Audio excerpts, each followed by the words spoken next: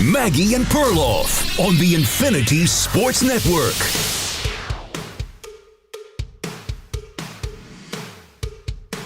It's all sitting in here for the Kansas City Chiefs. The loss, the devastating loss. Perloff, that's now 2 Super Bowls lost by a combined of 40 points. This one, obviously, to your Birds, 40-22. But the real question is about Mahomes now. You know, Tom Brady was the big winner of the Super Bowl besides Philadelphia, the city of Philly, and everyone who was wearing Eagle green. But Tom was really the other big winner here because, you know, the GOAT debate or whatever was going to be right in full effect in our faces, and people were going to have some very strong opinions about it. Now that's on the back burner. But as far as now looking at Mahomes and his legacy, do you think that it took a hit by being blown out in a second Super Bowl? I guess publicly it might have taken a hit, but honestly, why would Tom Brady be better off this? Tom Brady had terrible Super Bowls too. The same.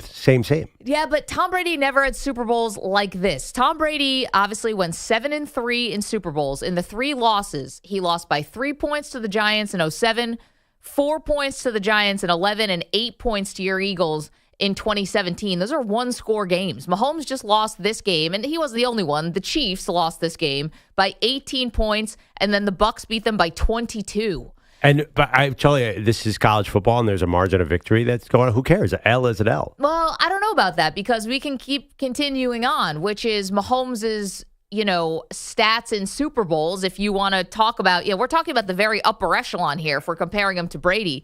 You know, Brady, obviously the counting stats are going to be better. 21 touchdowns, though, to 6 interceptions in 10 Super Bowls, where Mahomes has 7 interceptions to 10 touchdowns in half of that. You know, he's thrown multiple interceptions in Super Bowls. That only happened once to Brady, and ironically, it was a game they won. It was the Super Bowl where they beat the Seahawks. You know, I don't think people believe that Brady had better skill position players than Mahomes winning these Super Bowls. So this is why I think Brady kind of came out as the big winner. Yeah. And for Mahomes, it goes on the docket. You're right. It's not college football. It's not style points. But when you remember these losses, it's not a David Tyree helmet catch, you know, this insanely lucky, you know, moment to beat an all-timer. It was a thorough beatdown in a game that was over by halftime. Right, but Brady's best statistical game came in a loss, and it was defined by the fact that their defense couldn't stop anybody. Mm-hmm. He threw for 500 yards against the Eagles, but it was all empty calories, right? I mean, that game was a joke because basically they came out, they had no defensive backs. They sat Malcolm Butler. So the Eagles went into prevent almost immediately, and Brady churned up a lot of counting stats in a game that, like, does that count? Who cares? Well, I mean, I think it does because I don't remember Brady didn't play awful in that game. Yeah, he played amazing. Yeah, that's what I'm saying. But Mahomes it didn't matter. Played terribly. We all saw Mahomes play bad in 2 Super Bowls. Right, but it played amazing because the game was out of control and the other team was not trying to stop the pass game. Mm-hmm. So, but the other thing too is both losses are almost identical. The offensive line just completely collapsed. That would never happen to Brady. Dante Scarnecchia would never let. I mean, the Bucs game, famous O-line. I don't understand. Coach We remember the Bucs loss in 2021 as an O-line collapse. Mike Remmers was in there. Same guy who got Cam Newton killed in the Super Bowl. Yeah. Why do we not remember this exactly the same way? I think history will judge this as an O-line collapse more than a Patrick Mahomes collapse. I think this is just the credit that goes to Mahomes, right? That you think because we're talking about, again, we're not talking about average quarterbacks here. We're not even talking about good or great. We're talking about the best of the best. So when you see something happen in front of you, which is the offensive line is getting overwhelmed, and you see Mahomes struggle in this way, it almost feels a little more unforgivable for Mahomes because he's so good.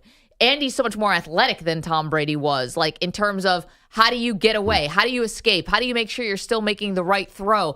I think it's almost weirdly a credit to Mahomes that we put so much of this loss on him, or a lot of people are, because you are expecting that he's going to be able to make up for deficiencies around the offense. But we didn't do that with the Bucs game at all. I mean, that's called the Shaq Barrett destroys the offensive line game. In fact, I felt like everybody forgave Mahomes for that one. I think history will forgive him for this one because I think the film shows he had nothing. There was nowhere to go. They blew up every single play, literally every play. Yeah, I think there's two things about that. Yeah. I think the reason why is, A, that the offensive lineman who got hurt before that Bucs Super Bowl was closer. It happened right before the game. Yeah. This actually was a unit that did have about a month to gel together, people getting used to some new spots. Right. And they beat good teams on the way to the playoffs. Like they beat Buffalo and they beat the Texans. I guess weren't that awesome, but you know what I'm saying. Like the Texans' defense was ferocious. Yeah, they were awesome up front. They have a phenomenal secondary. The Texans' defense was actually the star of that game,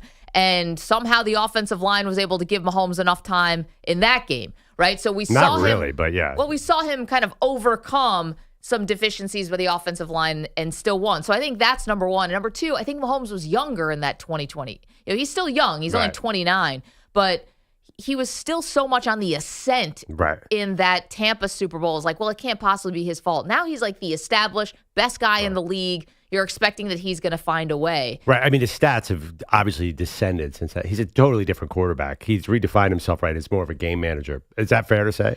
You know, I hate that, though, because he's so awesome. Like, I don't want Patrick Mahomes to be a game manager, but you're right. He's fallen in the MVP voting. His numbers have fallen, all of that over the last couple of years. He's the anti-Brady. Brady started out as a game manager, then became this high-octane, huge numbers quarterback. Mahomes started out as this high-octane. You know, he was killing it around then. He was throwing 40 to 50 touchdowns. Now, the defense has been winning games, but the defense also had no prayer. Like, Mahomes wouldn't have had to play like that. It was my point is it was a whole team meltdown. It wasn't just the O-line. The fact that the defense couldn't stop the Eagles at all, so Mahomes had to try to make a play. I think, honestly, like, if the game was close, do you think he would be running around, throwing the ball to the Eagles? No, he was like, wow, we're down. I have to try and do something here. I can't just throw the ball into the dirt. Okay, but he did that a little, and he made terrible decisions. I mean, more likely to throw it to the Eagles than throw it into the dirt. Well, and that was a problem, you know. And to be fair, though, when you throw interceptions that early on in the game, like when the game was still in the balance, like they're down 10-0. That's bupkis for the Chiefs in a Super Bowl, and it was his pick six that really, made the game 17-0, the Cooper DeJean. It was awful after that. But you can understand his pressure to make a play at that point. Yeah, but not a bad one. See, that's the thing. You can't take your team out of it, too. And Mahomes even said as much after the game. He's like, I made bad decisions. I put us in a hole. I mean, those two picks were inexcusable. I know Zach Bond made a very athletic play. I think he screwed up the Zach Bond play. I agree. I think that was just a mistake. I think that happens sometimes.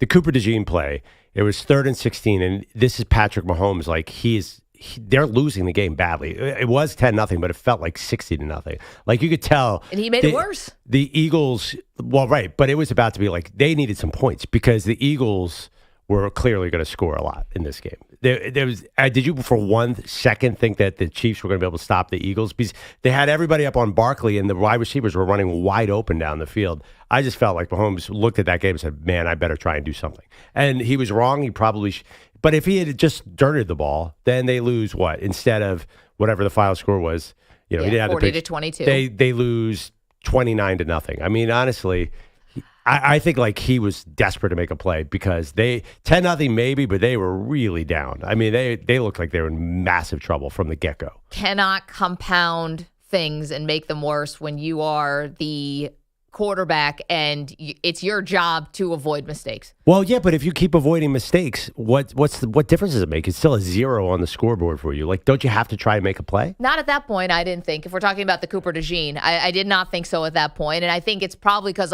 in all 3 of the Chiefs Super Bowl wins that I watched and you watched and we all watched, they were able to overcome double-digit deficits and they were trailing in the fourth quarter. Like, you can't take your team out of it. And it's funny because Travis Kelce did his podcast yesterday, and we'll get into what he said about retirement and his future and all that. But another thing that he said about the X's and O's of the game is he's like, I'm kicking myself because I got out of what I was supposed to be doing. The whole Belichick, do your job. Kelce made it seem like he tried to start doing a little bit too much. I don't know what this was. He didn't get way into it. He's like, I took myself out of the game too. Like when Mahomes started making mistakes and when he looked under so much duress, it made the rest of the team, like it infiltrated the rest of the team because he's obviously the guy they're taking their cues from. So if he's getting happy feet and if he's throwing picks, everyone else starts getting a little, antsy.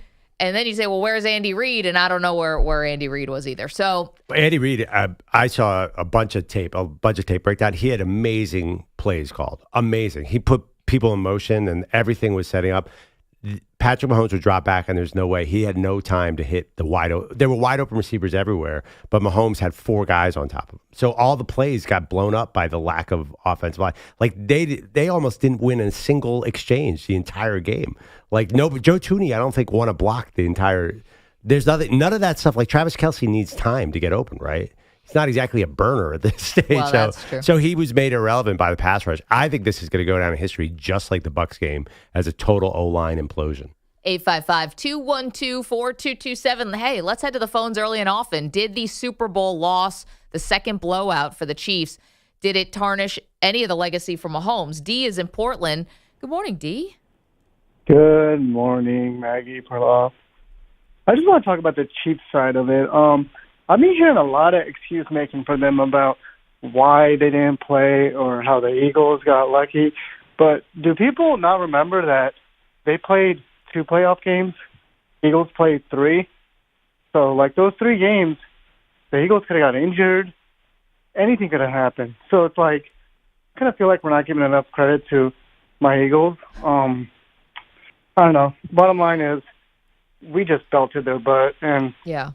Eagles are just a better team overall.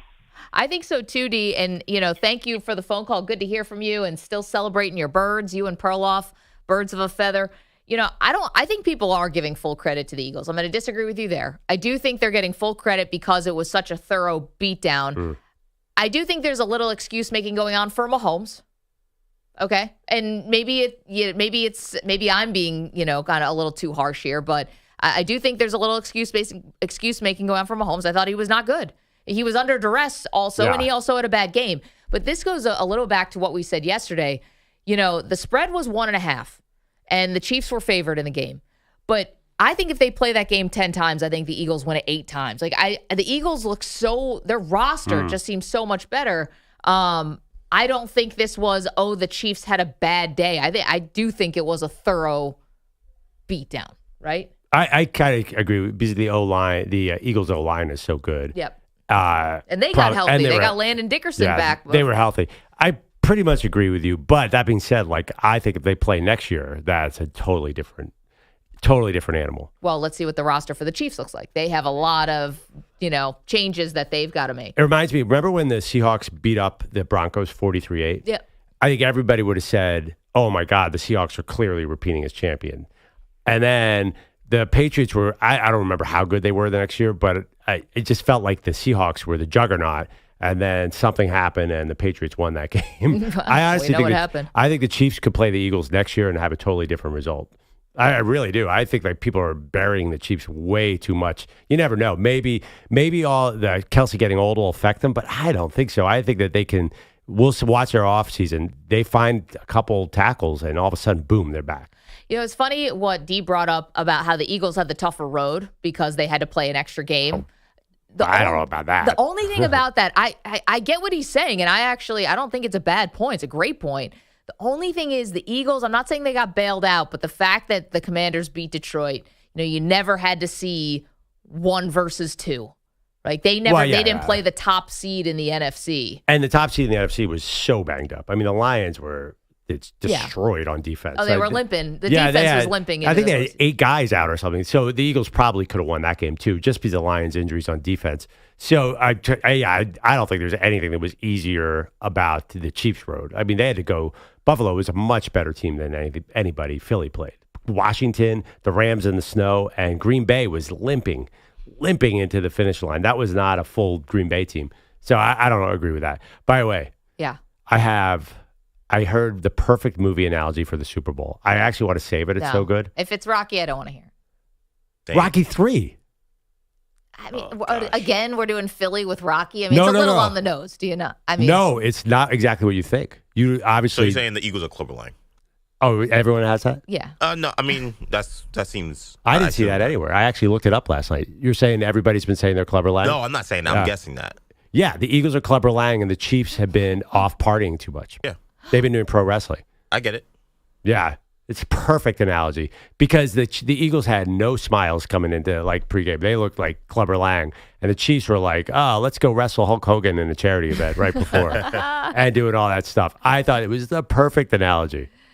I mean, but it's just a little, is it a little cliche to do Eagles with any of the Rocky movies? That's the only thing I'm saying. No. Well, the thing is, the Eagles are not Rocky in this one. They're the opposite. The reason I like that cliche is because guess who won the next fight? I think the Chiefs beat the Eagles in the next Super Bowl. Interesting. You think we get a rematch? I think it's going to be exactly like Seattle, New England. I think I don't know if we'll get the rematch this year, but at some point Mahomes will get his revenge. I just think he's that good. I think he's just like Brady. Kevin is in Oregon, wants to talk about the Chiefs as well. Kevin, what do you think?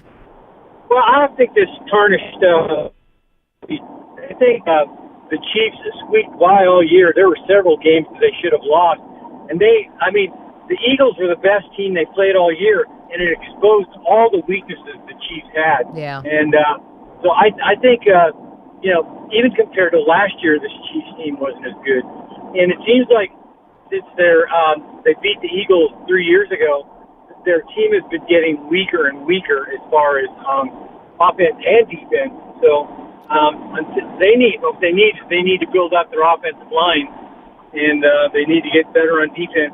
They expect to beat the Eagles next year, or even make it to the Super Bowl.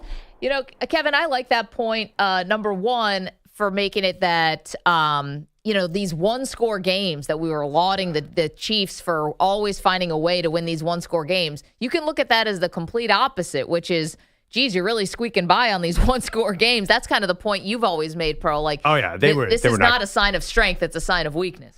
I think the Chiefs, what they needed this year was a Jalen Hurts knee injury in the NFC title game. Like a fully healthy Eagles game was going to be impossible to beat. Especially if Hurts is going to run, then forget it. Like, what were they supposed to do here? Yeah, and he literally broke the record for rushing yards by a quarterback in the Super Bowl. But that being said, like, everything had to go perfect for the Eagles. Like, that's not going to happen every year. That's my point. Like, this is Brady. Brady's had a mixed Super Bowl history. Like, it's a long season. I just think people are oversimplifying it by putting it on Mahomes because it's such a team sport. Yeah. I mean, I'm not saying you're oversimplifying. No, I know what you mean. I'm putting a lot of it on Mahomes. I am. Yeah. I mean, you can say I'm oversimplifying it. He made mistakes in the first half that made the game way more out of reach. Well, it was 10-0. He threw the pick six. I got to tell you, like, if they just punted, like, they couldn't get a first down. They were going to get killed one way or the other. Yeah, but Jalen Hurts had already thrown an interception. Now, it wasn't that punitive because it was at the 2-yard line. You're right. I mean, but he could have been baited into something. Like, the game was still very much in the balance at that point. I didn't think so. I felt like, oh my gosh, Eagles feel like they're up a lot more.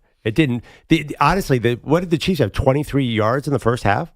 It was rough. They couldn't get over midfield. They could get over. They got one first down on their first drive, a little pass to Juju. Then it's like, oh, they don't have a chance to get a first down. I think Patrick was desperate, and I think he was rightfully desperate. Would you rather go down just throwing the ball into the dirt?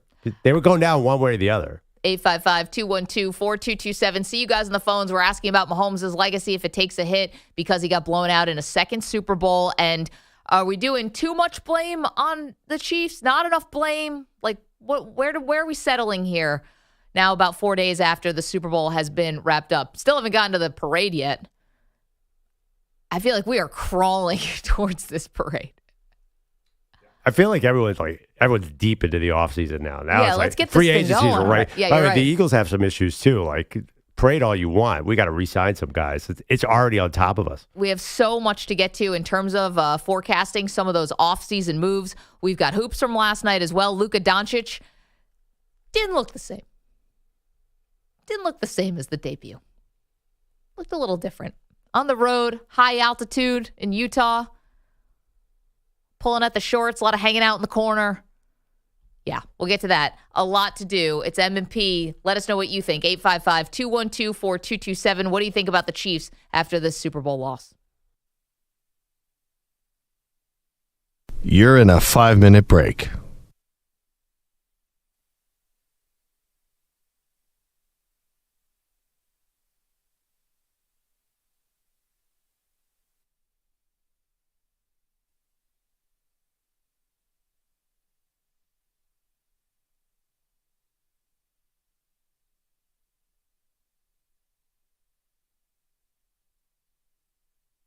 Four minutes, 30 seconds remaining.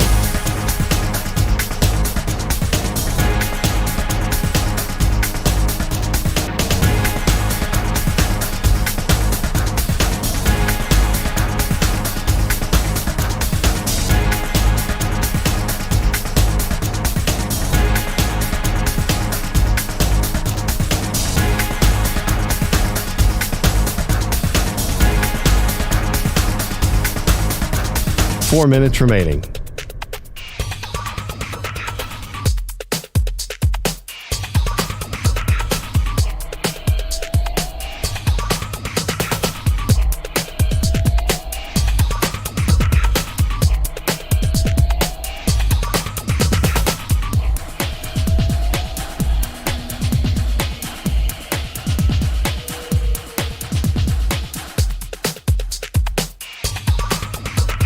Three minutes, 30 seconds remaining.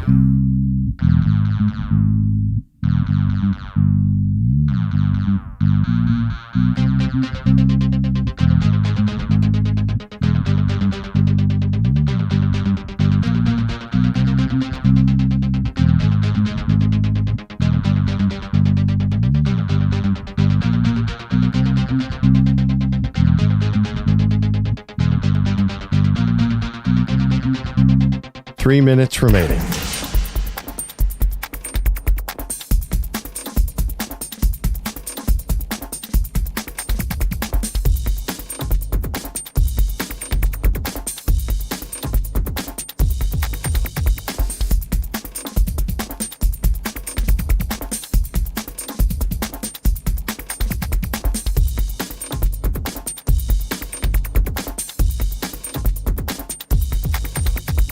Two minutes, 30 seconds remaining.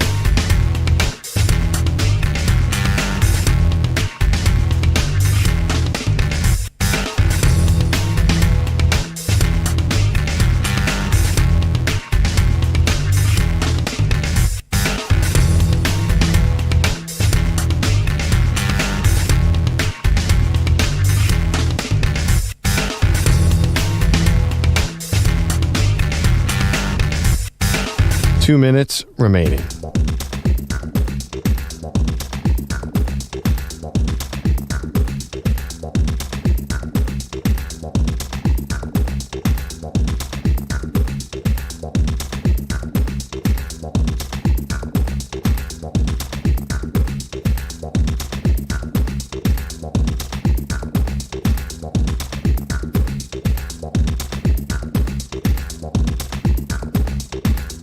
One minute, 30 seconds remaining.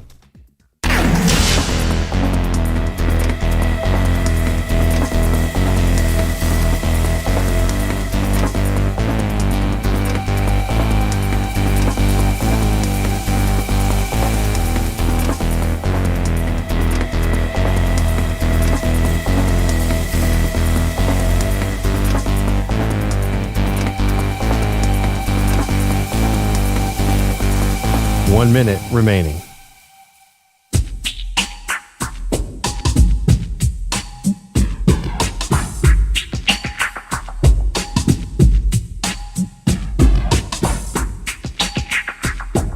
Forty-five seconds remaining.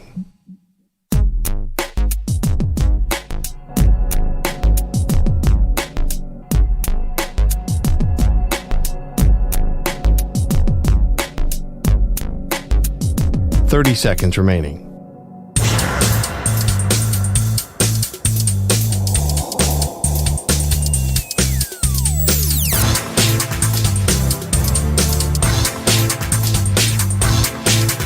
Fifteen seconds.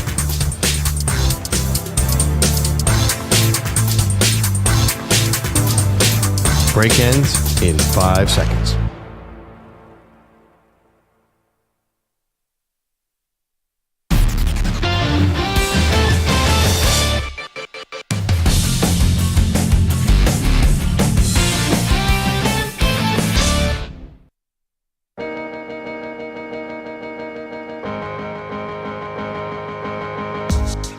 What's your prediction for the fight, then? Prediction? Yes, prediction. Pain.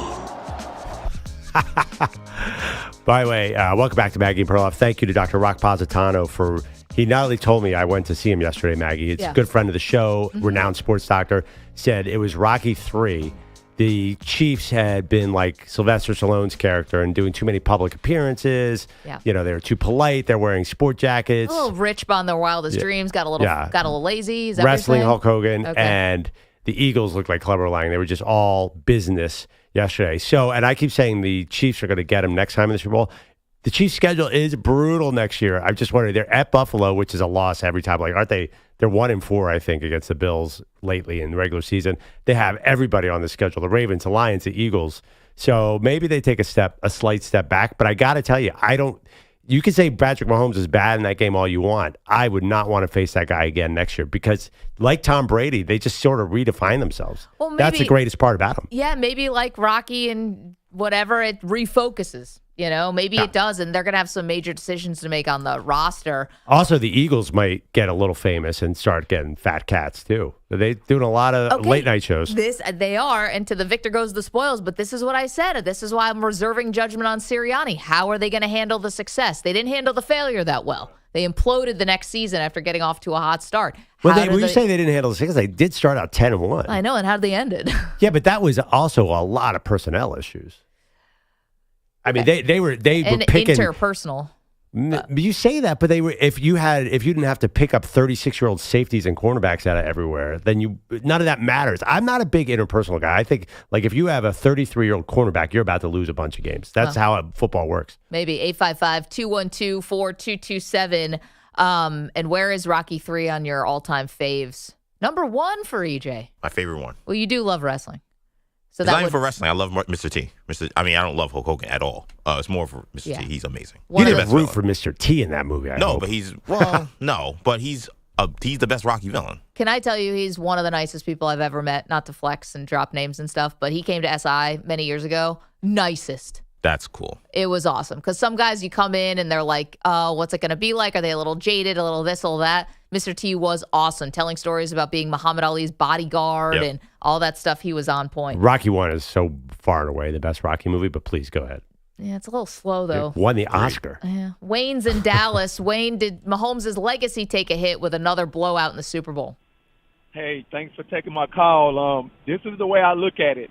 Overall, his legacy didn't take a hit, but when you're trying to compare him like the GOAT with Tom Brady, to me, it sort of took a hit. And I'm going to say this, too, and then I'm going to let y'all have it. The reason why it wasn't just the accolades that Mahomes acquired why people felt like he can be the GOAT over Brady, but it was you think he can do everything Brady can do, but he's mobile. So if any team were to ever rush their front four like the Giants did against Tom Brady, somebody like Mahomes would make them pay. Well, when you looked at that Eagles game, that just took that away. So it's like now I can't, like, I didn't change my outlook now. Brady is the GOAT, but I was willing to say Mahomes was the GOAT because he's mobile and Brady wasn't, and he could do everything that Brady can do. Wait, it's a great point. It's a great point, and I love the fact that you made it the way you did because what does Mahomes have that Brady does not have? Mahomes is improvisational. Like when the play breaks down, Mahomes is sometimes at his best. Brady was precision, timing, everything was the ball out exactly. Right. So when the Giants were, basically in his lap, he didn't have anywhere to go with the football. You think Mahomes is going to escape, make a play. And, to be fair, he was kind of dancing around for a couple plays back there. He just had nowhere to throw the ball. Yeah, the Eagles did a great job of containing him. I mean, Mahomes also has arm strength on Brady. But again, Rocky came back. I just think Mahomes is 29. He has a lot of time. I feel like that call just made it seem like Mahomes is not as good as we thought he was, which to me, I don't understand at all. No, but he's definitely got some work to do when it comes to Brady now. Right, but here's the thing. If the Bills had gotten that first down on the 4th and 1 and Mahomes had lost, say, 35-32 to the Bills and gone out like that, his legacy would be higher than this game. And you guys are LeBron people, too. Like, I feel like dude got to the Super Bowl. Isn't it? Do you agree with me? If they had lost 35-32 to Buffalo, Mahomes would not have taken this hit? No, I think he would have. I mean, he had that sterling record against the Bills in the postseason, still has it. I do. I mean, listen, we're talking about the highest of the high here. We're talking about comparing them like, Jordan never had to go to a game 7. Like, Joe Montana never threw an interception in a Super Bowl. Like, we're not just comparing him against anybody here. We're comparing him against the all-time best. He definitely would have been. I thoroughly disagree. He would have been in much better shape legacy-wise if they had lost a high-scoring game. And he had a killer stat line against Buffalo. Same with Brady. I mean, Brady obviously didn't win every game, too. Like, I think getting to the Super Bowl, getting blown out was a blow. But if he had lost the AFC title game, he'd be better off. I mean, I don't even think there's an argument about that. Eric is in Louisville. Had not thought of this comparison. Eric, what do you have for us? Well, I'm going to say this. I'm going to do a what if just with like he was saying. So, and you guys are talking the best of all time, like from when it started, leather helmet, the whole nine, the best of all time. That's ridiculous. I think we're prisoners of the moment. I think the quarterback position now has bubble wrap. It's easier to pass the ball. All time, I don't think so. And I'm going to give you a what if on Brady. It was hard for me to admit Brady was probably the GOAT. I still think Montana, I'll take him over him in a one-game shootout, but I had to give Brady respect when he wanted Tampa Bay. Here's my thing. With Mahomes, he's had a couple easy routes. And I'm not saying the teams were that bad, but they weren't even the best teams of that year. Best team this year was the Ravens by far. And had they not, lost some stupid games like at Cleveland and had a home game against the Bills, you'd be talking about, I think the Ravens would have handled the Eagles because you can't run on the Ravens. So that's that. But I'm going to give you this what if. Tom Brady. Eagles beat the Ravens, but go ahead. This year they beat them? I didn't know that. They did. Okay. They ran all over. It's not that big. Well, there you go. So they only lost a few games, but I still think, I think that would have been more of a matchup than what we saw, which was a complete beatdown. Here's my thing. If the Tuck rule, which was clearly a fumble, you take that one away from Brady. This is just a what if.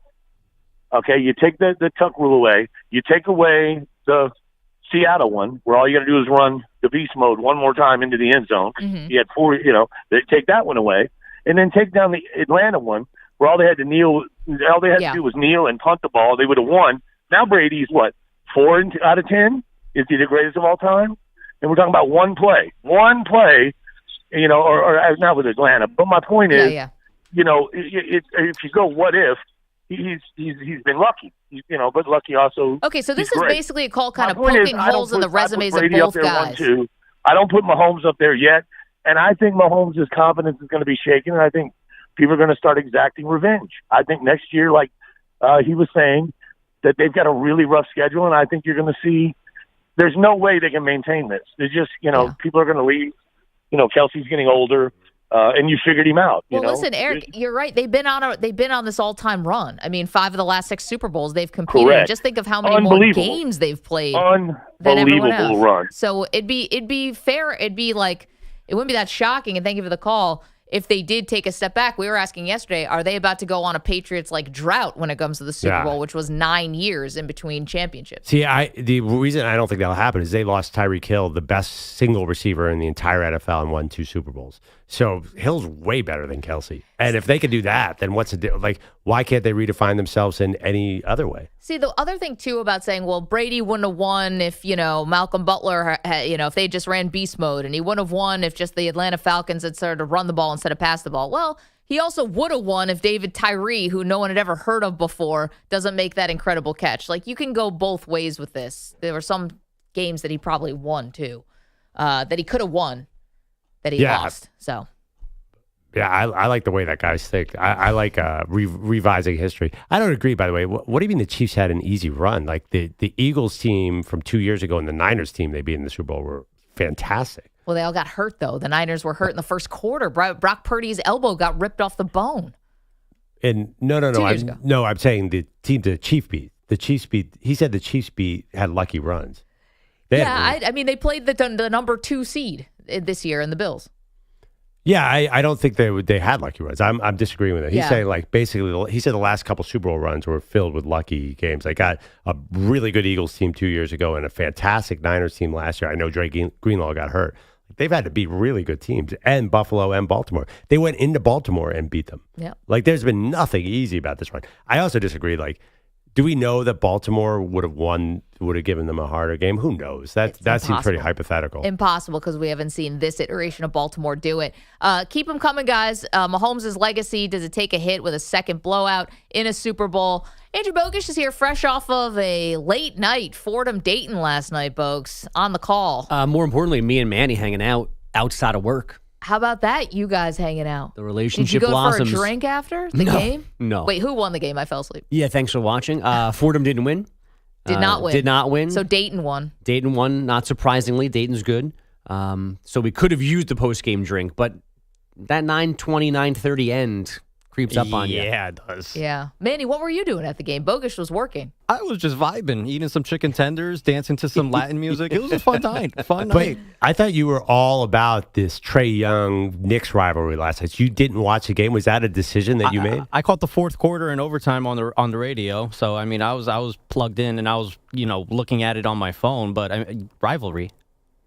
No, I thought you guys were obsessed with this guy. I thought that Manny would be booing Trae Young from a college gym in the Bronx. I'm obsessed with Jalen Brunson and Josh Hart. And why would I be obsessed with Trae Young? He wore a shirt yesterday that said, "Sorry, I'm an all-star." Trae Young did. Replacement. What a cornball. That was pretty silly. All that folks, crying on Twitter. Great. Good call, though. I did listen to most of the It started to be great, and then she downgraded to good. It was You great. noticed It was good, great. She did walk in and say, I had a few pointers. It was fine. I did have a couple pointers. No, I'm just kidding. It was really good. I watched for about 10 minutes of game time. I'm shocked Fordham lost. Maggie was in the text man like, Fordham shooting 60%. Well, I saw the halftime stat. I'm like, they must be up by 25. I mean, you got to check this out. That was the problem. You're a little over your skis in the first half, I think. It was going to be a hard clip to keep up. Yeah, it would have been cool if they played any defense, because then all that offense would have mattered. But they played less defense than me and Perloff would have played. So, yeah, that was something. Headlines are sponsored by Progressive Insurance. Insurance for motorcycles, boats, and RVs for protection on the road and on the water. See how much you could save at 1-800-PROGRESSIVE and Progressive.com. Game 2 for the Lakers and Luka did not go as well as the first. Clarkson, chest ahead to Keontae Farrell. Catch in left hand, returns it to Jordan. 3-ball straight away. Yes, sir! J.J. Redick, timeout. The Utah Jazz are thumping the Los Angeles Lakers tonight. David Locke on Jazz Radio. The Lakers were so thumped that Bronny played 8 minutes and scored 9 points at the end of this one. Are you kidding me? I am not. Utah getting win number 13, 131-119. Luka had 16 points and 4 assists in 23 minutes. Now he can settle in during the All-Star break. For me, I think it's more mental rest than anything else, but still got to work. So I'm excited about this break, and I can't wait to go back to play. We're talking about a break already. Now, I get it. The mental side, you just got traded. It's crazy. You've been out since Christmas. Yeah. And he's sucking wind in the high altitude of Utah last night. He was pulling on his shorts. He's hanging out in the corner. Yeah, Mavs are right. Well, I don't know about that. And you mentioned the high altitude, Maggie. That's how Bronny got his buckets last night. The thin air bucket, the ball just went right into the bucket. The ball blindfolded, and it was going in. Why did LeBron play 34 minutes last night? I don't understand it. Game got close. I watched a chunk of that game. The Lakers are so bad on defense. I don't know why. You guys got me nervous that they were going to win the title yesterday. I could score 30 on that team. There's nobody in the middle to stop anything. Well, Jackson Hayes got hurt. Jackson Hayes. 7 minutes into but Jackson the game. Hayes is not a full-time player. I mean, this is now. Yeah, he is now. He's averaging 5 points a game. This is a problem. Don't worry, Alex Len is coming. Exactly. He was there last night. He's not up to speed yet. Oh my God, Alex Len! Signed him from the YMCA. We're talking title contender. Are we though? Back in Dallas, by the way. What's Pal doing nowadays? Kyrie scored 42 in a 111-107 win over the Warriors. Jamal Murray, a career-high 55. His Nuggets pushed their win streak to 8, 132-121 over the Blazers. 7 wins in a row for the Thunder, 115-101 over the Heat. And 4 in a row for the Pistons, 128-110 winners in Chicago. Head coach J.B. Bickerstaff. I mean, obviously, we're pleased with what we've done. From where we came from to where we are now. There's been a lot of tough lessons learned, but I think we've learned them. And that's been the enjoyable part of this. The Pistons are 29-26, the first time since 2009 that they'll hit the All-Star break over 500. Good for them. Perloff, you missed a golden opportunity to jump on this bandwagon. Pete literally puts you on the bandwagon. I know. But I Kate Cunningham, and I'm like, why? He's good. And now here you are. Nice dunk last night. I think the Pistons are going to be the story of the All-Star weekend, and I'm already annoyed by it. They're getting over, like, everybody loves the Pistons. They're 29-26. They're not winning the title this year, and they're the darlings of the NBA. That's first in the East, though. Hold on, though. What makes you think Perloff is not going to jump on this bandwagon? No, because I already denied. I already did not. Yeah, he was so anti-Pistons last year. He can't. You realize this man follows no rules, no logic when it comes to bandwagoning. He'll be on there. Just said they can't be the darlings of the NBA, even though they've lost, how many, 15 losing seasons in a row? I just like the hype around them right now because they're 20. It's crazy. They really are the team. I have a new bandwagon, by the way. Totally. It's awesome. And NBA or NBA? It's a player. What's that? The Rockets. No, the team that played the Rockets last night. Did you guys know that Bol is a contributing player for the Phoenix Suns? It's the most amazing thing I've ever seen in my life. He scored 20 points a game right now. I had no idea. It was the Phoenix Suns, but I'm in my post-Super Bowl crash test into the NBA, and Bol's out there dunking and hitting threes like there's no tomorrow. Who's with me? Can this be a Bol show? On the Phoenix Suns bandwagon? Hell no. Well, maybe just the Bol. It is by the way, can I just say, now that I am doing my crash course, the NBA is bananas right now. It is the most, there are about 14 contenders in the West. The Warriors, I thought I was about to jump on that bandwagon with Jimmy Butler, and they lost. Well, it took an all-time game from Kyrie Irving. Yeah. Still, it was Kyrie Irving and 4 G Leaguers. What are we doing here? Yeah. Steph talking about retirement, by the way. We Did can get to really? that. Yeah, we will get to that. If I had to deal with Draymond Green and Jimmy Butler for 5 minutes, I would also think maybe it's time to you think he already hit his threshold? Yeah, find a line of work. It's Steph wearing headphones because he's listening to music. It's no, they're noise canceling. He just doesn't want to listen to Draymond and Jimmy. They are earmuffs. Yes. This came up briefly yesterday. Matt Patricia's getting the Ohio State defensive coordinator job. He'll share the title with Tim Walton, who gets promoted from secondary coach. The Boston Red Sox reportedly signing former Astro Alex Bregman, 3 years, $120 million. He's expected to move from third to second base in Boston. Way to go, Boris. Men's top 25 action. Third-ranked Duke handled Cal 78-57 for its 14th straight home win. Number 9, St. John's had its 10-game win streak end at Villanova 73-71. And hockey's Four Nations Cup began last night in Montreal. Canada beat Sweden 4-3 in overtime on a goal by Toronto winger Mitch Marner. Guys, back to you. Folks, thanks. We're asking you if Mahomes' legacy took a hit with a second blowout in the Super Bowl. We also will get to that. Steph Curry talking about what he hopes the last little bit of his career looks like and how different he wants it to be from another famous superstar. Surprised he actually mentioned this person by name. We'll get to that next. Em and Pete. You're in a 5-minute break.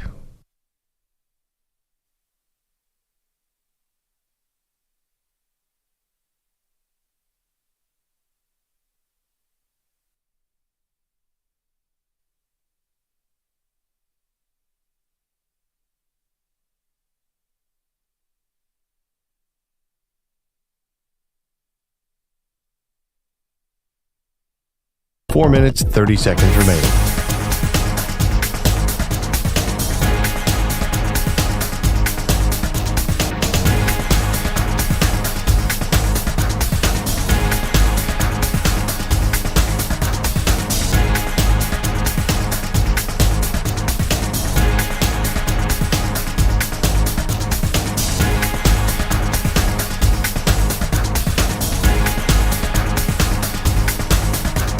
Four minutes remaining.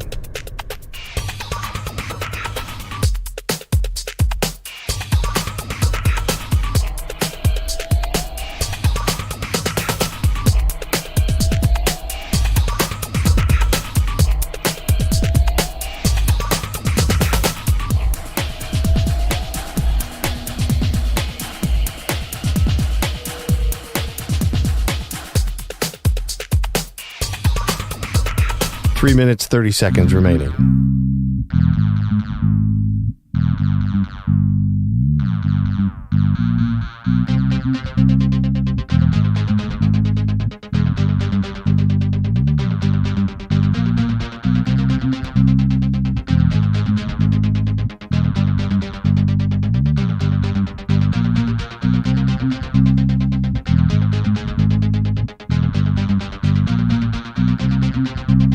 Three minutes remaining.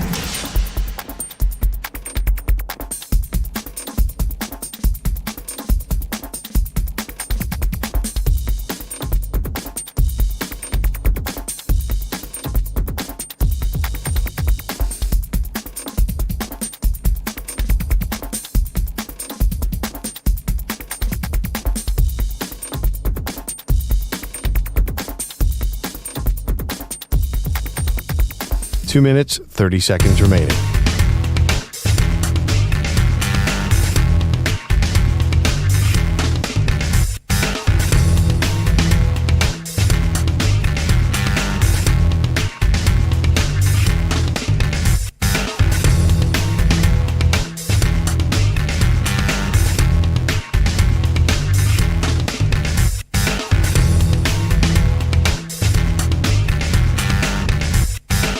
Two minutes remaining.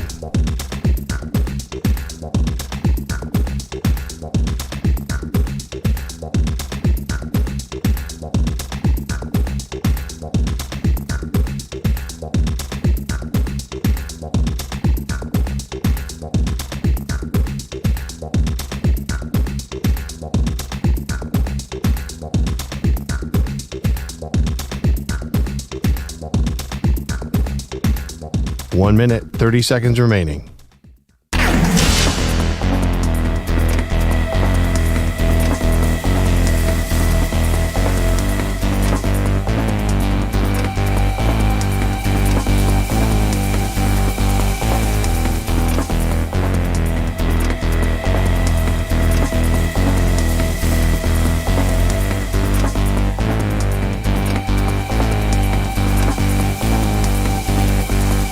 One minute remaining.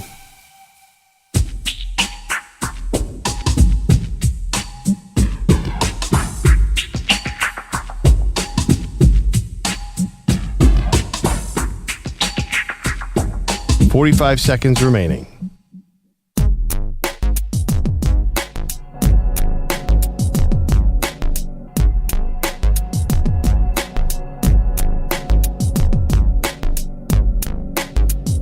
$30 seconds remaining.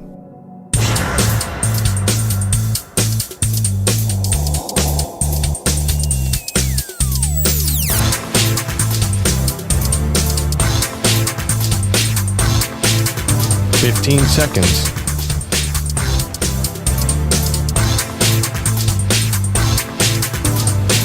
Break ends in 5 seconds.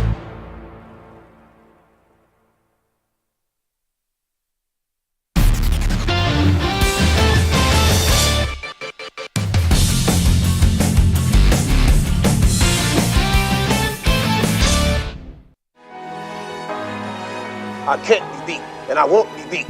This time I'm gonna train even harder. There won't be no quick knockdowns. I'm gonna torture him. I'm gonna crucify him real bad. Hard words from a hard man. Brilliant script writing. So apparently Rocky III, which Perloff thinks is the perfect metaphor for what we saw in the Super Bowl. Right. Maybe the Chiefs got a little high on themselves like Rocky did in Rocky III after the riches. Yeah, wearing cashmere coats. He was definitely the Chiefs are not the early Rocky that was, punching that slab of meat. They were the rich Rocky. So apparently, Eye of the Tiger was first introduced in this song, in this movie rather. Right. Because I think of Eye of the Tiger being there for all 1,700 Rocky movies. No, but they're from day one, but it's not true. Wait, is Eye of the Tiger in Rocky IV? I thought that was the Hearts on Fire. Hearts on Fire. I think they must play both. I think Eye of the Tiger made it in every subsequent Rocky. Yeah, Eye of the Tiger gets played in Rocky III when Rocky finally gets over the fact that he has fear. Right. And then finally him and Apollo really start to train, and that's when he gets his mojo back, so to speak. It's going to be bracket season soon. We've got a lot of things planned, but all-time great movie themes. I know there's a lot of great. John Williams was the composer, right, who did Star Wars, and there's Jurassic Park and all the. I think his name John Williams, right? Yep. Getting that right. So and Jaws. I know there's so many, but man, Eye of the Tiger has got to be a 1 seed. Eye of the Tiger is not the Rocky theme itself is a 1 seed. Bum, bum, bum, bum, bum, bum, bum, bum, bum. I know, but I like Survivor better. Like the Eye of the Tiger by the band Survivor. I think it's the bigger banger. Okay. I'm a big Jurassic Park soundtrack fan. That's my great favorite soundtrack. one. By the way, we're getting another Jurassic Park movie. Hooray. Scarlett Johansson. I know. I don't even think she can save this thing. Big fan. We know, Manny. Bill is in Houston. Wants to talk about Mahomes. Did his legacy take a hit getting blown out again in the Super Bowl? What's up, Bill? I think he's 29, so he's got 10 years left, so he has plenty of time to establish his legacy. When I think about Brady and Mahomes, I think, no, it's not. People say, is it Brady or Belichick? It's both. And just like Patrick Mahomes, his coach is important to his legacy, in my opinion, as he is. Joe Montana was a great quarterback, partly because Bill Walsh was such an innovator and had such a great coaching staff. So Andrew Reid lasts another 10 years in the league. I think he's going to retire pretty soon. So it remains to be seen, in my opinion. Andy Reid, 66 years old, Bill. But you're so right to point out the continuity that the Patriots enjoyed. And it was Brady, it was Belichick, and Belichick was responsible for the defense. Brady could kind of take care of the offense. They had the same. I mean, how long was Vinatieri there? Guys like Dante Scarnecchia and even the behind-the-scenes people who became legendary, like Ernie Adams and guys like that. Well, I think Belichick had a lot to do with the offense. I don't think Brady was coaching the offense necessarily. I mean, Belichick, they had a great coaching staff. I totally disagree with that. But I will say, definitely Montana is a Walsh product. There's no doubt about it. And Mahomes is a Reid product to a large extent. Although, that being said, that's the thing. Everybody's interconnected. Quarterback, it's just definitely, it's not like Michael Jordan. You can't just roll the ball out and say, go win the game. Well, Michael didn't win until Phil got there. He would have won anyway, I think. I love this. This is where Perloff and I will always disagree Do you about. think Michael Jordan won because Phil Jackson? No, but I think that there was a reason why he wasn't able to get over the hump with these other coaches. I think he improved. I think he just got stronger and better, and he got good players around him. But I think it's much easier for one guy to win in basketball than football, just because there are 5 guys on the court compared to 22. Although you and I also have a disagreement about what would have happened if Mahomes had been drafted in Buffalo or Baltimore. You can't put him on a terrible team. If Mahomes got drafted to the Cleveland Browns, well, then he's going to end up in the graveyard of quarterbacks like all the other Browns. I don't know if he could overcome that. But if he got drafted to another good team, competent team, I think that he would have made them Super Bowl champions. And this is where you and I disagree on that. Right, but 3-time? I don't know about 3-time, but I think he definitely would have been a champion. I think his talent would have broken through even without Andy Reid, is where you and I disagree. He would have been good, but I think Andy Reid is just such a superior play caller that every quarterback's been great with Andy Reid. Literally, guys who you've never even heard of have been good with him. So I think that Andy Reid elevates quarterback play. Again, it's just such a team sport. And same with Brady. It's just an incredible. It's very hard. I think we overestimate the quarterback's impact. I think they're part of a system. And Mahomes, you saw it. The system broke down on Sunday. Yeah. The only thing is now, though, compared to when Brady first got in the league, the quarterbacks are just so much more athletic on the whole. We had athletic quarterbacks throughout history, even go back to Fran Tarkenton or Randall Cunningham or whatever. You had guys who were dual threat, Archie Manning, you had dual threat guys. But now the quarterbacks are one of the most athletic guys on the team, if not the most. Josh Allen, Lamar Jackson. These guys are some of the Kyler Murray. They're some of the best athletes on the team. That's new. And so I think they can impact. That's why they impact the game so much more, not just because the rules benefit them and stuff like that. But Josh Allen and Lamar Jackson are so dependent on having good offensive coaches. You saw the difference between the Bills when Ken Dorsey left, and now look at the Baltimore with Todd Monken. Their offense is twice as good as it used to be. Their defense, unfortunately, fell apart. Well, but Lamar was winning MVPs before Todd Monken got there. Right, but I'm just saying he's a much better quarterback right now. With a better, I thought Lamar this season was fantastic. Their defense, again, ironically, went the exact opposite direction. But no, I think Josh Allen and Lamar are very dependent on good play callers. I don't think they can just go out there and run around and win. Honestly, I think that's one of the reasons that they can't beat the Chiefs, because the Chiefs are just calling better plays. I don't know. So much of what the Chiefs do is better plays, but it's also improvisation. It's the backyard stuff between Mahomes and Kelce that they don't even have names for some of this stuff. I don't know. That Samaje Perine first down at the end of the game, that was pretty dope, the way they did that to the Bills. Yeah, I mean, that's just one play of the game. We're talking about, how have the Chiefs built this thing? And I think a lot of it is Mahomes and Kelce just being having this incredible connection. Okay, coming up, one quarterback speaking out against his team. Who was it?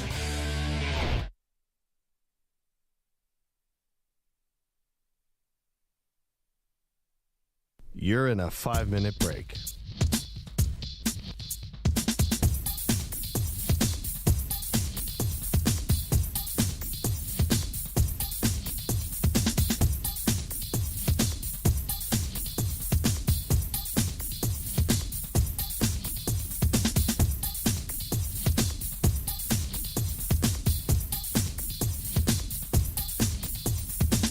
Four minutes, 30 seconds remaining.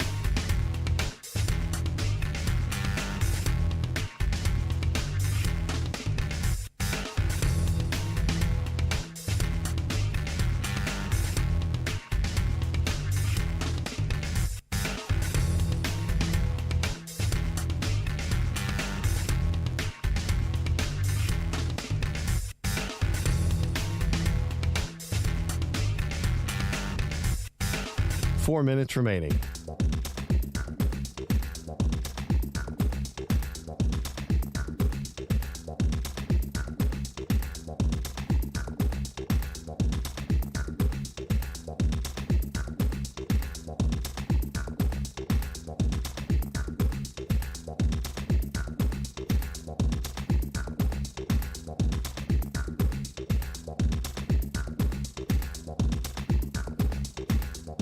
Three minutes, 30 seconds remaining.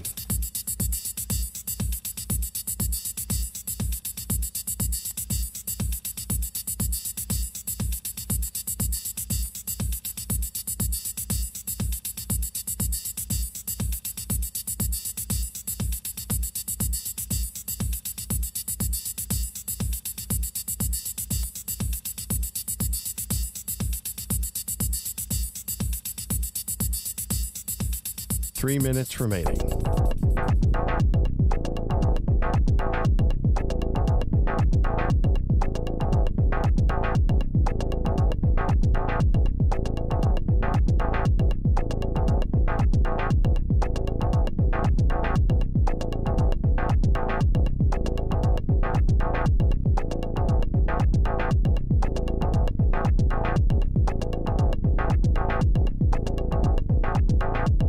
Two minutes, 30 seconds remaining.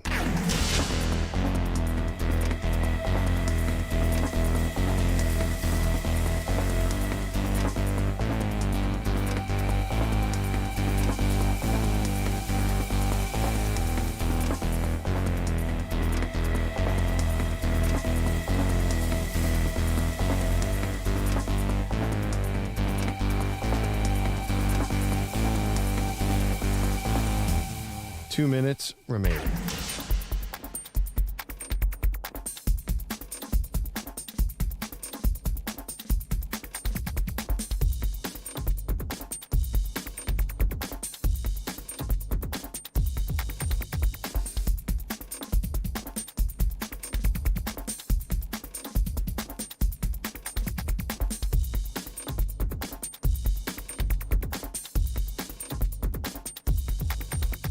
One minute, 30 seconds remaining.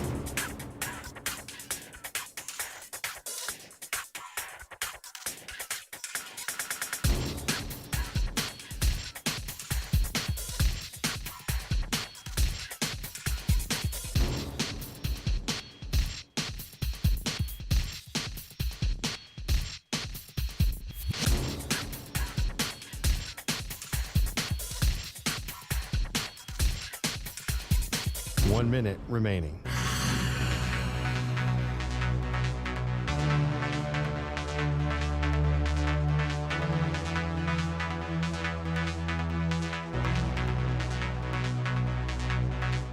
Forty-five seconds remaining.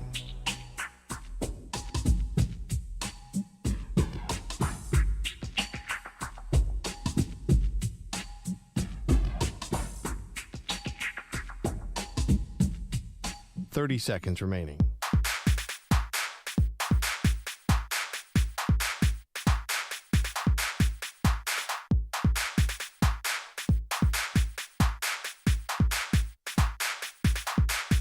Fifteen seconds.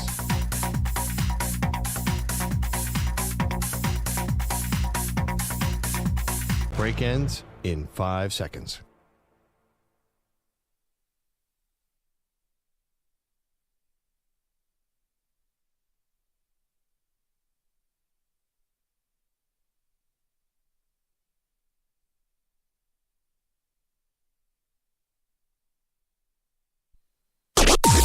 Maggie and Perloff on the Infinity Sports Network. Did Mahomes' legacy take a hit with another blowout in the Super Bowl? That's been the question we've been asking you today. You can have a poll question, EJ, on that one at Maggie and Pearl on X. And, you know, it kind of feels like the general consensus, Perloff, is that when it comes to comparing Mahomes to Tom Brady, yeah, Brady still has solidified himself as the greatest. But Mahomes is 29. I know Mahomes just is still the talent is so immense. You know, I think where you and I really, really disagree about this is not even so much about Mahomes' legacy, but it's about how much blame he should take for, you know, the blowout. And I think a lot and you think a little. And I think that's kind of where our impasse is. But we'd love to hear from you at 855-212-4227. And then obviously the Chiefs have to turn the page and how they're going to fix this thing. Wow, which is the big question. Because last time, after the loss to the Bucs, they did a series of short-term deals to get veteran offensive linemen in. Are they going to do that again? Are they going to try and, you know, draft somebody? They also need to draft their defense. Chris Jones is getting old. Like, there's a lot of things to address here. There are a lot of people who think they need to rebuild around Mahomes. Just like tear the Band-Aid. Let Kelce go. Let Chris Jones sort of end his career soon. They just signed him. Well, I mean, how many more years does he have? He's 31 or 30. So, I mean, there's a lot of rebuild talk in Kansas City, which is funny to me. I don't think they will. I think they'll be back sooner rather than later. But there's definitely challenges. Like if I'm a Kansas City fan, I do not want to hear that dirty word of rebuild. No way. Now, they might not have a choice. I mean, look at your offensive linemen. But what are you talking about rebuild? This isn't the NBA. Like, you're going to, tear it down to the studs when you got Patrick Mahomes in his prime? That would be malpractice. Well, I mean, I think there's some big debates. Do we really push our salary cap and go in with 3 veterans? Like, are we really going to pay up at left tackle, or are we just going to try and develop these young guys? Like, that's a bit of, like, maybe they take a step back this year to build the young guys in 2 years be back. Man, I just think anytime you've got a talent like that, you're in it. You're in the championship zone. You're in the window. Like, you can't say, oh, well, we can sacrifice this year or that year, because you do something like that, or, you know, you think you're going to take a step back and you're going to come right back. Well, then maybe someone gets an injury one year, and then maybe a coach retires, and then this and that. It's you leaving too much to chance if you don't go full throttle the entire time you're in someone's prime. Well, I mean, obviously the Patriots rebuild on the fly all the time. They let all their veterans go every single year. They let Richard Seymour go, Asante Samuel go, Lawyer Malloy go. So I'm not sure that's how dynasties work. You know, and I actually think that Bill Belichick has a lot of regrets about that, because there was a 9-year drought in between Super Bowl wins where I think they got a little offense happy.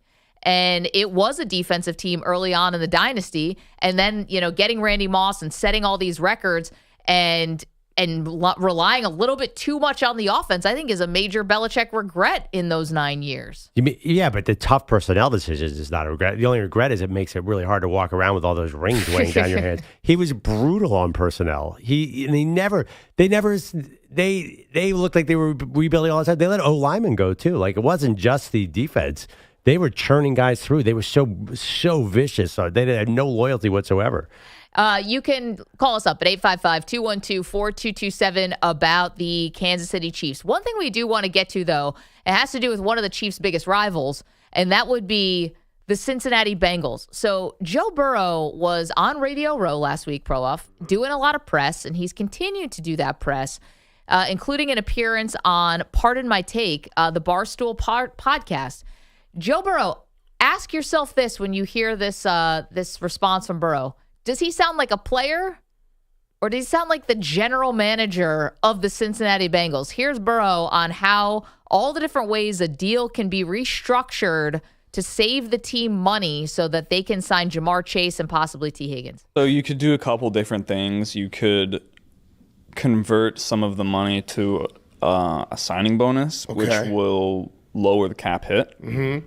You can push some of the money to the back end of the contract, and then when you get to that lowers the cap hit, and then when you get to the back end of the contract, you can restructure it and convert it to a signing bonus. Okay. And then you can also just take less money. And which one were you going to do? We'll see.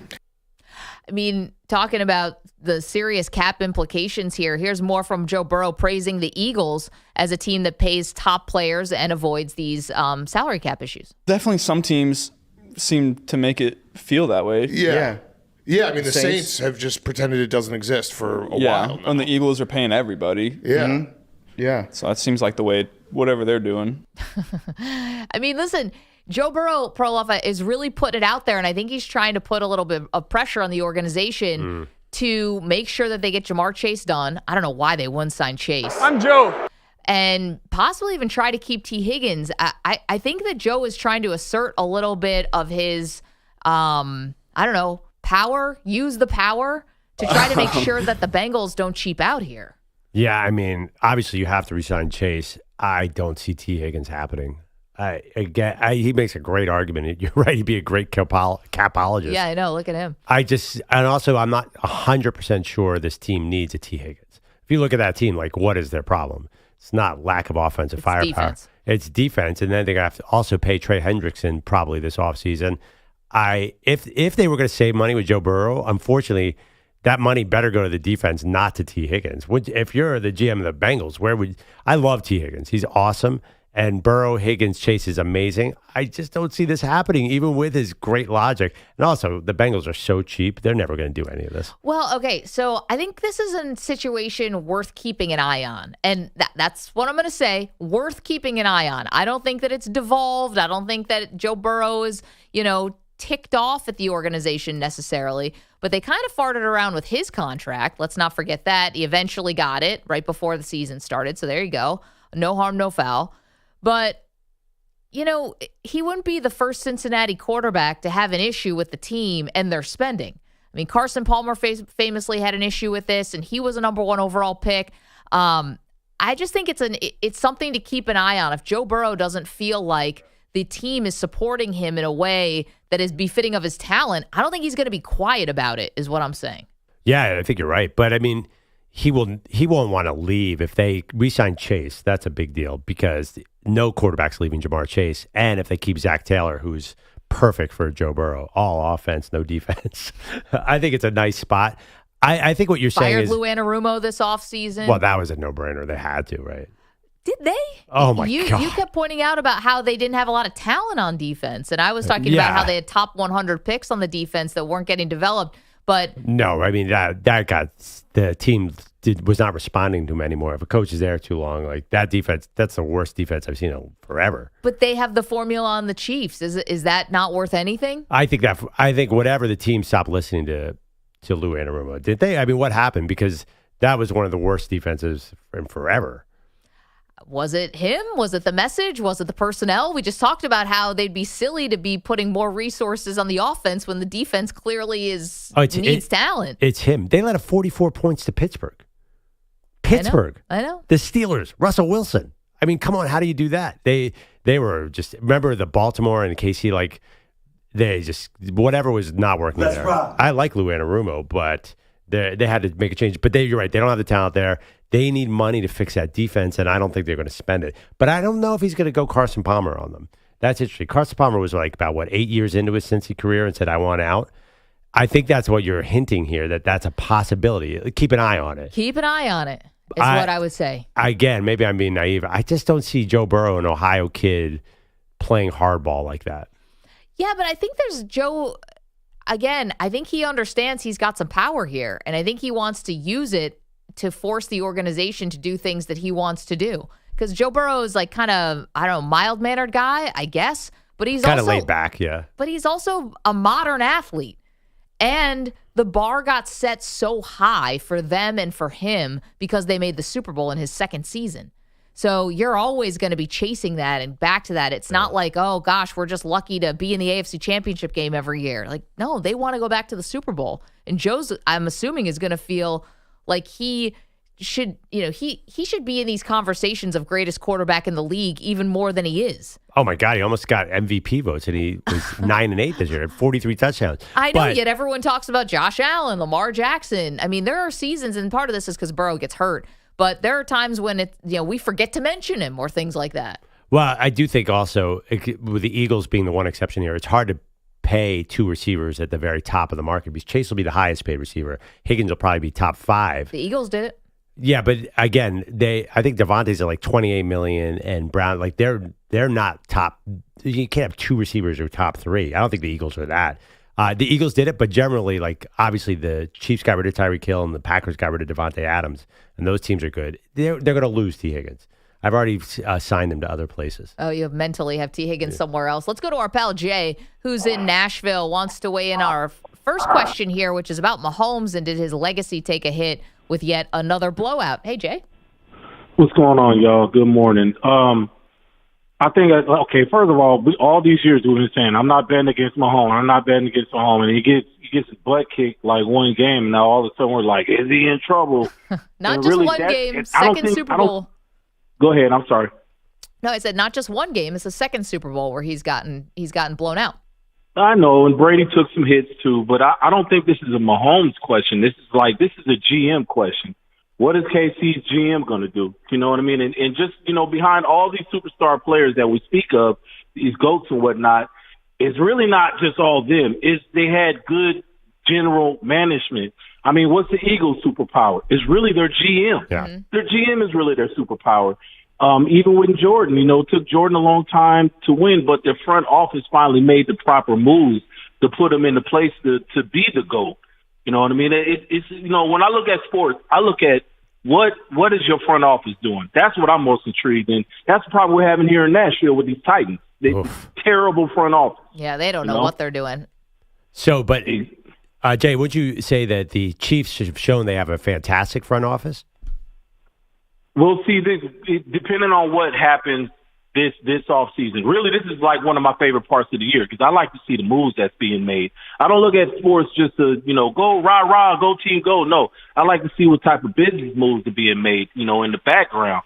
And a lot of fans don't take that in consideration, especially here in Nashville, because some of the stuff I hear these fans say, it's like, dude, okay, you need an offensive line, right? It's kind of like, and it's the same problem that we just saw with KC. You need an offensive line. Like if I'm KC, I'm trying to get the cheetah back, and I'm gonna keep that. I'm gonna keep the Xavier kid. Yeah, you know what I mean? Because they need speed on the outside, and then I might just go ahead and either cut Kelce or trade him, so I have cap space so I can go and get some offensive linemen and pay some top-notch offensive linemen. Jay, you can't cut Kelce. Yeah, you can.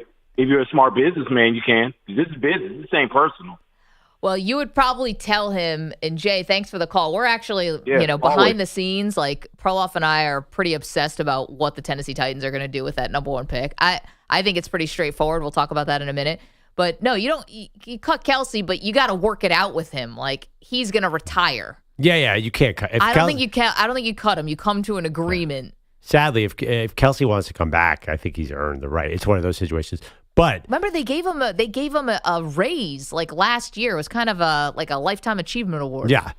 The one thing about we laugh at Kansas City, but you saw Xavier Worthy in that Super Bowl. Like I was wrong about him. He's a star. And then their single best player, Rashee Rice, was on track to be a top 5 receiver in the whole NFL. He was dominant in the first 3 games of the year. Dominant. He's going to be there. He's better than Kelce. So they have Rice and Xavier Worthy and add a third veteran. Like all of a sudden, boom, he might have the best receiving core he's had since Tyreek Hill.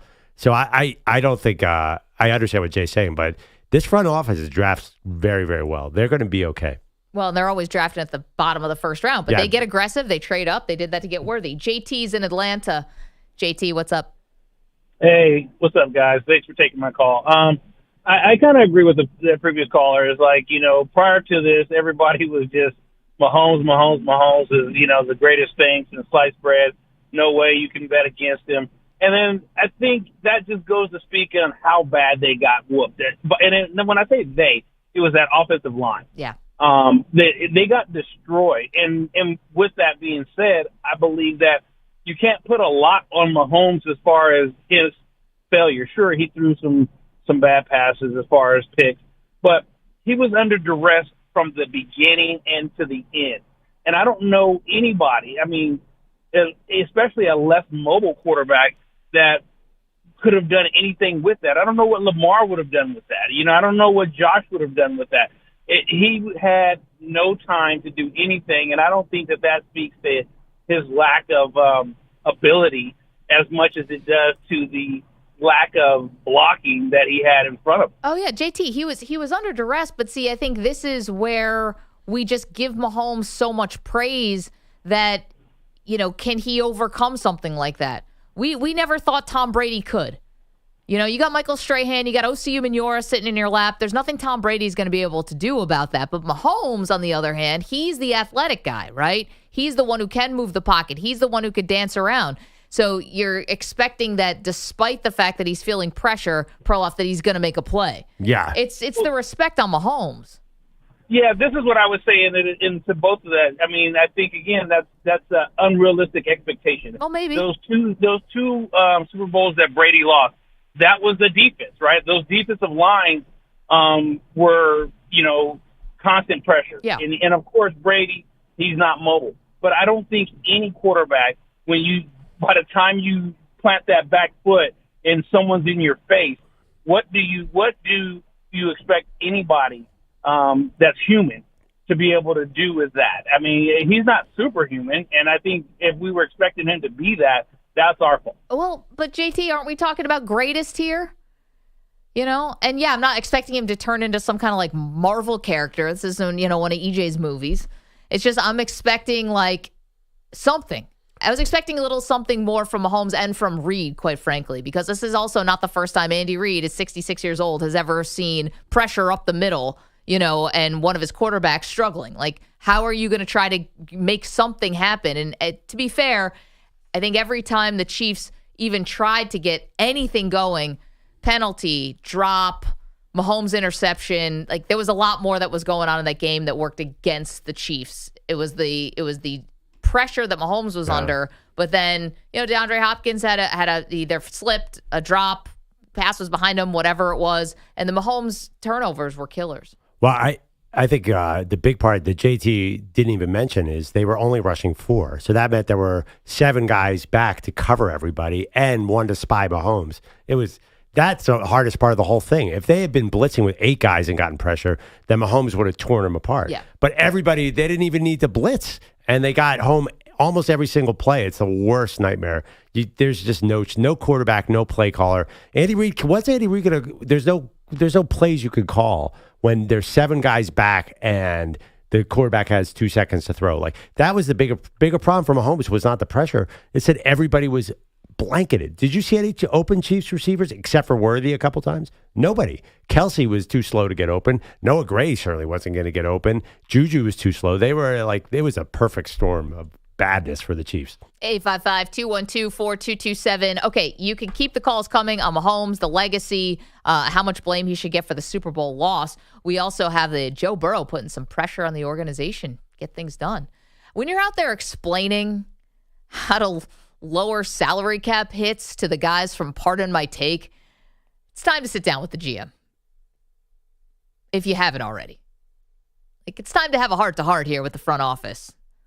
Because either you already tried and they're not listening to you and you need to do it again, or there's some kind of disconnect here. You shouldn't be going that much into the weeds with Big Cat and PFT. That's a fun podcast to just be like talking about God knows what. We're talking about lowering salary cap hits. Like, it's time to have a real conversation with the front office, in my opinion. Okay, lots more questions about this NFL offseason. We'll do that next.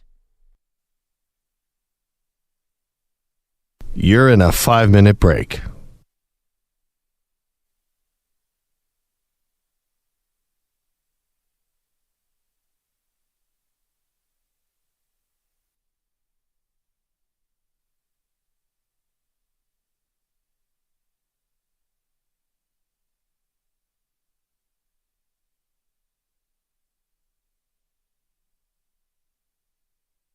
Four minutes, 30 seconds remaining.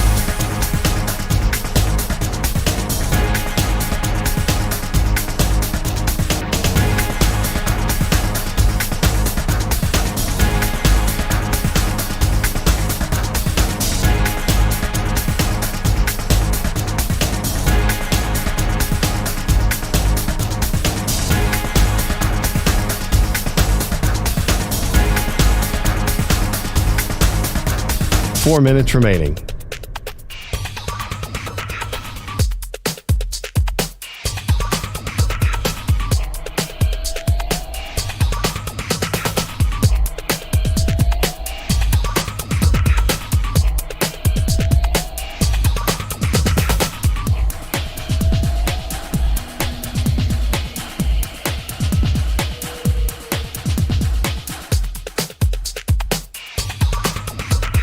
3 minutes, 30 seconds remaining.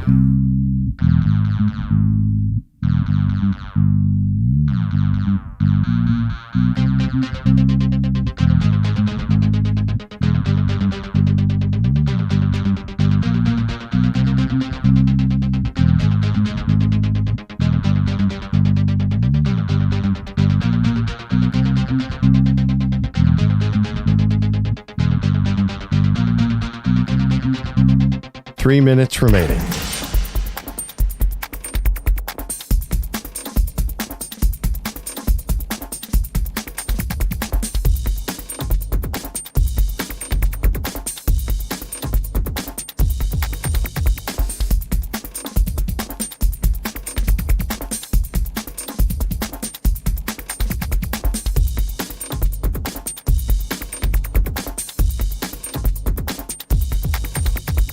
Two minutes, 30 seconds remaining.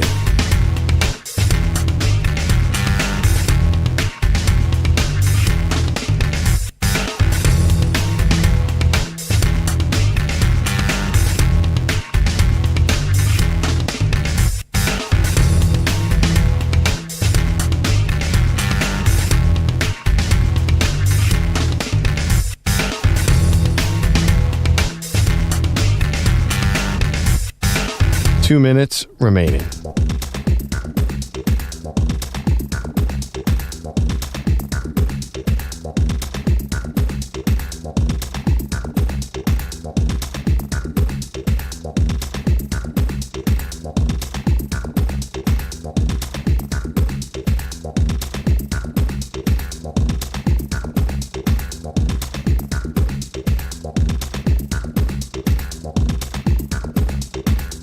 One minute, 30 seconds remaining.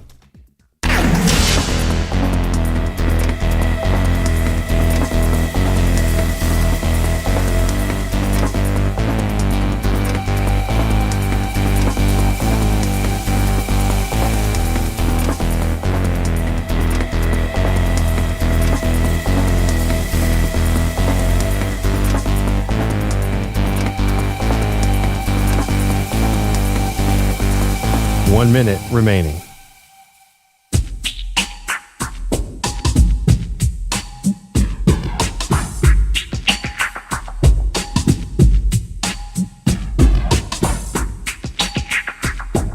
$45 seconds remaining.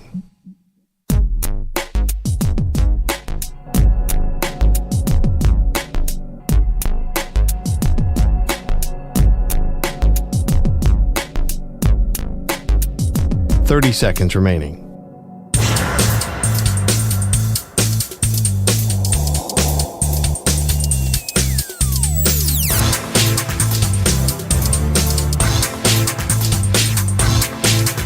$15 seconds.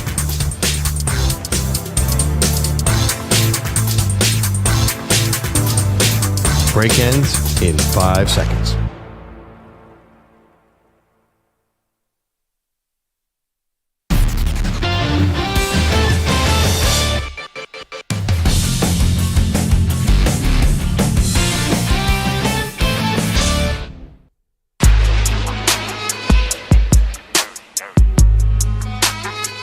This portion of the show is brought to you by Ethos Life, the easy way to get life insurance in 10 minutes, up to $2 million in coverage with no medical exam, just a few health questions. Get your free quote at checkethos.com. Not available in all states. Back on Maggie and Perloff. Man, it's amazing how much debate you can have over a game that was such a blowout, the Chiefs and the Eagles. But I do think recency bias is a relevant term because it feels like right now the Eagles are about to win the next 5 Super Bowls and the Chiefs will never win again. I feel that way after every Super Bowl. You know, you go into the next season making predictions. I have to fight the urge to just not pick the 2 teams that were in the Super Bowl last year because it always feels like, you know, you can never see what's going to happen to these teams, but it feels like the Eagles are a wagon right now. Well, definitely. I mean, they were dominant. We haven't really since, you know, that Bucs team, and that was kind of in COVID. It was like a little bit of a weird time. We really haven't seen blowouts lately. They are very much not of the norm in the Super Bowl. You know, when I was a kid, blowouts happen all the time. And my favorite team was partly responsible for being on the wrong side of a couple of them, but I mean, it always felt like the Super Bowl was a letdown. And then we had so many close games, partly because the Patriots played so many close games in Super Bowls. That's why I have faith that this Chiefs thing was an aberration, because they're the two blowouts, but they came back so strong from the last blowout. Even though they didn't make the Super Bowl the next year, they look great. So I think that maybe they have this ability to reinvent themselves quickly. I want to go back to the phones for a second, but you guys remind me. I was thinking about something last night. We got to start a certain campaign going for Perloff, and I'll tell you what I mean by that in a moment. But Chris is in Birmingham. Chris, what's up, sir? I think we're hey, you know, guys, I think we're pushing a lot of really overreaction narratives, saying that this loss defines Pat Mahomes' legacy, because despite what we're looking at now, the overall picture being he's made three straight Super Bowls and won a decent amount of them. Sure, he's lost 2 of them, but yeah. Well, 5 of the last 6 he's played in, and he's won 3. Yes, and you can say that about plenty about you can't even some of the elite QBs in the league right now. You can't even say that they're even making one. I don't think that anyone's saying that this is defining Patrick Mahomes. Well, we're asking if the legacy gets chipped away at just a little bit when you lose in such a big way on the biggest stage. I mean, it's just one loss though, because I mean, like I said, most teams don't have. It's a struggle to even make it to the biggest stage. Yeah, preach, Chris. I'm with you. So to say they need to restructure is kind of a leap, because again, they've made it to the stage on numerous occasions. Right. That's why they were so hated. That's why people were rooting against them. Sure, because they made it. I also think though, Chris, if you don't adjust, and you rest on your laurels of, oh, we're so awesome, we're so great, you're going to get left in the dust. And thank you so much for the phone call. I mean, we see that in sports and business. If you're not evolving, you have a danger, Pearl, of being a has-been. Right, but I think the Chiefs have shown that they'll evolve really quickly. I think they've done enough to prove that they are not going to stick on their laurels. Also, too, what Chris said, overreacting in Super Bowl, like you cannot argue that we as an NFL nation overreact. Like that's our jam. We overreact big time to everything. I'm going to defend us as a media for a second. It's because of how stunning the loss was. This was a 1.5 point spread. I don't think anyone was expecting that the Chiefs were going to look this bad. So that's, I think, where you're getting the big overreactions, because it was shocking. I thought. We thought the Eagles were good. We didn't think they were this good. Well, I don't think that it's just the media. I think fans overreact too. I disagree. Like, we overreact to every single game, every week, all the time. That's the NFL. Like, it's a league of overreaction. And I really believe that. And you know why I know? Because something completely unexpected happens the next year because we overreacted to the last year. Again, I think this tendency that I have to want to pick the two same Super Bowl teams. Yeah. Like, we overreact and we don't understand. And I think we're doing that now. We don't understand that it's a long season and a lot goes into this. And it feels like the season's just getting longer and longer, and they keep adding more games and more games. Ramon is our pal in Indy. Good morning, Ramon. Good morning, my good people, and thanks for taking my call. And I've looked at the Chiefs the last couple of years, maybe in a different, maybe Perloff or yourself may have mentioned it. I think they've gotten away with doing it on the cheap. Mahomes' contract, look at it. What is it, 9th, 10th now? Yeah. Well, I think Kelce, if I just looked it up, I may be incorrect. I think he's, the 12th or 13th highest paid tight end? They don't pay any running backs. Those receivers are not getting paid. They've actually got away with doing it on the cheap. I think they're going to have to make some changes. You're right, because I'm predicting Buffalo, Houston, probably not going to happen to Baltimore because I don't believe it's going to happen within the division. The Chargers, Denver could be have something up. Going to get Myles Garrett. If Buffalo or Houston gets Myles Garrett, those are different games. Those are entirely different games. They're going to have to get it together. And then, Perloff, give me your top 5 quarterback list. The order doesn't have to be one, who's the best to the worst. Just give me your top 5 right now. I want to see where you are with these quarterbacks, because I heard some interesting stuff this week, and you didn't give me any glaring confidence about Hurst when I talked to you Monday, and now I want to hear what you got to say. Now, top 5 list. Okay, easy. Call. Patrick Mahomes, Lamar Jackson, Josh Allen, and Joe Burrow. That's 4. Moving on. What do you mean moving on? Patrick Mahomes, Lamar Jackson, Josh Allen, and Joe Burrow. Okay. That's my top 5 quarterbacks. You're one short. You're not going to pin me on where Jalen Hurts versus Justin Herbert versus Jordan Love. I don't want to do it right now. Ramon, you can't make me. Oh, do I? Okay, I'm Ramon, not. I'll save you the 1, 2, 3, not 1, 2, back to 1. Ramon, I'll save Ramon the headache here. Perloff's not putting Jalen Hurts in the top 5. I'm not putting. And I Jalen can't. Hurts I could can't win do next it. year, and he could be the MVP of the Super Bowl next year, and he's not going to put him in the top 5. Jalen Hurts had 2,903 yards passing, 18 touchdowns, and 5 picks this year. He's not even in the top half of the league in any passing stat. How can I make him a top 5 quarterback? Well, who's your 5th then? All right, well, Out with it. I'm having trouble here. Can Do I not say take some Justin time? Herbert. Wait, let me ask you this: Who do you think is a better quarterback, Matthew Stafford or Jalen Hurts, right now? Stafford's a better quarterback. Yeah, but Stafford's probably the better. So, but I'm QB. not putting Stafford there over Hurts because, yeah, this is really hard. Ramon is trying to pin me here, and I mean, is the answer Jayden Daniels, guys? I looked at but I mean, Hurts destroyed Daniels in the title game, so I couldn't. I actually looked at Daniels because I saw that. I mean, Jordan Love's right there. It is really, really hard. Still, let's not forget Sam Darnold. Well, that was a joke. I was kidding. I was kidding. Where are you? Darnold. I just think that. Remember when C.J. Stroud was in this conversation Jordan 7 Love months was in this ago? conversation. Jordan Love was in this. I mean, Jordan Love got hurt this year. I think we're not giving him enough grace. He got hurt 2 different times. Yeah, he's great. I always want a new category for Jalen Hurts. Like, put him to the side. No. He doesn't get side treatment. He has the good-looking quarterback. We could do this. covered that yesterday. Hurts is really good at certain kind of throws. Like, he's great at that sideline pass to A.J. Brown. And when he's healthy, he's a good runner. The problem is if he runs too much, he gets hurt all the time. So it's confusing.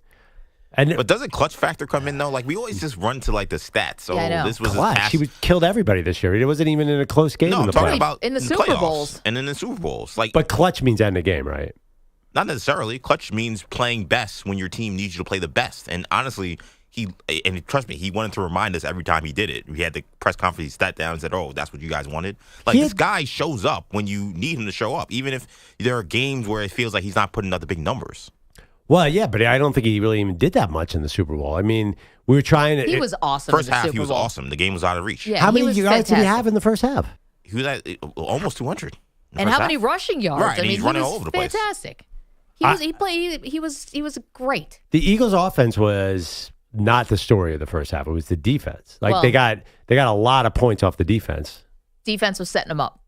Definitely. Yeah, for sure. But I mean, they were moving the ball too. Hurts was money.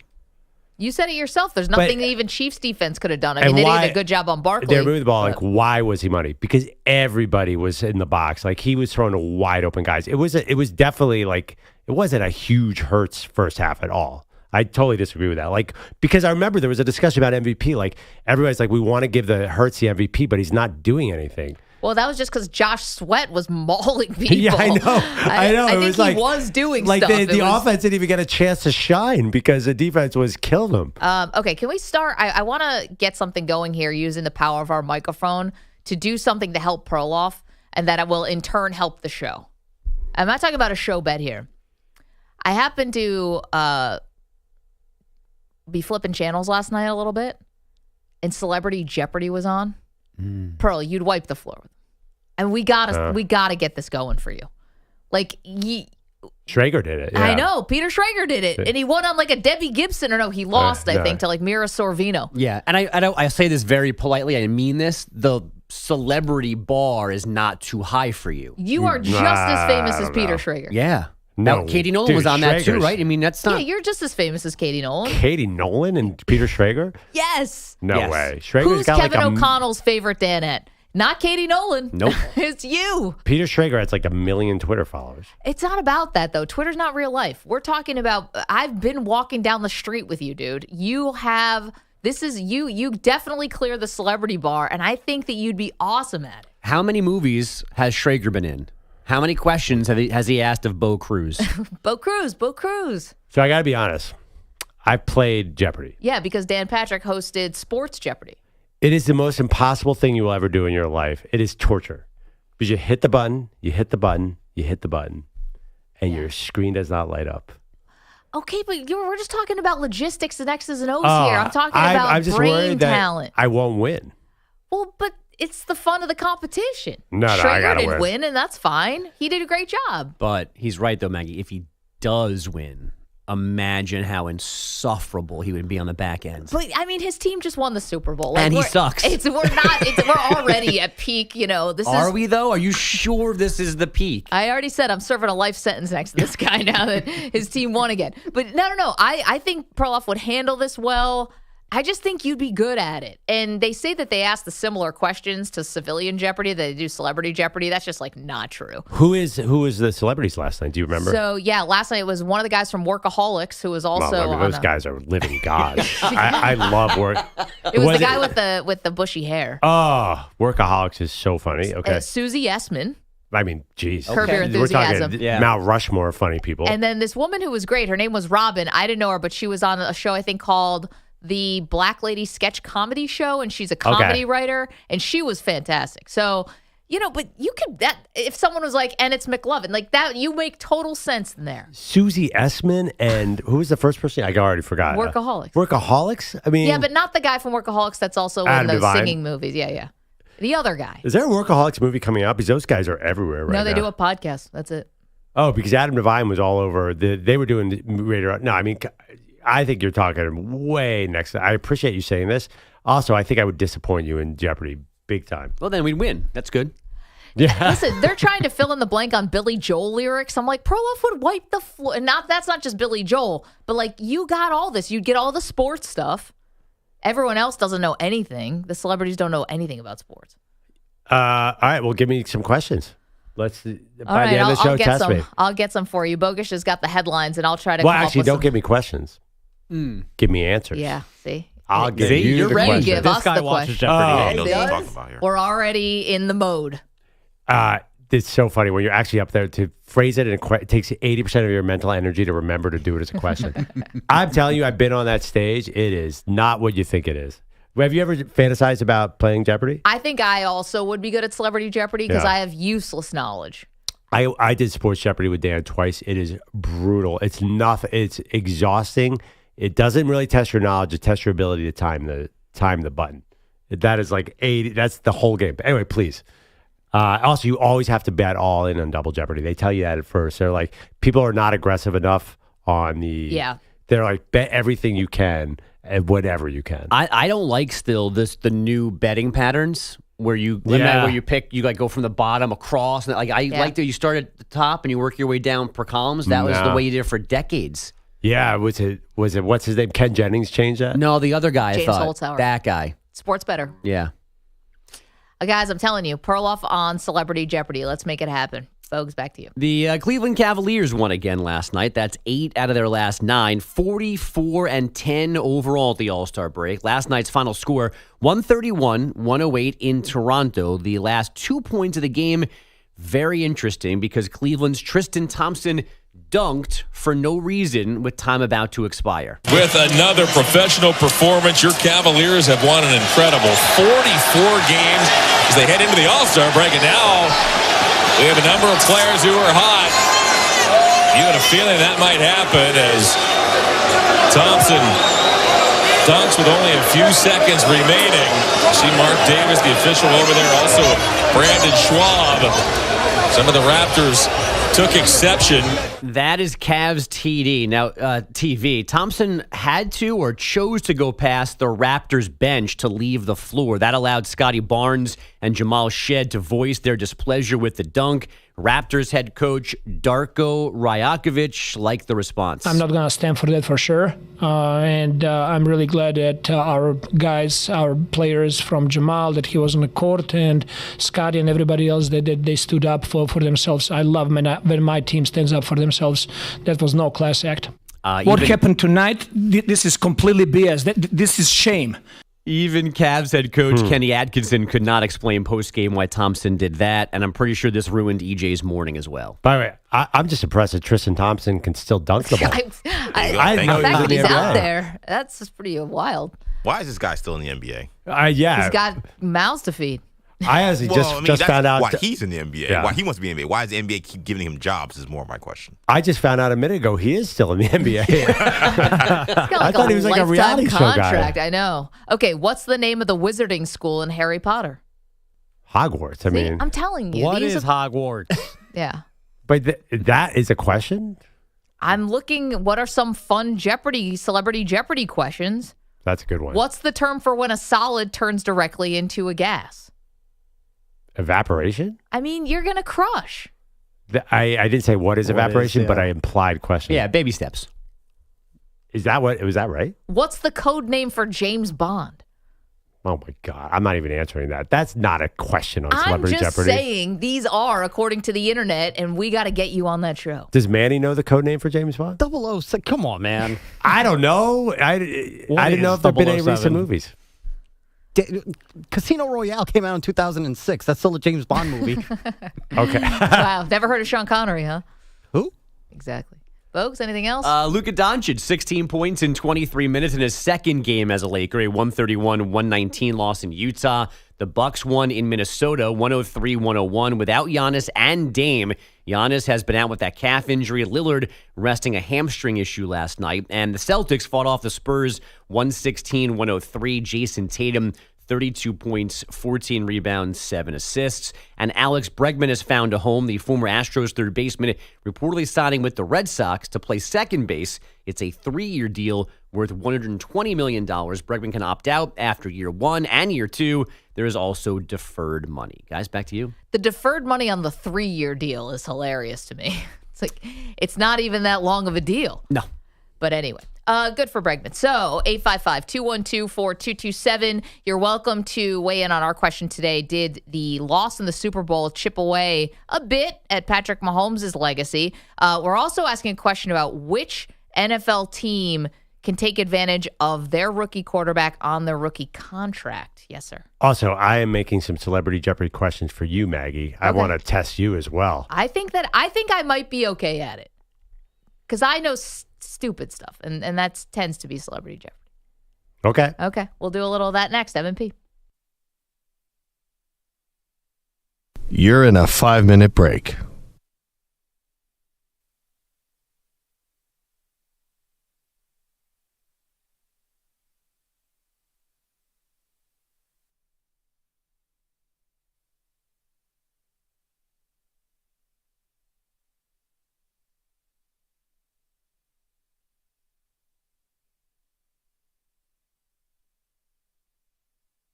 Four minutes, 30 seconds remaining.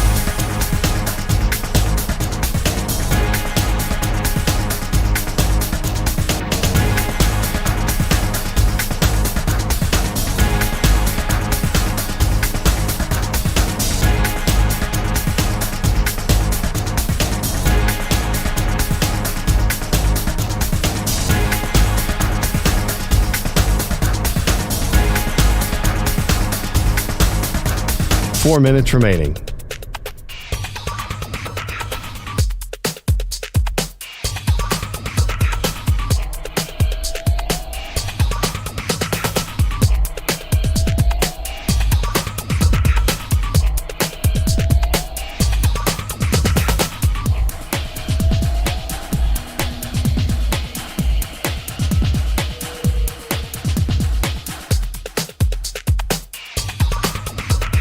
Three minutes, 30 seconds remaining.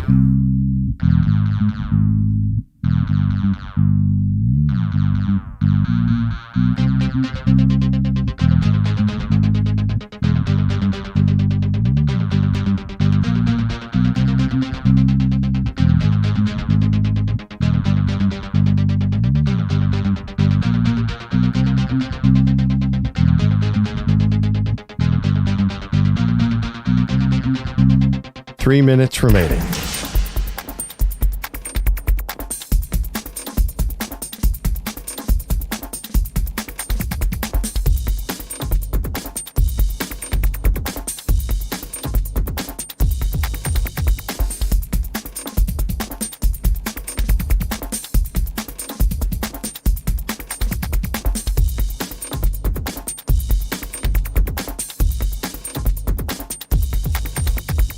2 minutes, 30 seconds remaining.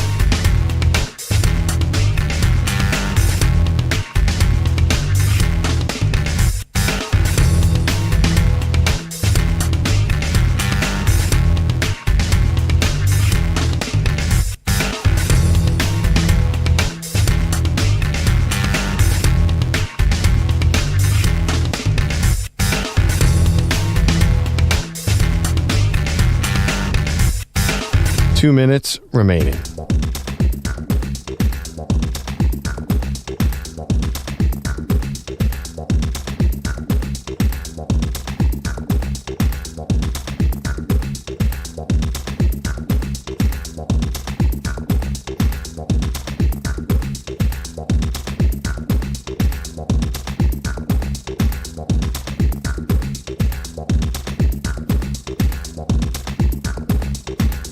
One minute, 30 seconds remaining.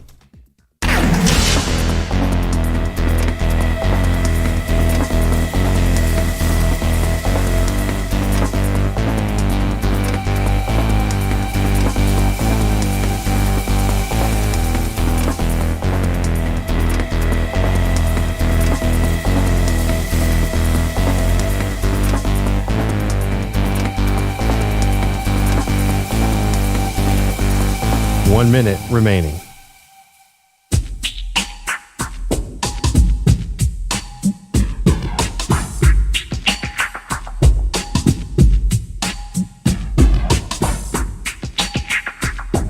$45 seconds remaining.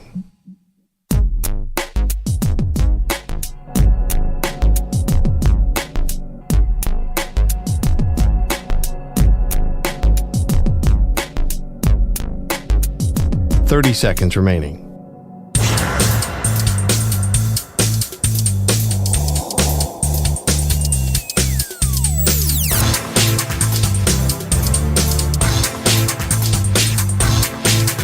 $15 seconds.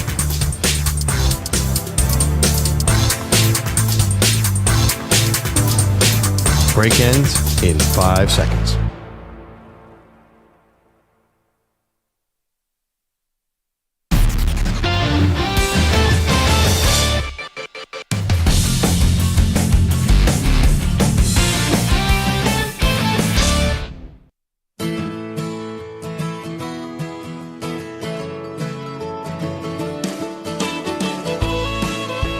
Welcome back. Maggie Gray, Andrew Perloff. I'm trying to get a campaign going to get Perloff on Celebrity Jeopardy. Oh, I'm so excited to ask you some questions. How do you word it? Give you some answers. Yeah, I guess so. I don't know. Maybe it's because I've seen you do it before on Sports Jeopardy when Dan Patrick hosted that show that I think you'd be especially good at this. Not especially good, but I'd be okay. Can I give you some questions? You ready, Maggie? Well, because I think you'd be good too, but the pressure might get to you. Okay. I don't know. Okay. Okay. This is the chemical symbol for water. What is H2O? Thank you, Pearl. See, these are the Celebrity Jeopardy questions that are just so easy. This author wrote Pride and Prejudice. What is who wrote Pride and Prejudice? Hold on. I don't know how to read. Mr. Darcy. Who wrote Pride and Prejudice? Your wife's going to kill me. Isn't this her favorite book? Oh, my God. This is a Perloff family staple. I know. Who wrote Pride and Prejudice? It's a woman, right? Yes. Well, the buzzer rang out already. Who is it? Sorry. It's Jane Austen. Yeah, Jane Austen. See, the pressure. You know that. I it's do the know pressure. that. Okay, give me another one. This epic poem by Homer is about the fall of Troy. What is the Odyssey of the Iliad? The Iliad. Yes. Okay. He is known for horror novels, including Carrie and The Shining. Who is Stephen King? Yeah. Okay, I'll give you a couple more. Known as the Eternal City, it's the capital of Italy. What is Rome? Right. Okay. I'm in capitals. This is the capital of Canada. What is Manitoba? No. What is Ottawa? All right, you're on fire now. Okay. I'll give you two more. Okay. This is known as the red planet. What is Mars? Okay. See, I think you and I should maybe both be on the show now. Okay.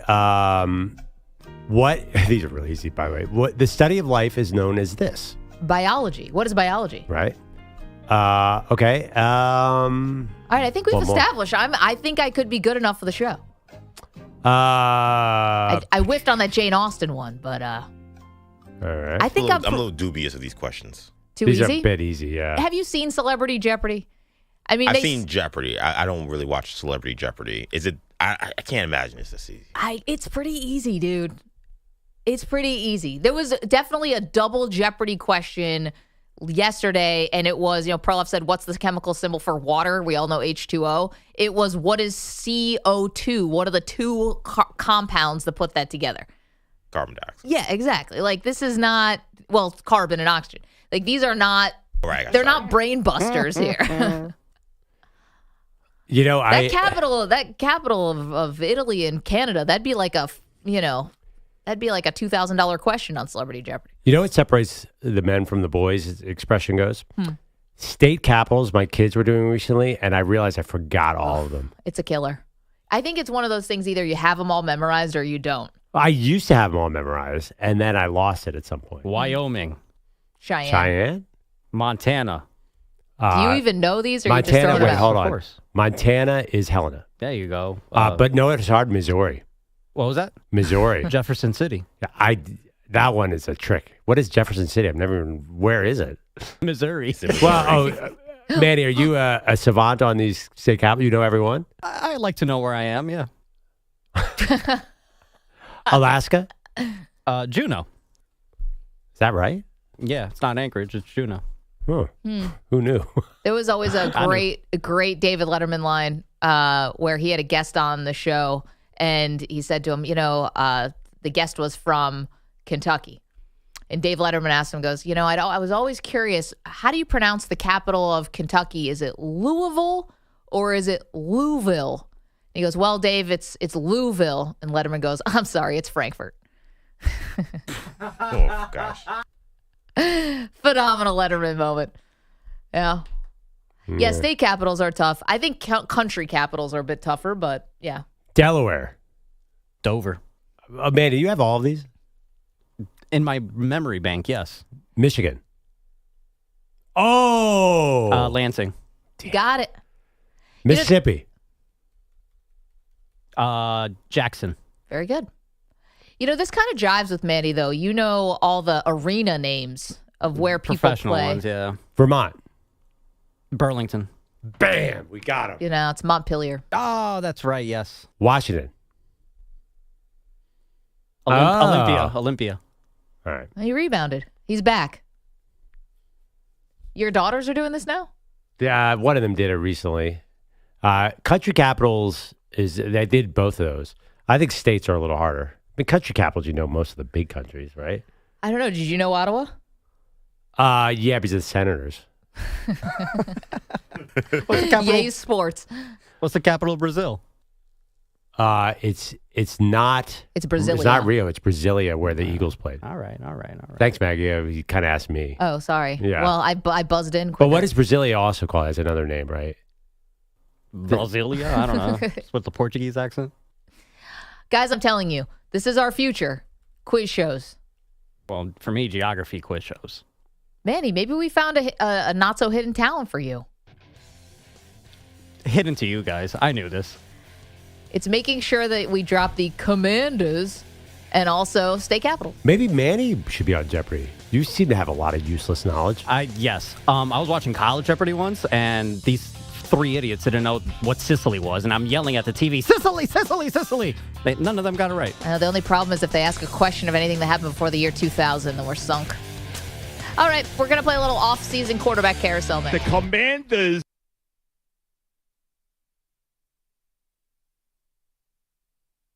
You're in a 5-minute break.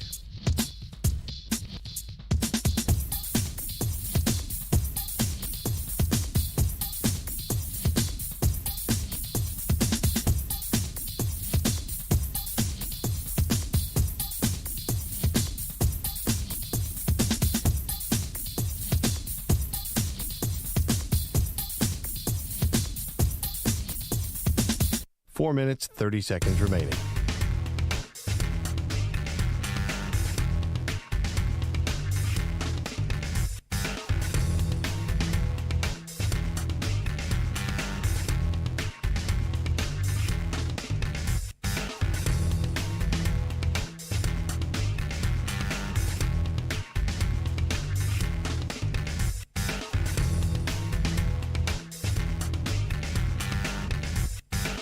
Four minutes remaining.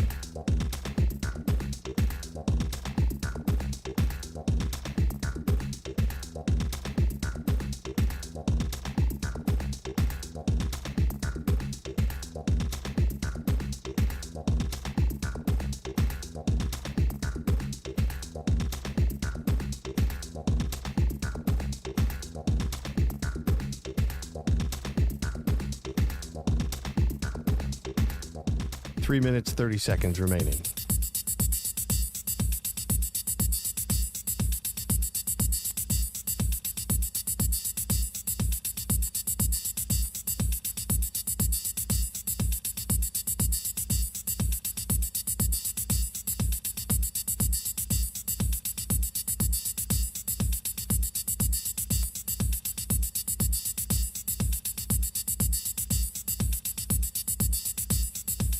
Three minutes remaining.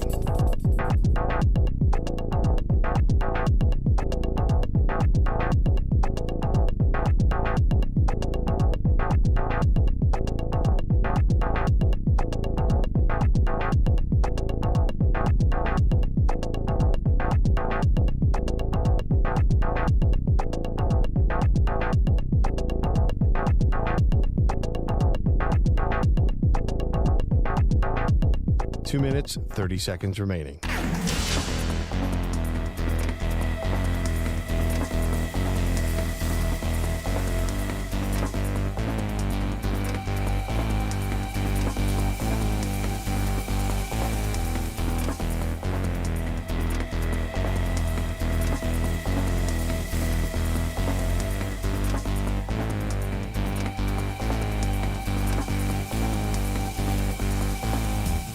Two minutes remaining.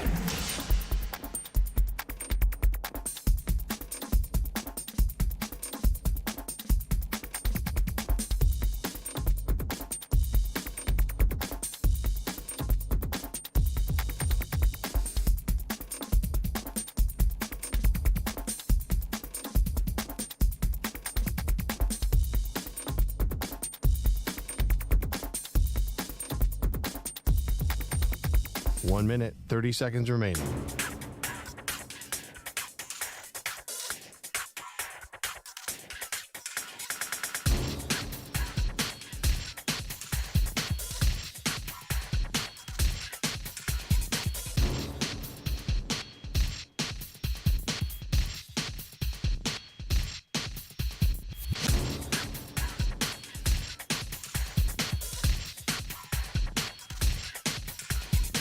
One minute remaining.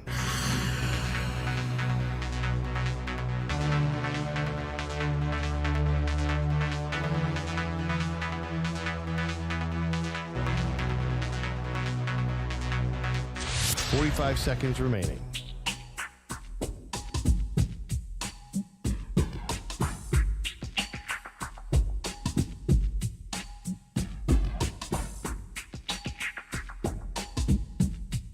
Thirty seconds remaining.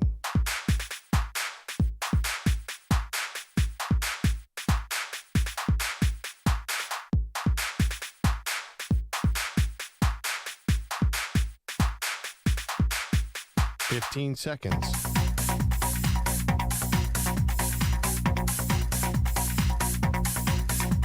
Break ends in 5 seconds.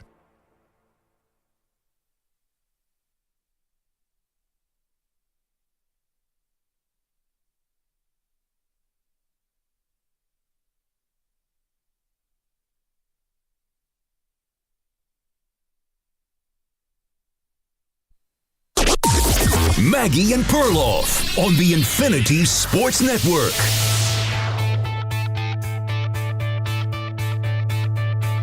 Are you looking looking at Patrick Mahomes any differently now that he's gotten blown out in the Super Bowl? Welcome to the show, Maggie Gray, Andrew Perloff. Listen, most feared quarterback in the NFL.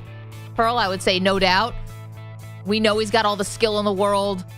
They've done so much winning. 3-time Super Bowl champion. He's already been a 3-time MVP. You know, he's got everything, but this was an embarrassing loss. I mean, the Chiefs came in. They were favored slightly. And this Eagles team, your Eagles team, made them look very pedestrian. Right, but what if he hadn't made that? What if he had a great game in the AFC title game and went out? Would we be saying the same thing?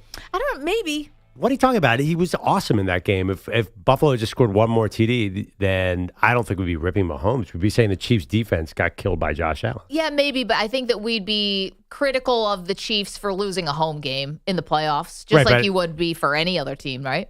But I don't think you would walk away from that game criticizing Mahomes because they got to 32 points. It's like his highest total of the year. Well, isn't that, though, why this is a little more nuanced? Because you have to see how the game flow went. You're right. Like, if he had been awesome, and when Tom Brady lost to your Philadelphia Eagles back in 2017, he threw for 500 yards. People said Brady played well in that game, missed a Philly special catch, but played well in that game, and he didn't really get roundly criticized for it. But the fact of the matter is, because of 2 Mahomes interceptions in the first half, I'm not saying that's the only reason why they lost, but it definitely ushered in the blowout. That's for sure. Wow. Like his fingerprints are all over the loss in a way that the other scenario you painted, like if he loses a shootout, like Josh Allen lost the 13 seconds game and people don't blame him for that. No, I'm just saying that it's the whole legacy discussion is somewhat ridiculous because we're basically saying his legacy would have been better if he lost the AFC title game. No, I don't think so. Listen, they were the only team to not just win back-to-back Super Bowls, but to even get back to the Super Bowl for the 3rd time. So that's like the boost, the feather in your cap. But when you fail that spectacularly on the biggest stage, it does matter. It does. It punctuates it, should I say? Right. It's definitely worse. It's worse that they lost the Super Bowl than if he had lost the AFC title game. That's my point. Like that's why this whole legacy conversation is somewhat silly to me. Like, it doesn't matter. A loss is a loss. And it's just such a team sport that to pick Patrick Mahomes out of that loss, to me, is unfair. Yeah, I don't think so because he didn't play well. 855-212-4227. Okay, so you can weigh in. Poll question up there for you. Did Mahomes' legacy take a hit after Sunday's Super Bowl loss? Very narrow right now. 53% say no, 47% say yes. So you guys are pretty split about this one. Okay, we'll get back to that in just one moment, but we want to do a little something we're calling quarterback carousel, musical chairs. There's a lot of veteran QBs, Pearl, who are going to be looking for homes, and this is going to happen before the draft, right? Because teams maybe don't want to leave it to chance unless you're the Tennessee Titans and you have the number 1 overall pick. You don't want to leave this to chance that your quarterback's not going to be there in the draft. So we're going to see a lot of veterans in new places, and we are going to attempt to find them all new homes right now. Right. I mean, some of it because of the post-June 1 cuts and all that maybe gets delayed, but generally we should know all this by free agency. Okay, so EJ's going to throw out a quarterback, and Perloff and I will tell you where they're going to land. All right, let's get started here with the quarterback of the New York Jets as of right now, Aaron Rodgers. We're starting off with a doozy here. This was the hardest one for me to place, actually. It was really hard for me, too. Yes. You want to go first? Well, yeah, because I was debating, listen, Spotify has a lot of money to spend on podcasts. Wondery is a big podcast company. Odyssey. Amazon, Odyssey. Where will Aaron Rodgers' podcast go? Because he ain't playing football next year. Stop talking about it. Wow. You're going to retirement right out of the gate? I strongly believe for Aaron Rodgers to go to Las Vegas or Tennessee would be a massive mistake because he'd be just a bridge quarterback and he'd probably win 6 or 7 games. And he's going to look at that and be like, why am I going to these teams? There's one possible playoff team that would sign him, the Steelers, and that might be worse than the Titans or the Raiders. Like, he's going to want to hand the ball off under Arthur Smith in Pittsburgh. These are disastrous options for Rodgers. I think he, at least, unless there's an injury, I think he's going to hang him up and say, I don't want to join any of these teams. Will the podcast be about football? Oh, heck no. It's going to be about how to, it's going to be about the right temperature for your cold plunge. No, it's gonna be aliens and things like that. It's not gonna be like Bryce Harper on how to make a great cold brew coffee. It's gonna be totally weird conspiracy theories, and I'm gonna listen to it like we all are. Yeah, that's a big llama. All right, so you guys got to follow me for this one. I've got a big shakeup here for Aaron Rodgers, and Jets fans like EJ. Also, I want you to pay attention to this one. So Aaron Rodgers is under contract, right? So this would be a trade. Could be a trade. If they don't cut him, they could do it. They could cut him. I think that Aaron Rodgers is going to reunite with a guy that he overlapped with in Green Bay, who was in the front office. That guy's name is John Schneider. I think Aaron Rodgers is going to be the quarterback of the Seattle Seahawks next year. And I actually think Geno Smith may be the quarterback of the New York Jets. Now, Geno Smith was a former second-round pick for the New York Jets. It ended pretty poorly because he got punched in the face by a teammate because apparently he owed him about $600 for some charity thing. And Ryan Fitzpatrick was the backup and came in and played well, and Geno just never won the job back. But if you hear Geno talk about the Jets, he actually has a pretty good relationship because not a lot of people are the same from when he got drafted by them over a decade ago. Geno Smith's lived a lifetime in the NFL since then. I think that he goes back to the Jets. I think Aaron Rodgers, with Clint Kubiak now as the offensive coordinator for the Seattle Seahawks, we're talking about a West Coast offense here, guys. This is what Rodgers can do. He knows this. And I think for Seattle, there's not like an obvious path here. And Rodgers, second year off the Achilles, I think could be the upgrade. The ceiling could be higher than Geno. I love Geno, but the interceptions at bad times just kills the Seahawks. He just can turn the ball over at the most inopportune times. And guys, they're not going anywhere with Geno. Could you possibly catch lightning in a bottle with Aaron Rodgers? I think Aaron Rodgers is the quarterback for the Seattle Seahawks next season. The only problem with my theory is that offensive line's got to get a hell of a lot better really, really fast. But if they can do that, I think Rodgers can have success. Good run game, good receivers. I like the Seahawks here. What about, I looked at the Seahawks for all these quarterbacks, but Kubiak was so forceful about wanting to coach Geno Smith. Yeah, he said it 100 things. times. I know. Who's got more power here, Clint Kubiak or John Schneider, the GM? Well, I honestly think Geno might be a better quarterback right now. It's kind of close. Because there's two things. One, Rodgers can't move, and that line is a problem. Two, that rainy weather, your joints when you're old like that. I don't know if Seattle's like a retirement place. He's got to go somewhere like Tom did to Tampa Bay. So, well, that place isn't open. Okay, so that's what I think. Rodgers in Seattle, and I think Geno Smith is with the Jets. Listen, it's a better option than Tyrod Taylor. How about Geno to the Steelers, by the way? But we could get into that. Well, we'll keep going. That's one that I like, too. Geno, I think the Steelers are going to be interested in Geno. But go ahead. All right, so let's go to Los Angeles, where currently their quarterback is Matthew Stafford. Where does Matthew Stafford play next year? This one is actually easy for me. Stafford Rams. I'm not falling for it. I'm not doing the banana in the tailpipe. I don't care what Kelly Stafford says. I know they're ticked off. The Cooper Cup's going to get traded. Too bad. Stafford has been in this league a long time. He's seen a lot of guys come and go. You got Puka. The team's great at drafting. I'm not going to take the bait here and overthink this. Stafford, Rams, the next 2 years. Yeah, I don't even know where the bait. I agree with the Rams. There's so much solid reporting that Stafford's going back to the Rams. There's just a little bit of contract talk. This doesn't make any sense. I don't know why people are linking him to other teams like that Chad Hall Giants thing. How fast did that get denied? So I don't even think there's a discussion. He's the perfect quarterback for that team. Why would he want to leave? And why would they want to move on? Who on earth in this market is close to Matthew Stafford? Nobody, right? No, I just think this one is pretty cut and dry, easy for me. Who's next, EJ? All right, let's go with Kirk Cousins, currently in Atlanta, but not a starter at this point. Where does he go? I got him bridging away in Tennessee. You like that? I'm not even going to spend too much time on this because it's not that exciting to me. I got Tennessee drafting a quarterback and Kirk Cousins starting there at the season. Honestly, he does not have a lot of options. And I don't think the teams that need quarterbacks, I don't think are going to want him coming off the Achilles 2 years ago, like Pittsburgh, Seattle, Cleveland. I think he's a bridge quarterback, and so I need a young quarterback to bridge to. It's going to be Tennessee's my spot. Okay, I also see Kirk as a bridge quarterback. I actually see him more of it as an insurance policy, and that would be for Manny's New York Giants. I think that the Giants are going to try to get Kirk Cousins on a discount. I think that they're going to, because the Giants are picking third, they're not assured that they're going to get either Cam or Shedeur, or I don't know if there's another quarterback that's even close to being worthy of that third overall pick. So to me, Cousins is the insurance policy, and then you see what happens, and maybe the draft kind of goes your way, and I think they're going to get Cousins pretty cheap, and Brian Daboll will say, listen, does he profile like Josh Allen? Obviously not, but Daboll's worked with a lot of different quarterbacks, and I think they see Cousins as a guy who at least can let you evaluate what you have on the offense, you know? Like, he can get the ball to Malik Neighbors, which is really the most important thing. So Kirk Cousins, New York Giants, to me. I do not. Like that! Well, I'm sorry, Manny, but nothing the Giants have done over the last decade you must not have liked.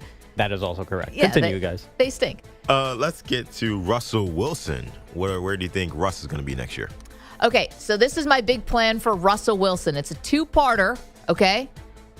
And this is the two-part plan. To me, Russell Wilson is going to be reunited with former head coach Pete Carroll, but he is going to be a bridge quarterback to Shedeur Sanders, who is going to force his way to the Las Vegas Raiders. I think you're going to see Shedeur and Dion and all Tom Brady and these very powerful power brokers in football steer Shedeur to the Raiders, just like Archie Manning helped Eli Manning all those years ago go to the Giants.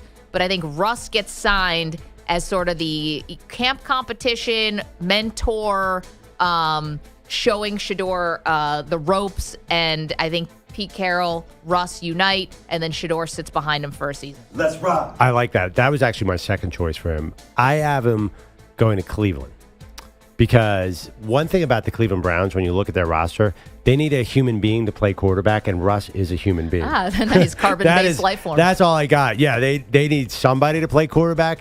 I originally had Russ wait for somebody to get injured, and the Browns is basically the same thing.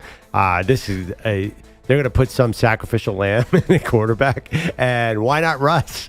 But by the way, you notice we both didn't have him as Steelers. No, don't have him on the Steelers. I have Justin Fields starting for the Steelers. I actually have Justin Fields starting for the Browns.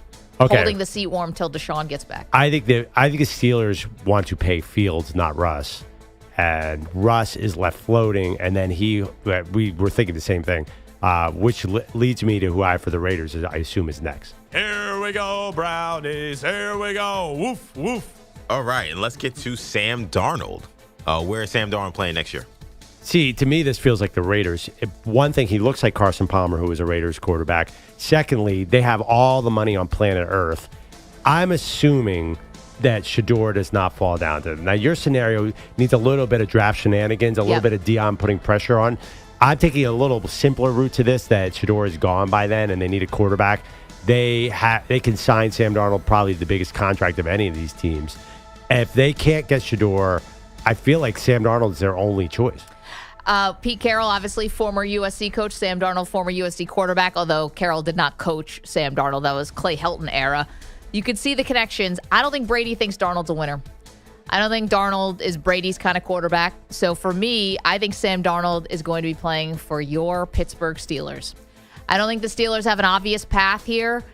The fact that they keep winning takes them out of getting to the top of the draft for a QB.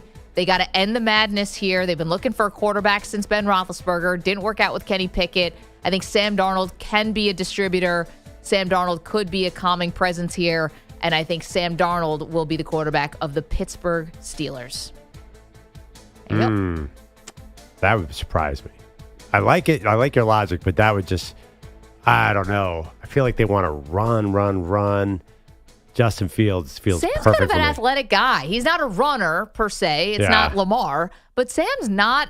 He's not a statue back there. Number one, and two, Sam Darnold's still so young. We've been saying it for like 7 years. The guy's not 30 yet. I feel like George Pickens would want to wring Sam Darnold's neck by week 8. But George Pickens wants to wring everybody's neck. George Pickens could play with Peyton Manning, and he'd be upset. Like that's a him problem. Yeah, the lack of skill position talent is a real issue. Like you bring in same problem in Las Vegas too, but you bring in Darnold to the Steelers with Arthur Smith as a coordinator. It kind of feels like Kenny Pickett 2.0. I think that'd be hard. He might be okay, but the Steelers, the problem is not Sam Darnold. The problem is not Russell Wilson. It's not Justin Fields. Like, can anybody be good on this team? Because Mike Tomlin is always going to put handcuffs on his quarterback. I think Sam Darnold, if he has two choices, if I were him, I would not take Pittsburgh. I would, believe it or not, go to Vegas because I just don't think Arthur Smith is a good passing coordinator. I don't like that spot. I was looking a lot at this. No, I think the only thing about the Steelers where you can maybe have a little hope is that they did appear to be in on some of these wide receivers. Now, whether that was a smokescreen or whatever, but they seemed interested in Brandon Ayuk. They were interested in Devontae Adams. They were interested in, I feel like I'm forgetting one other person, but I think they understand what they need. Will they actually do it and use that person? I don't know, but they need stuff. They need wide receivers. I mean, didn't they went into this season when they were a playoff caliber team with George Pickens, Van Jefferson was the other, or Van Johnson, I can't remember which Van, and Calvin Austin is their top three receivers. I mean, that's bad for a playoff level team. The money with Sam Darnold, I'm curious because they probably are paying a lot of defensive guys. I just don't know I don't know who the perfect guy for this is. It's a shame they missed on Kenny Pickett. That was the plan. That was their opportunity to get out of this hole, but small hands. You said it at the time, and you were absolutely correct. 855-212-4227. All right, how'd you think we did? Did you like any of our selections? I mean, I like the Aaron Rodgers retirement. You love that one from Perloff. But I've been saying that, so I kind of agree with it, too.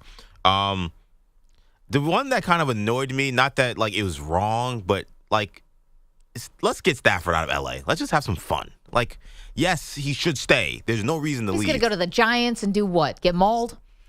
Probably, but I think, but I do feel like with the L.A. thing, it does feel like it's run its course a little bit. Really? Like, they were one play away from the NFC Championship. They're ascending. Well, so my issue is I feel like with him, I'm not sure I can rely on his health, which I keep saying over and over again. Like, to me, I don't know if he's a guy that's going to make it through a postseason or make it through a regular season. So he's going to go to a cold place now, and we're going to feel better about it? Well, no, but at least he can maybe move another team to maybe where the Rams are, where they're an ascending team. Like, I feel like with the Rams, the plateau feels like where they lost. Like, they lost last year, one game in to the Lions. This year, they won one more game. I kind of feel like they're a divisional round team, and that's their ceiling. Well, I feel like they're just getting started, the Rams. Like, they're so young. Yeah, but he's not getting younger, is my point. Like, like, even if the rest of the team's getting better, and I don't want to go as far as he's getting worse, but I think he's not going to get better than he is now. He's played full seasons 4 out of the last 5 seasons. Tough dude.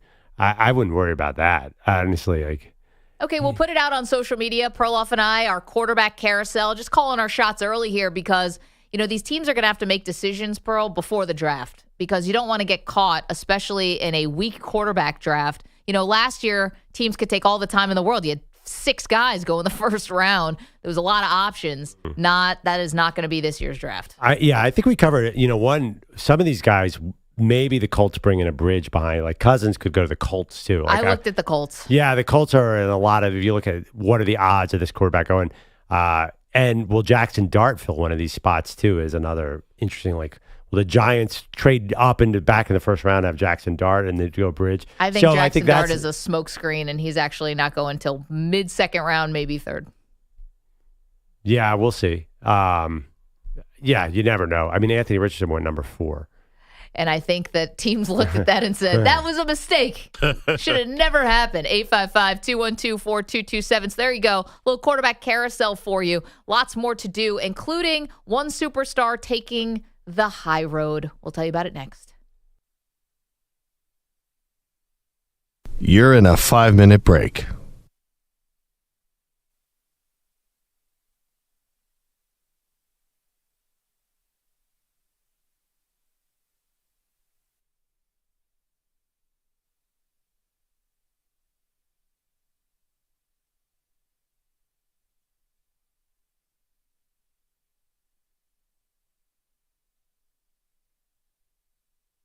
Four minutes, 30 seconds remaining.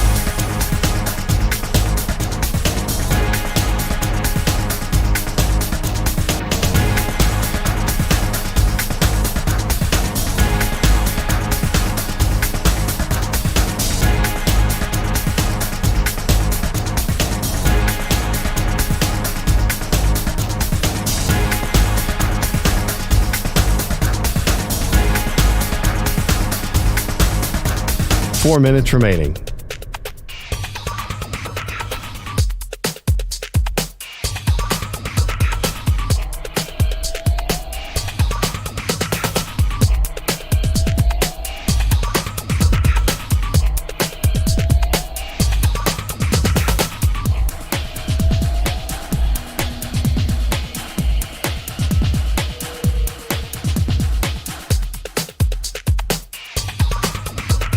Three minutes, 30 seconds remaining.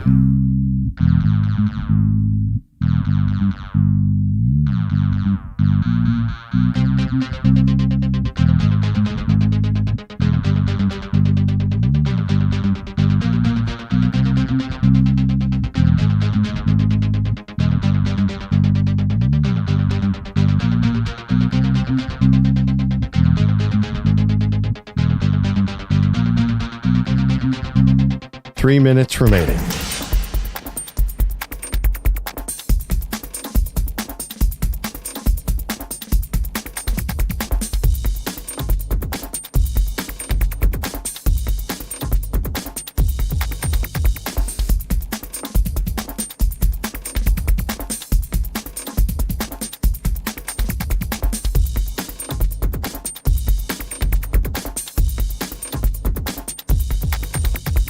Two minutes, 30 seconds remaining.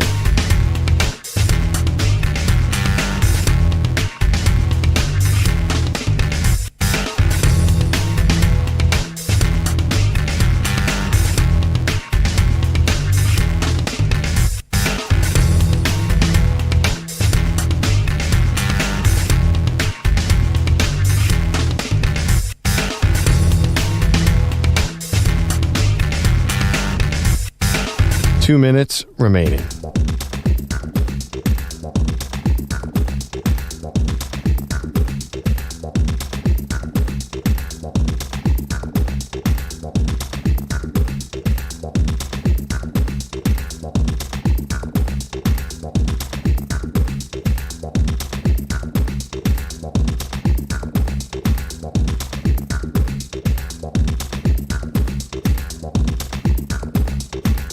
One minute, 30 seconds remaining.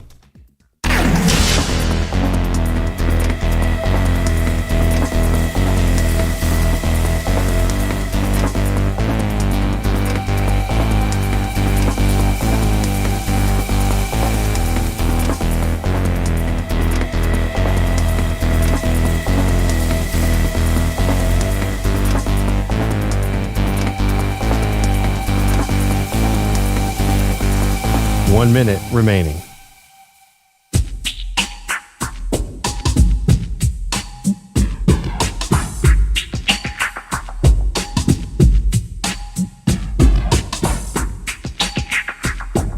$45 seconds remaining.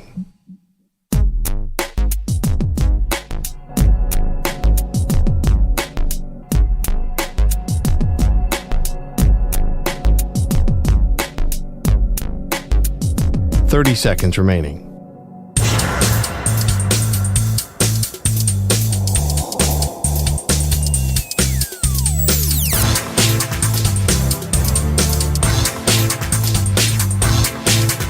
$15 seconds.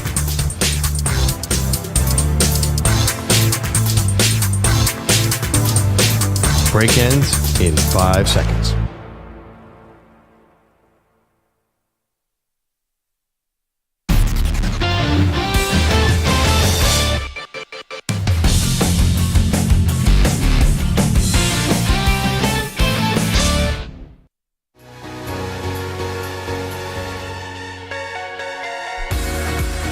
This portion of the show is sponsored by the all-new Hyundai 2024 Santa Fe, equipped for adventure with capable features like available 8-track all-wheel drive and standard third-row seating. We just assigned new quarterbacks to new places. You know what? This is going to be a really fun month because there's 3 Hall of Fame quarterbacks possibly on the move. Aaron Rodgers, Russell Wilson, Matthew Stafford. We can squint and see that. I think Rodgers and Wilson are in big trouble, Maggie. We'll get into it. We have 2 months to break this down, but man, I feel bad for Aaron Rodgers. These options stink. Wow, you feel bad for Aaron Rodgers? Yeah, I do feel bad because I want to see him go out. I want to see every player go out on top, like Peyton Manning and John Elway. I just don't want him to be like Jerry Rice, where he has like 4 jerseys at the end of his career. I'm going to my darkest retreat. I don't feel bad for Rodgers because you take a risk when you decide to go to the Jets. You He take might a not risk. have had a lot of choices. Well, I'm just saying he had more choices then. I'm assuming that he I don't think so. that he does now. And you were taking on a real tall task here. You Well, were trying to turn around a franchise that, is a perennial laughingstock. He looked at the talent there. He said Garrett Wilson, Sauce Gardner, a great defense. I mean, the logic made sense. And he was arrogant about it. He walked into the Jets, all that Lombardi trophies, looking a little, looking lonely. Yeah, he's got to say stuff like that. I would hope You don't. felt. He definitely did not. You have to be fully confident. Like you can't say. First of all, too, I kind of thought he was right. I mean, they were a great team. I didn't know he was going to tear his Achilles in 4 plays into the season. Yeah, well, none of us did, but it wasn't going well even before those in the first 3 plays. I mean, come on. What are we doing here? We're saying like, oh, the play action looked a little wonky on play 2. I'm offended. It wasn't going great before he tore his Achilles. I just asked who's left the Jets in better shape. Like you go to the Jets, and do you leave there walking with your head held high, or do you leave there walking? Not when he left. He resurrected himself in Minnesota. Right. I'm saying he left and found a better home immediately. Right, but on the way out, he wasn't in a better spot. Yeah, no, of course not. Yeah. Right. And the Jets are never in a better spot either. Well, actually, they were after Favre. Yeah, we went to the AFC Championship. Yeah. No, that actually was a good team, and they had to do it with a rookie quarterback. It's a little limiting. Favre played well until he got hurt. It was just always the story that I tried to Favre had a home waiting for him. I mean, he wanted to go to Minnesota the first time around. Yep. And he had a coordinator that he loved. Like, I just don't know where Rodgers is going to go. Brett Favre. Can you put a poll question up? Do you feel bad for Aaron Rodgers? I don't. I'd love to see the numbers on this one. Well, I mean, I think the politics, a lot of people have problems with the whole We're not vaccine even talking thing. about that. I'm just. Well, I mean, nobody's ever. Well, you're saying if you put the poll out, I mean, a lot of people confuse a lot of things with Aaron Rodgers. I think there's but hold on. yeah. The one thing about Rodgers, the politics, is he's keeping this stuff alive more than the rest of us are. He's the one who keeps talking about how he's like been persecuted about the vaccine and stuff. Like none of we've all talked. We're all moving past this except for him. Okay, if you want to check your Twitter mentions, then you can find whatever you want. But I think a lot of I am not agreeing with Rodgers at all, but I think a lot of people have issues with Aaron Rodgers. No, I'm surprised because you hate victims, right? You hate when people act like victims. And I think Rodgers has taken on a lot of that victim mentality. Like, oh, people are still holding it against me about I lied about my vaccine. It's like, not really, dude. We're really just talking about football now, but you're talking about it. Yeah, and a lot of it is him not focusing on being a great leader and a great teammate. It's this other stuff. Like you guys know how I feel about Aaron Rodgers, and what did I say? I picked Jeff to go to the Super Bowl. So like this idea that you wanted him to be good. This idea that people are out to get him or they want to see him fail. There are people who are Jets fans who held their nose and said, "No, what? He's our quarterback. He's our guy, and there's no reason why he can't play well here." And then he didn't. So like this idea that now we're piling on him because of other stuff. It's like, no, dude, you didn't play well. Like I'm not like it's so soft from this guy. Every time he fails, it's like, well, people just hate me. Oh, it's all the haters. It's like, no, dude, you came up short. Nobody told you to score 3 points against the 49ers in the snow at home. Nobody told you to go down 21-3 to the Bucs at home. Like there are shortcomings that he has made that he didn't want to push away from and deflect from and put on other stuff. Say, oh, no, it's vaccine. It's people don't like me. It's all this other nonsense. It's politics, whatever. But it's weak. I think we always view athletes by their politics. I think the huge chunk of the LeBron conversation, people dislike or like LeBron on politics. Yeah, I think the average fan makes an opinion about somebody because of their political stance, and it affects the way they view athletes. I think that's a two Americas thing. I don't know any black person that cares about LeBron's politics and don't like him for it. Ooh, yeah, I'm not sure. Well, have you been following sports for 10 years? I think for LeBron's his politics? Yeah, I think LeBron's politics defined a lot about him. Yeah, I'm talking about folks not liking him for it. I'm saying that. Yeah, I think LeBron became polarizing. Do you think Nick Bosa is polarizing because of his politics? I don't think so. Well, he's a defensive end. I think if he was a quarterback, yeah, he'd be very polarizing.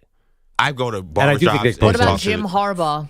He's out there about his politics. I don't feel like people are bringing that up when we talk about Harbaugh. So you guys don't think that's interesting? I'm not trying to be controversial. I think Rodgers' political views and LeBron's political views have affected the way a lot of people view them as athletes. Yeah, Popovich and Kerr, two other guys who put themselves out there politically. But here's the one thing, though, about Rodgers where he took it a step further. It's one thing you donate to a candidate, you stump for a candidate, whatever. I mean, Rodgers literally talked about running for vice president. That's more dipping your toe way more in the water than LeBron has ever done. Oh, I think LeBron has been very, very active. I think to separate the non-sports from LeBron is only showing part of the picture. I mean, and LeBron, to his credit, like engages with that kind of thing. I think a lot of people view LeBron not just as a player, but as an activist and a humanitarian. Like, there's a lot going on with LeBron. Right, activist and humanitarian, but he's not pushing legislation. Like, that's what Rodgers definitely has. Right. He's gone after, like, Anthony Fauci. Like, he said, like, he's talked about things he actually would change in the country. LeBron was disliked for the decision before anything political about LeBron came up. So people who already didn't like him got new ammo with China as well to dislike him. Rodgers, the dislike really started with his politics. With the vaccine, right? Well, lying about it. Yeah. At a time in the country when it was really sensitive. But the thing about it is, I don't think we're as sensitive about it anymore, but Rodgers keeps carrying it. I think that's where, I think we are all trying to move on. Pandemic was crazy, and thankfully we're out of it. We're all trying to pick up the pieces here and figure out, and get past this. And he's not letting it go. That's at least how he comes across to me in a lot of the interviews where he talks about it. And I think the comparison to LeBron, I think a lot of people dislike LeBron also because they're holding on to Mike. I think there's a lot of, like, Michael Jordan is my GOAT, so get out of here with this guy who changes teams, that brought in super teams, that flops, and all this other stuff. Yeah. Like, Rodgers doesn't, there is no, get out of here, Tom Brady's better. Like, we don't care about that with Aaron Rodgers. It's other stuff, I agree, but I don't see LeBron and him as similar in that regard. I just think people look at the whole person for athletes. I mean, it might not even. But how many guys do we actually know the whole person of? Like, we don't really know, but you get a perception. Like, people think one way about Travis Kelce. I don't think we view athletes just because they're on-field performance. It might be politics. It might be their romantic life. I think people make opinions based on much more than just their on-field stuff, their personalities and stuff. And it could be politics, but I think it's naive to think that everything LeBron has done off the court has not affected his popularity among some people. Like, I think it's the reality. It's not necessarily just politics. I agree with. My only point was I feel like that may be in certain households and not others. Like, the people I talk to about LeBron James, I've never heard anyone say, hey, man, like, I don't like his school. Or, like, I've never heard that. Like, it's always, he flops. He shouldn't have went to the Heat. It's all this other stuff. It's not like, now, can you believe he voted for Hillary? Yeah, are there folks that doesn't really like come that he's out. friends with LeBron, like Obama, whatever? Of course. Should have went to the Knicks. I'm just saying, I think that the percentage of people who dislike Rodgers for that other stuff, I think is way higher than LeBron James to me. I live in a world where that doesn't even come up. Where Rodgers, I think you can talk to anybody and someone will have an opinion on how he is off the field. So the other thing, this all started where Perloff said he feels bad for Rodgers, right? Because he's just like, he doesn't have like an obvious landing spot for a team. And I don't want to see him go out as a Jet. That would stink. Well, I don't want to see him go out as a Jet. Like, we're all in agreement there. I want to see him go to like some real like kick butt West Coast offense with good receivers and have one more good year just to see him throw the ball. This is why I said Seattle. Oh God, in the rain? No way. I mean, listen, it's 8 home games. Not all of them are going to be rainy. Number one. Yeah, they do have good receivers. They do. They need a better offensive line. Okay. EJ, I'm sorry, EJ, you're not worried about him being good somewhere else? Absolutely not. You shouldn't you be rooting for this to be the end? Like, God forbid he goes and plays well somewhere. Well, not for you. Well, no. Well, first of all, he failed here, so it doesn't matter if he plays well somewhere else. Like, I don't do that thing. Like the thing that Giant fans are dealing with Saquon, I don't know if I'd have those issues. Like, I don't know if it would matter to me. It's like it didn't work here, so therefore. It doesn't chap you if someone goes somewhere else. I'm not going to say he's dead to me because I know Saquon will get very mad about that. But that would be my attitude. All right, he's not here anymore. Like, to me, it would be different. So if he goes and plays well somewhere, great. I also don't feel like that will happen. Like, I think the rude awakening you're going to have is when he goes somewhere else and he's the same guy he was with the Jets and the same guy he was the last year at the Packers. Like, his numbers with the Packers his last year are almost identical to the numbers with the Jets. This idea that this 4,000-yard passer is somewhere in him when he's coming off an Achilles injury and he's going to be 42 I think it's fantasy. I'll be honest. I don't think he's that player anymore. He did. His numbers were pretty good last year, actually. He's actually good enough to be top 5 all-time Jets passing history. Yeah. But that says a little bit more about again, the Jets. his QBR, and look at every stat. His last year in Green Bay when they decided to move on from him. No, he's not near close to his peak anymore. But again, man, and that guy's not good enough. I'm sorry, those numbers you're talking about, they're not winning you anything. No, but I think there is the fear that he would go somewhere else. Like we talked to Thomas Dimitroff about this, right? He actually interviewed. He was the Falcons GM, and he interviewed with the Jets. So he asked, what was your pitch about Rodgers? What'd you say? And he said he told them, move on from Rodgers, but he's probably going to go somewhere else and be a bridge guy and help another team. I'm like, yeah, and I wouldn't have hired you if you gave me that answer either. Because why wouldn't he just help my bridge guy?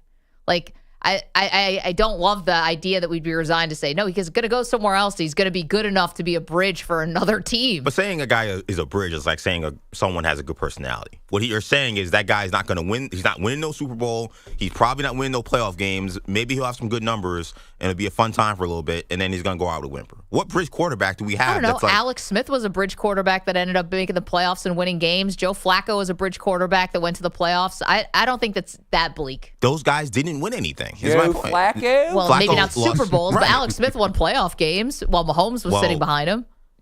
They blew a big game to the Colts. They blew that big game to Andrew Right. Luck's best game, but I'm saying they were a playoff team with Alex Smith, even though he was keeping the seat warm. Right, for they were someone fine, but again, and by the way, I think Alex Smith was signed before they even drafted Mahomes. So Yeah, I he wasn't. was. So even considering, I don't know if I consider him a bridge guy, but okay, I get what you're saying. I just think that to me, again, the numbers that you have, these quarterbacks are putting up massive numbers. We're looking at Aaron Rodgers' numbers. If this was 1999, you'd say, yeah, these are great numbers. You look at the numbers he's putting up on terrible teams. I don't see a guy who's going to really do much next year. I don't. Let's get to Bogusch's headlines. What's up, Bogusch? Last night at the Garden was almost so cool. Young back out. The end from 3. 3-point game. 9 seconds remaining. Whoa! Steal by Daniels. Out of foul. What is going on? Yeah, that was a fair question. The Hawks got a 3, then 1 free throw, then an offensive rebound, a foul, and 2 more free throws, scoring 6 points in the final 9 seconds to force OT with the Knicks, but they never actually stole the win. Brunson defended by Daniels. Brunson puts it up and gives the Knicks the lead. 149-148 with 11 seconds remaining. Kenny Albert on MSG TV. The Knicks take the thriller, as he said, 149-148 in overtime. Brunson scored 36. Karl Anthony Towns had 44, first back-to-back 40-point games of his career. Kawhi Leonard, 25 points in a season-high 34 minutes. He and the Clippers beat the Grizzlies 128-114. Amen Thompson, 18 points, 10 boards, 11 assists. The Rockets beat the Suns 119-111. And the Lakers lost in Utah 131-119. Luka, 16 points, 4 assists, 5 turnovers in 23 minutes in his second game with LA. Kadarius Toney is back in the news for the wrong reasons. The troubled wide receiver arrested last week for a January incident where he allegedly choked a woman. Toney was out of police custody within 24 hours a week ago. He most recently played for the Browns, who released him in December after 3 games. Number 9, St. John saw its 10-game winning streak end at Villanova 73-71. Number 12, Texas Tech outlasted Arizona State 111-106 in double overtime. Those are the most points the Red Raiders have ever scored in a Big 12 game. Somebody's finally paying former Astros third baseman Alex Bregman. It's the Red Sox, 3 years, $120 million. That's apparently $10 million more per year than anyone else was offering. Bregman will play second base in Boston since Rafi Devers is already at third. And no All-Star break for the NHL. They're playing international hockey instead. Morrissey went to the bench. Crosby delayed and sets up Marner. Full stride into the zone. Mitch Marner scores! Mitch Marner! An overtime winner for Team Canada! That's Brendan Burke on TNT. Canada starting the Four Nations Cup, a 4-3 OT win over Sweden, courtesy of Mitch Marner. Sidney Crosby, 3 assists. The U.S. plays Finland tonight. Before the tourney got going yesterday, Commissioner Gary Bettman said the bigger World Cup of hockey will be back in 2028, with the NHL remaining committed to the 2026 Winter Olympics in Italy as well. Guys, back to you. We're pretty heavy. pretty heavy favorites tonight against Finland. I would hope so. I'm looking up right now. Minus 360 on the money line. Damn. Yeah. I didn't realize this was the All-Star game. Yeah. This is the All-Star break. Yeah. Oh, but like this is the game though. They're not doing a national All-Star game, though, right? Or are they? No, and this is what they've traditionally done when they've gone to the Olympics. The Olympic break takes over for the All-Star game. They should pick All-Stars, so there still are All-Stars for this year. Okay, but they should. I don't think they will. They should, but there's definitely not a game. Is there no, incentives to go along with being an all-star with some of these contracts? Probably just get the same thing, just getting named to one of these teams, right? It's probably the end of year stuff. Like they do first team, second team, all NHL. I would think that would be more triggering for bonuses than an all-star game. Bogusch, you ready for me to come in next Monday and say what happened in the NHL All-Star game? Can't wait. If I didn't hear any of this. Yep. We're going to break down the Finnish goaltending situation in the Four Nations Cup. Why is U.S. playing Finland? No one told me anything about this.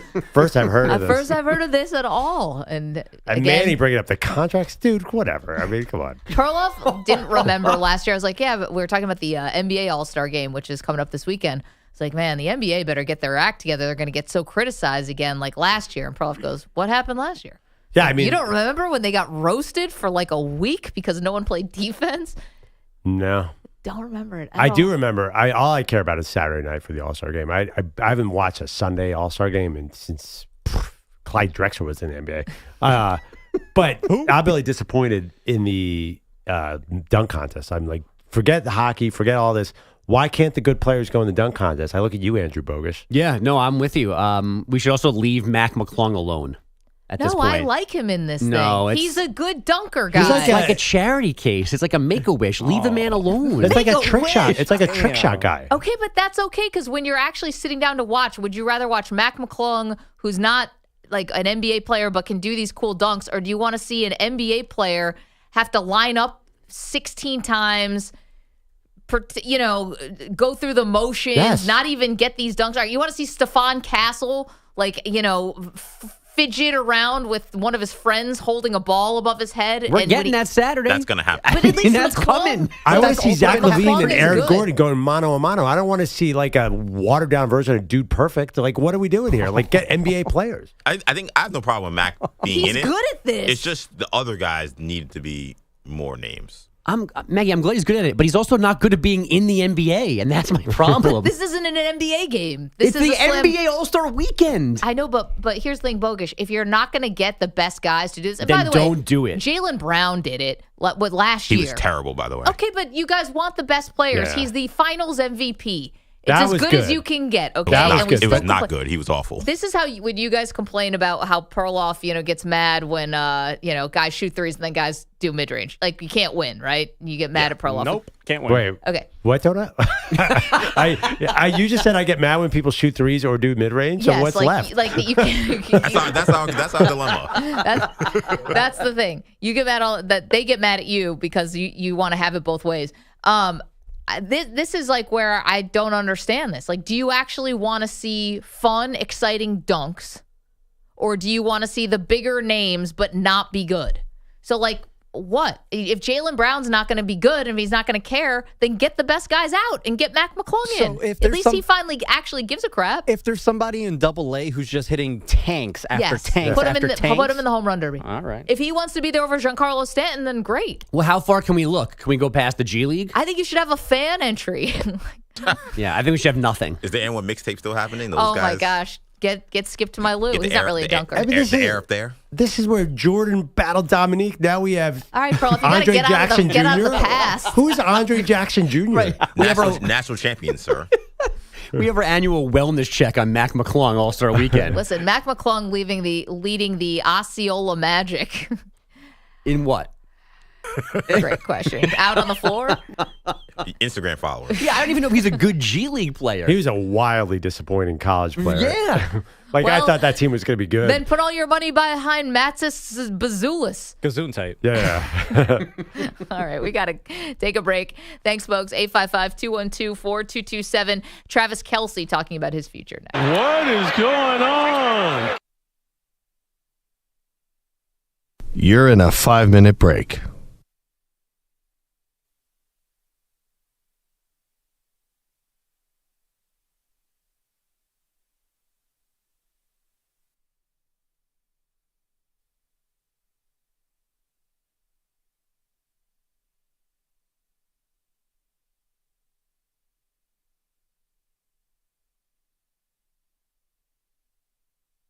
4 minutes, 30 seconds remaining.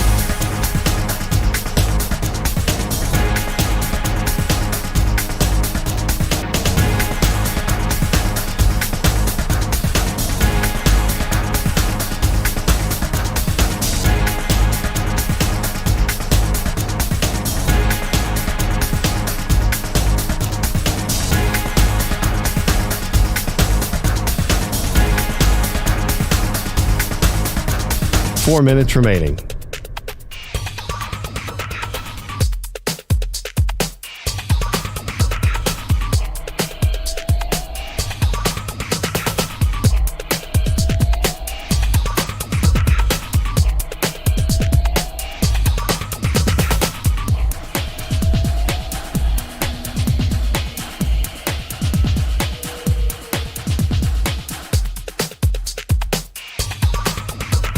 Three minutes, 30 seconds remaining.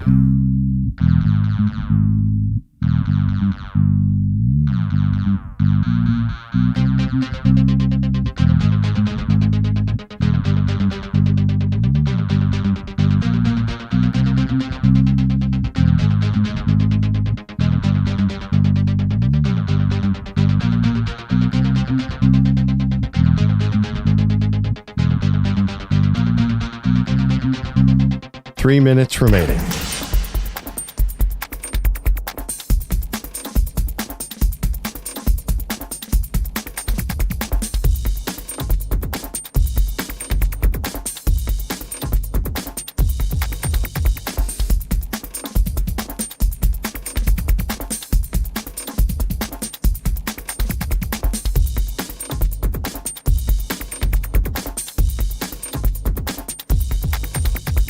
Two minutes, 30 seconds remaining.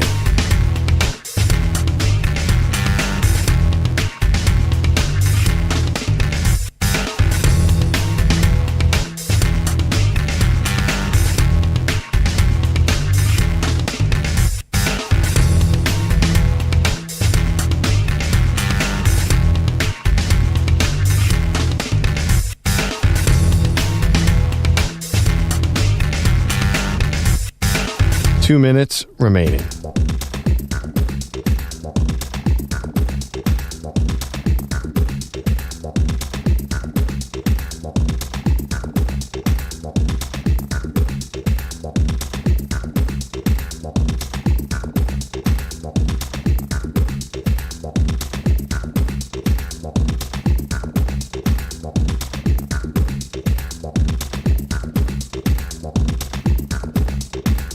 One minute, 30 seconds remaining.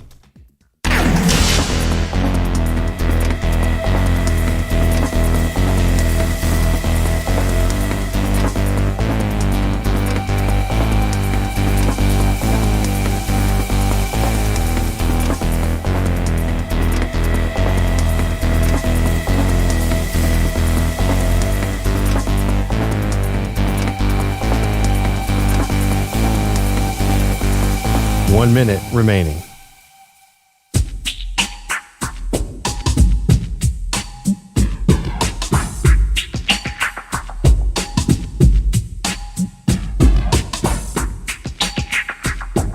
.45 seconds remaining.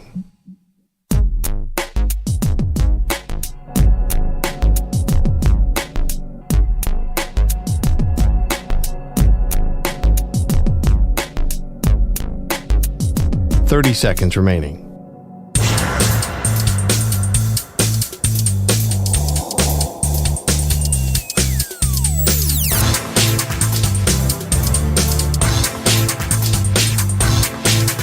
.15 seconds.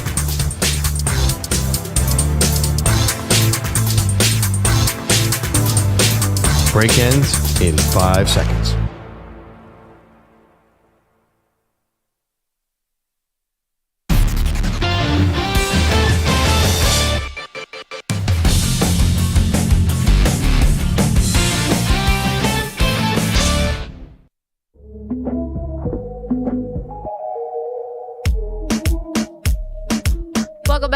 Maggie Gray, Andrew Perloff. All right, so yesterday I brought you just a small news item that Shedeur Sanders, Pearl, is going to be visiting both the New York Giants and the Cleveland Browns. Obviously, he's going to meet with a lot of people during the Combine and all of that, but Giants or Browns, if we think that Cam Ward may be the pick of the belle of the ball here in terms of quarterbacks in the draft, you got the Tennessee Titans. To me, it makes the most sense in the world. Titans, they need a new identity. They need a face. They've got a young coach, a front office I don't really trust, but it's a no-brainer for me for them to take a quarterback. And Cam Ward, I think, does edge out Shedeur slightly as a prospect.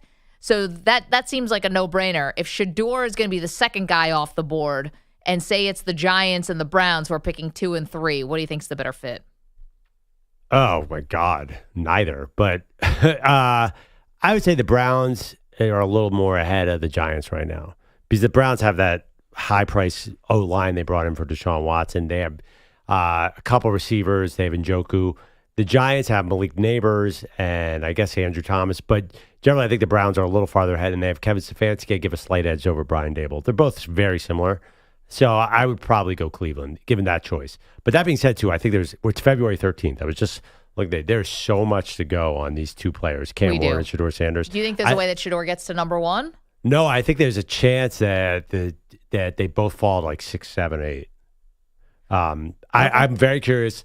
Teams are going to get a real close-up look at how big Shedeur is, how big Cam Ward is, really dive into their past, do a lot of interviews. I think there's a great chance you see Abdul Carter and Travis Hunter go above both of them. That's what I'm very curious. That's what I'm wondering. Do they fall? Do the Giants have to trade up? I don't even know. Are they going to use leverage? Because these are not clear-cut number 1, number 2 style prospects at all. No, but the draft process always helps the quarterbacks. They always look good at their pro days, and they don't have to do a lot at the combine. It's not like they're running 40s and they're not lifting weights and they don't even throw most of the time. So you just have to go on the game film and the projection. You'll know a lot by draft time too, because do the Titans sign a free agent quarterback? Do the Browns trade Myles Garrett? If the Browns trade Myles Garrett, you got to think that means that they're going for Abdul Carter if they can get him. I think it's real. What I'm really watching is do both of them fall? Are we talking like Jets and Raiders at 6, 7? Wow. I mean, that'd probably be music to the ears of the Jets and Raiders because it would take care of their biggest needs. Yeah, probably. But again, about 50% of these guys fail. The other thing, too, is like Cam Ward and Shedeur hold on to the ball so long. Are they ready to play NFL football where they get rid of the ball fast? Well, they're not finished products. That's for sure. Nick is in Portland, Oregon. We were just having a discussion about LeBron James and athletes and Aaron Rodgers and athletes being political in the last segment. But, Nick, you had a different question. Go ahead. Yeah, hey, enjoy the show. Listen to it pretty much every morning on my drive home from work. But awesome. Thank you. Anyways, I had a comment about LeBron. So, Hall of Fame player, best player ever. I enjoy watching him play. I teach my son. My son plays basketball, youth, 14 years old, and anyways, we watch a lot of basketball together. Nick, we don't have a lot of time here. What's your question, dude? I don't want you to get cut off. Oh, yeah. So why does he need to do DraftKings commercials? You have a current professional athlete promoting gambling on every commercial break on every sporting event, and I'm a DraftKings user. Yeah. I have an account and I gamble, but you have a current athlete promoting gambling. It's ridiculous. That's all I got. That's interesting. Thank you for the phone call and for listening to the show. I never thought about that, but you're right. It's a current player. He's not the only one by any stretch. But I think the reason he does it, he wants money to buy a team. That's what I always said, the Vegas team. Right? Like, isn't he trying to get to $1 billion, or he's probably at $1 billion? Yeah, I think they just see this as another advertiser, and that having DraftKings and FanDuel keeps the gambling on the up and up, and keeps the guardrails in place.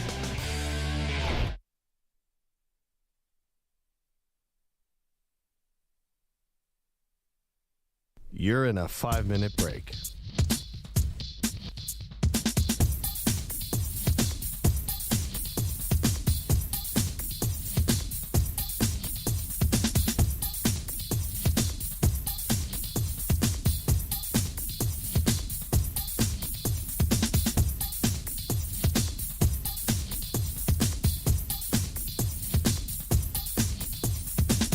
4 minutes, 30 seconds remaining.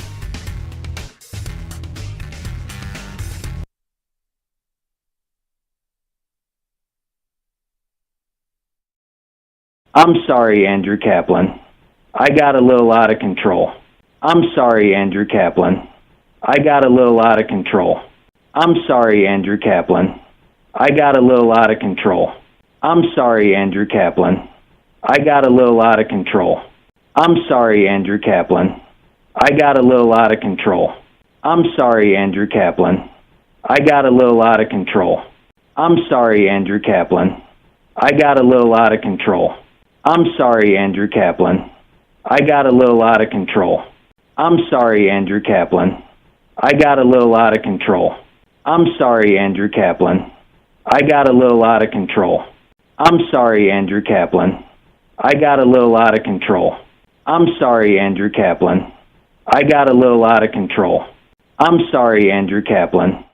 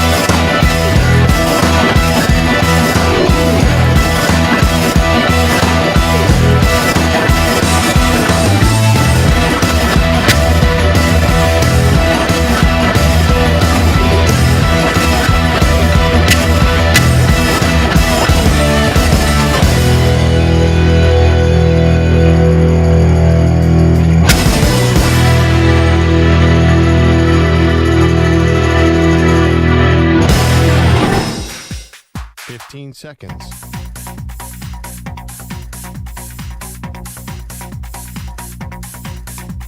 Break ends in 5 seconds.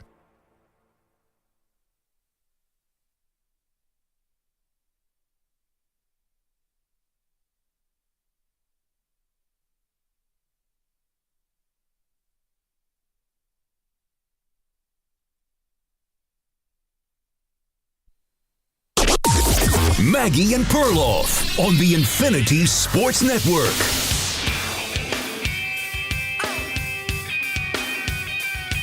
Major crossroads for Travis Kelce. Welcome to the show, Maggie Gray, Andrew Perloff, and he was speaking about it for the very first time, Pearl, on his podcast with his brother, Jason. Welcome to the show, Maggie Gray, Andrew Perloff. So very contemplative Travis Kelce, Pearl, about his future. First and foremost, though, about the game.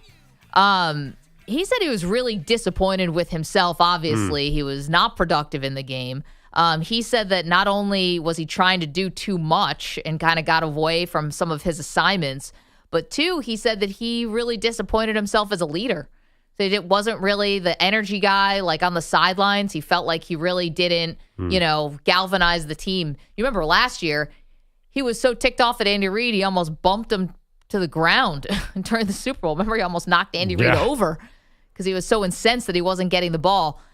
This one, very, very different. Let's hear from Kelce, though, on saying he will make his decision on his future later this offseason. I know everybody wants to know whether or not I'm playing next year, and right now I'm just kicking everything down the road. I'm kicking every can I can down the road, and I'm not making any crazy decisions. Okay, Kelce said that he still can play, but how motivated is he to do everything you need to do to get back on the field? I think I could play.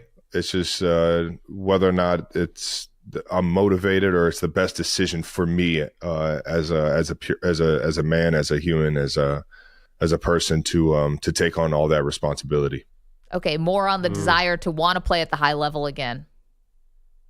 As you see yourself or not feel yourself have the success that you once used to have, man, it's a tough pill to swallow.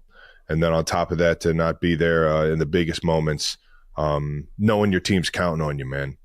Those are all extremely hard things to. It's just a tough reality. All right, so sounds a little like father time catching up. Can't do the same things that he used to do. Now, meanwhile, he had a great game against the Houston Texans. He had 7 receptions for over 100 yards and a touchdown. Yeah. So it's not like he's walking out there with a cane or something. But you're hearing that and thinking what from Kelce? Well, I actually wonder, before we talk about his future, like, what was he supposed to do? I don't understand. And I'm actually saying I legitimately don't understand. Like, there's no route he could have run that was going to help the team in any way. I know he missed some blocking assignments. Yeah. And there were some miscommunications where he had 6 targets and he had 4 catches on those 6 targets. On the 2 targets, him and Mahomes were on different pages. They weren't drops. Like, what was he supposed to do? He's a tight end. Like, how was... Maybe that leadership is something like there's nothing he could have done running routes to help the team. Was there? Am I missing something? I don't know. I mean, listen, Kelce's always been that guy when they needed a spark, when they need to find something, like he finds a way to get open inexplicably. It's not like he was the speed guy for all of his career and all of a sudden now he's not. But he's a way of the catch, the button hook, the way that he's able to just find a way, find a little bit of space, a sliver. And there was no time there was no time for him to do any of that. Like, why is that on him that he did run those quote unquote button hooks? Like, I just think like it didn't matter. Like Kelce could have run the best routes in the history of the world. How on earth was Mahomes going to get him the ball? Well, I'm just telling you what he said. Dude. Yeah, no, I'm actually questioning you. Like, I just think I still understand like what he didn't do in that game. Well, he said he also got away from his assignments. That's what he said. I did see some stuff where he was he ran the wrong play a couple times. He also said, I wasn't the best that I could be in motivating my guys, keeping my guys calm, cool, and collected, and I put a lot of that on myself. I've been in the building for 12 years. I've seen a lot of football, and I've seen a situation just like this in the Super Bowl, he said, and he still didn't feel like he was the best teammate that he could be. You know, there was a lot of also from Kelce. He did this in a better way than some other athletes have done it, which is to, after a loss like this, say, well, my life's still great. You know? Like, he did a lot of that, though, which was, I understood that even though I lost, I was still surrounded by family and friends. I still, have this great life. And he wasn't saying it like, and everyone who roots for the Chiefs, you just have to go sit in your misery because, haha, you're not dating the biggest pop star in the world. Like, it wasn't like putting it in anyone else's face. Like when LeBron James, when the Heat lost that first year at the Heatles, he goes, I get to wake up to be LeBron James and you still have to be you. That wasn't popular. But Kelce was very much bringing the bigger picture in mind. I mean, he's a very down-to-earth guy. I mean, I know that's one of the reasons people like the Heights podcast, because those are like, I know they're so world famous today, Taylor Swift. They don't feel that far from the kids who grew up in Ohio. Yeah, they're coming across that way. That's for sure. I like Kelce as a public image.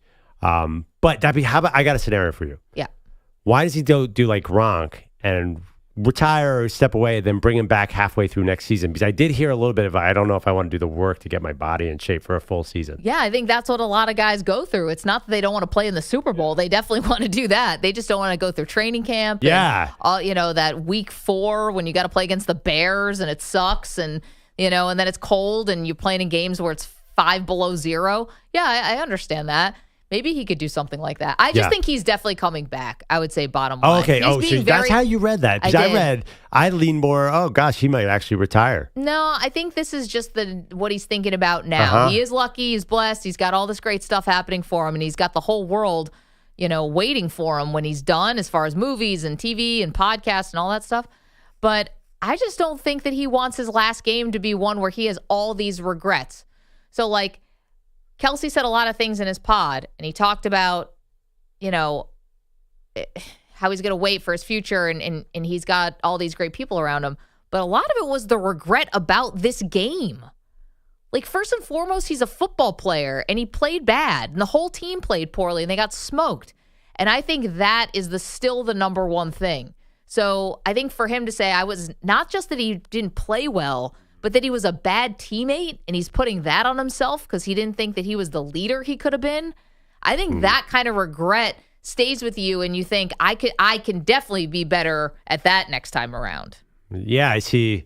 And I believe he said all these things and he believes all these. I'm not sure what Travis Kelce had the game of his life. The Chiefs lose by what? 14 instead of 17? What on earth could he have done in this spot? I'm not sure I understand. Why was it? What was bad about the game for him? I just don't quite get it. I mean, his quarterback was getting demolished up front. Could he have gotten more open? Is he slowing down and not getting open? That I'd love to see. And he might know better than us. Is he having trouble separating in a different way than he ever has? That's kind of what I was hearing there. Oh man, I can't get open. Honestly, again, there's nothing he could have done against this Eagles team. They were burying Mahomes. It was exactly like the Bucs Super Bowl. So I'm sure he had no impact in that game. Does he know, man, I'm not beating the linebackers like I used to or the safeties or whatever? Well, maybe he'll tell himself if we had a few more receivers or better receivers to take maybe some, not the linebackers necessarily, but to take some of the attention away from me. As he keeps saying, no Rashee Rice in this game. I mean, Mahomes is throwing picks. Maybe if they just had some better offensive weapons, then he would be able to have been more effective. But they actually, against Buffalo, they had a lot of success throwing. Not Kelce. Yeah, but I'm saying, there were good receivers around him in that game. I don't know if that's going to help. Do the Eagles even need to double team Kelce in this game? I got to look at the tape there. Well, I'm not going to look at the tape, but I got to say I'm going to look at the tape. You're not going to rewatch the Super Bowl that your team won? I already rewatched it. I've already rewatched it, but I don't see the all. It's kind of hard. You got to look at the all-22 to see what Kelce's not on camera the whole time. That's true. I'm just curious. He might know that he's not separating the same way, Maggie. That's why I'm curious if he retires. He does not want to be a stiff out there. Was it Jay in Nashville who said they should cut him earlier in the show? Trade him, I thought. Release him. Yeah, cut him. So I went. They don't save actually that much in the cap, even if they cut him. But whatever. Is there a scenario where the Chiefs say no, thank you to Travis Kelce? No way, not in a million years. I don't think so either. Why would they do that? What's the big difference? You might as well even a 60% Travis Kelce. He's a tight end who can catch the ball. I think it's more than that, though. I think about what he means to the team. I think the NFL is a very cold-blooded, cold-hearted business, but for certain guys, I do think they keep them around. Oh, yeah. And I don't think they would say bye to Kelce. And I think, honestly, some of it's Taylor. I think they like her at the games. And the NFL certainly likes her at the games. Even if she got booed by the Eagles fans, they don't care about that. They love her. Yeah, I'd also do. It's not like Kelce's making quarterback money or Jalen Waddle money. He's making 18 or something? Something like that. And you're right, the dead cap, and also he's not going to be on the books for that long. There's no problem keeping Kelce around if he wants to stay around. Again, that question about weapons, who do they bring? There's a lot of smoke that they're going to bring in a weapon. They need to. But do they really? Because yes. I don't know. If you could imagine a fully healthy, Rashee Rice had 100 yards in 2 of his first 3 games last season. I think Worthy looks amazing. I think there's a chance this offense picks up again real fast. They just need linemen. They've been trying to draft them. They just need 4 new linemen. Can you deliver that to me, Maggie? I cannot. I don't weigh enough. There was another moment in this Kelce pod that I just found really interesting. You can call us about Travis at 855-212-4227. Do you think he'll retire? But, okay, so here's Jason Kelce. And, I've had my criticism about Jason Kelce, and it's nothing football-wise. It's just sometimes a little too much look at me. Top 5 people Maggie hate. Yeah. I don't know. Oh, no, you don't hate Jason Kelce. I don't hate him. I didn't like how he acted when they went to Buffalo last year for the playoff game. Because I don't like that you're out tailgating with Bills Mafia and taking shots out of the bowling ball and doing all that. And then you walk into the stadium and you're obviously cheering for the opponent, which is the Bills' hated rival. The Bills make me wanna.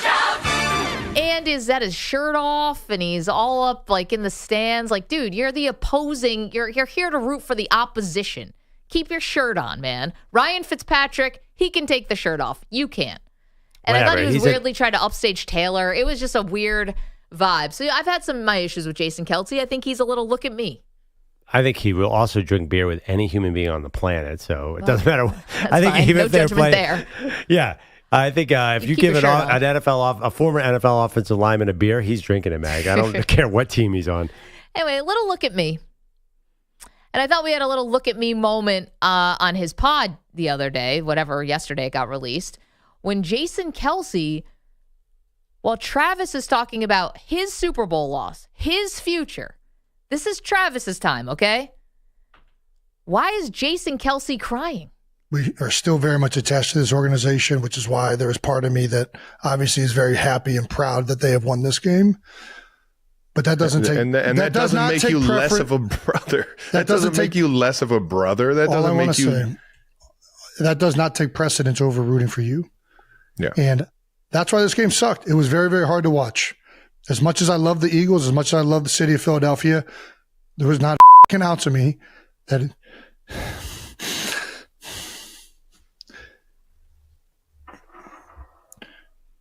And I know that, I don't know. I tried to correlate that I was rooting for both sides the whole time. Why the tears? Kind of feels like things are working out pretty well. Your brother's playing in the Super Bowl against a team you spent your career with. They won. He's telling you, I get it. I understand why you're happy. He's not holding a grudge. What were the tears there? Why is Jason Kelce so emotional? What's up with the hormones? I don't get it. I don't know. I get it. I get to the brink of tears if I lose a bet on FanDuel. I can't imagine having my brother in the game. I would be pretty emotional too. Played against his brother. He lost to his brother 2 years ago. Yeah. There might have been tears then. That was a tear fest. Okay. Remember when Donna came down? Oh man, that was fun. Okay, but fine. But what's Travis is there telling you, dude? I get it. You guys are part of the community in Philadelphia.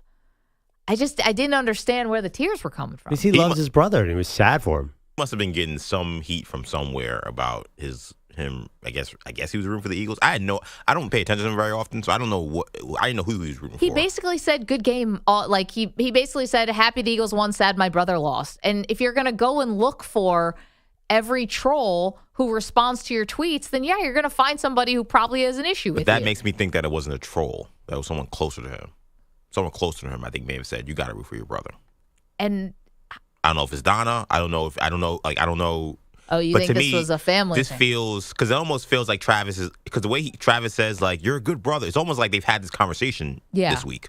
And now he's having the conversation again. He almost was trying to stop Jason from doing what he's about to do. It feels like this was the first time Jason shed tears over this. And Jason's like, nope, I got to have this. Then can I, right.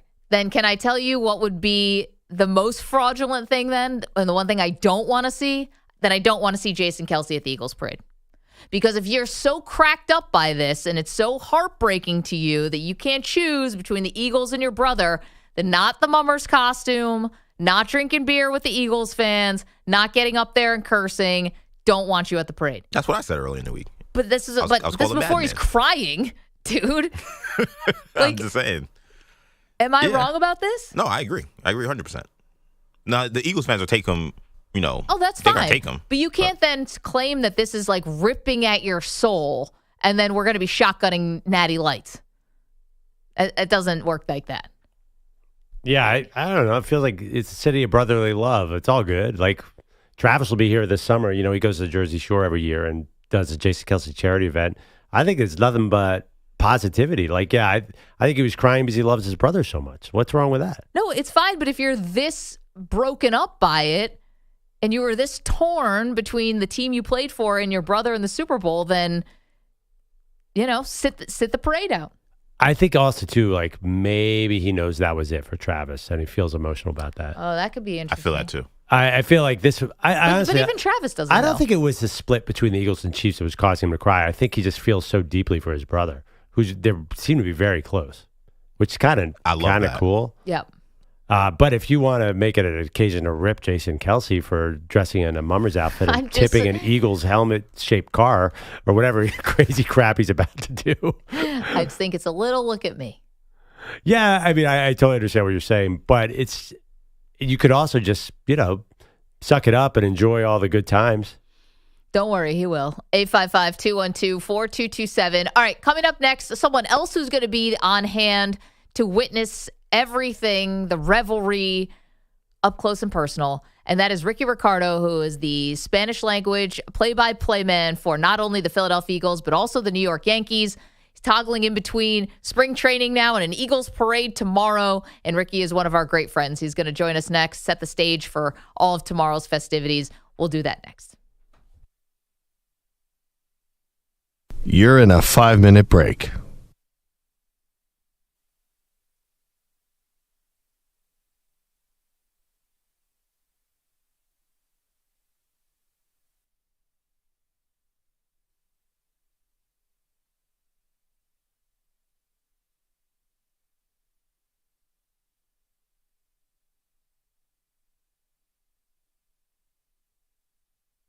Four minutes, 30 seconds remaining.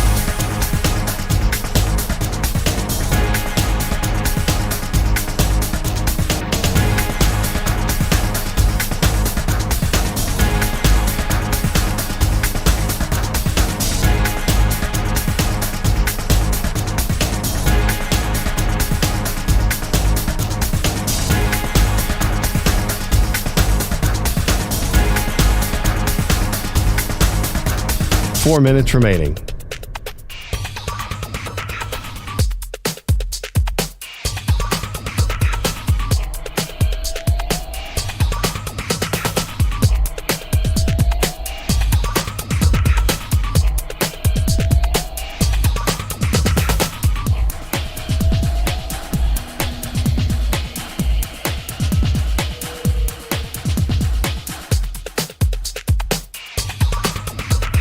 Three minutes, 30 seconds remaining.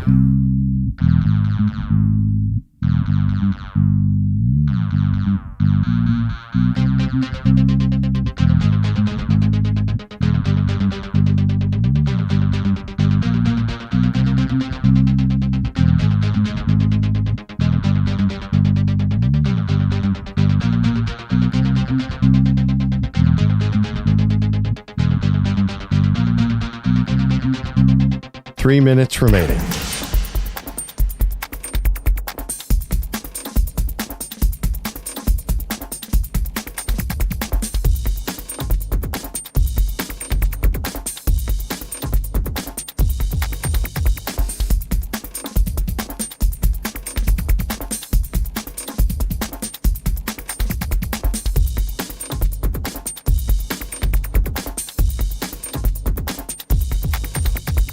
Two minutes, 30 seconds remaining.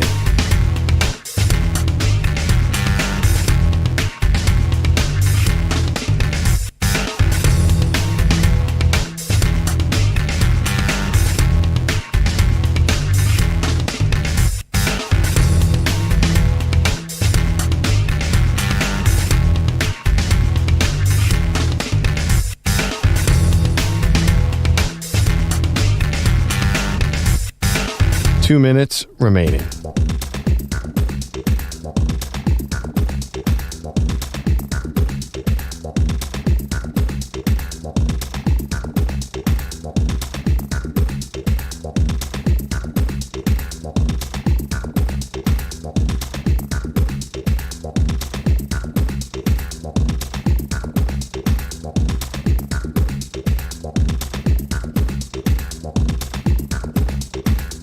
1 minute, 30 seconds remaining.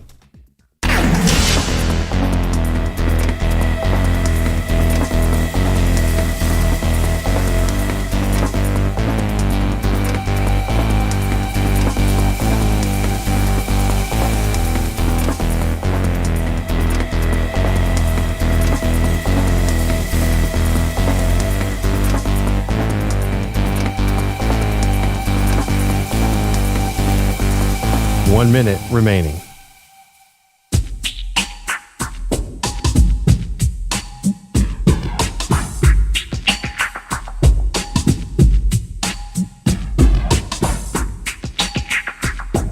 "45 seconds remaining.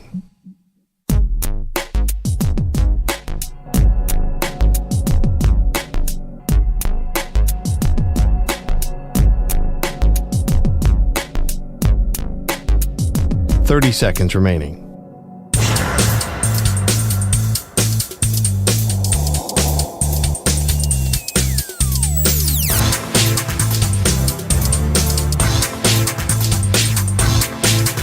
"15 seconds.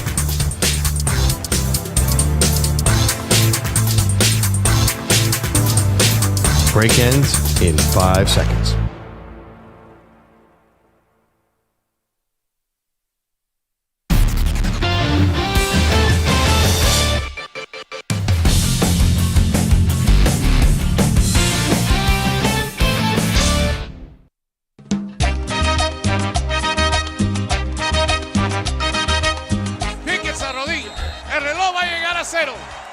Y los Philadelphia Eagles son campeones.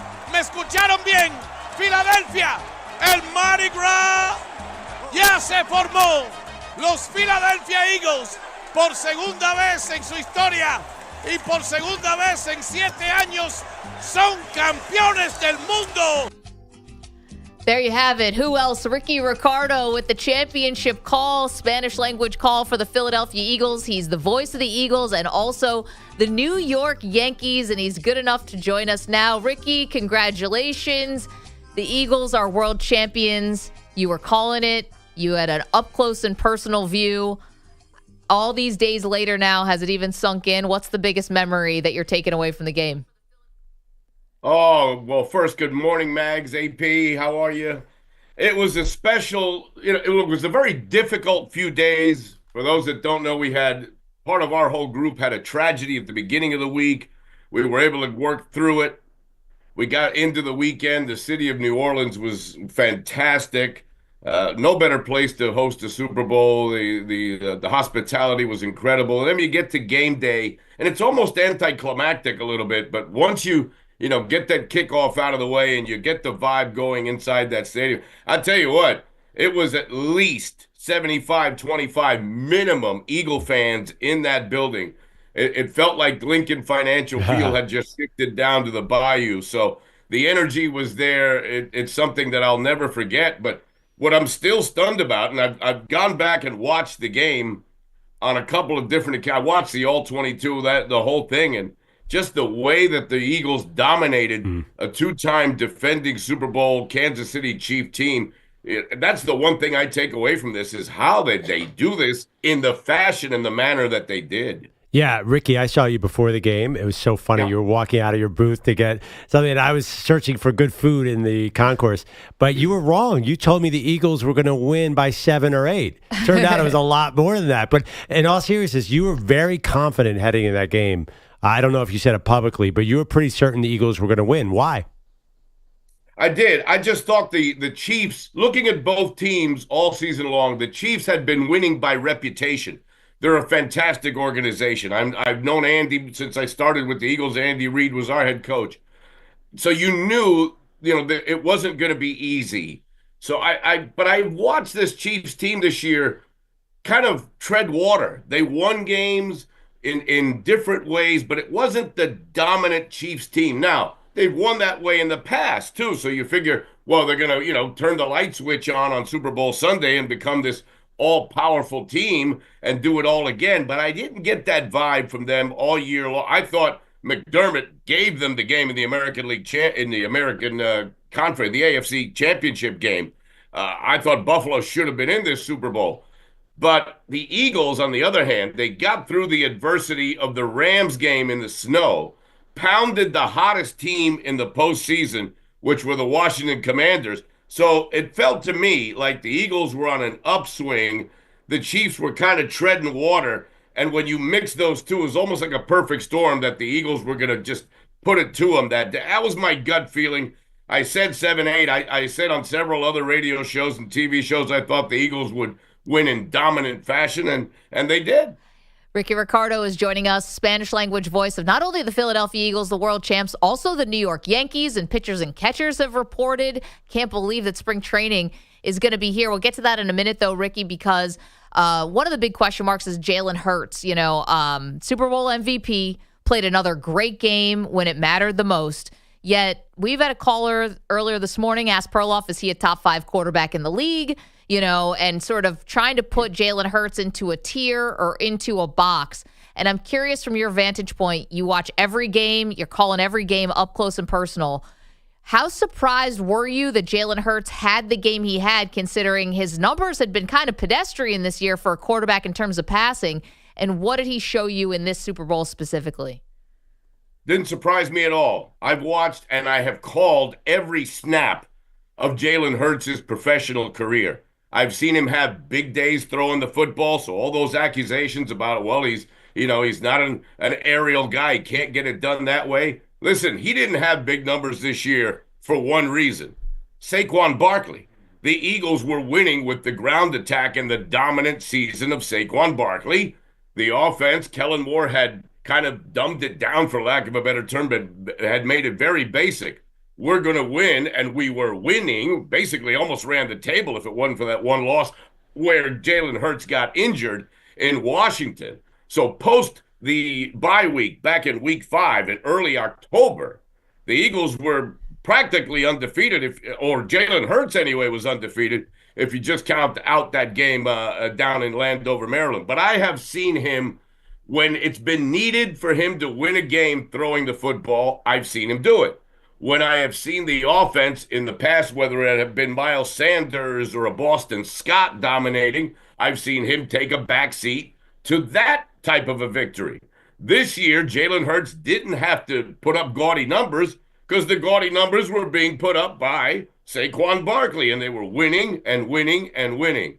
I remember years ago, a wise guy named Bill Parcells once said, quarterbacks are top-notch, better, worse, rank them however you want as per the team.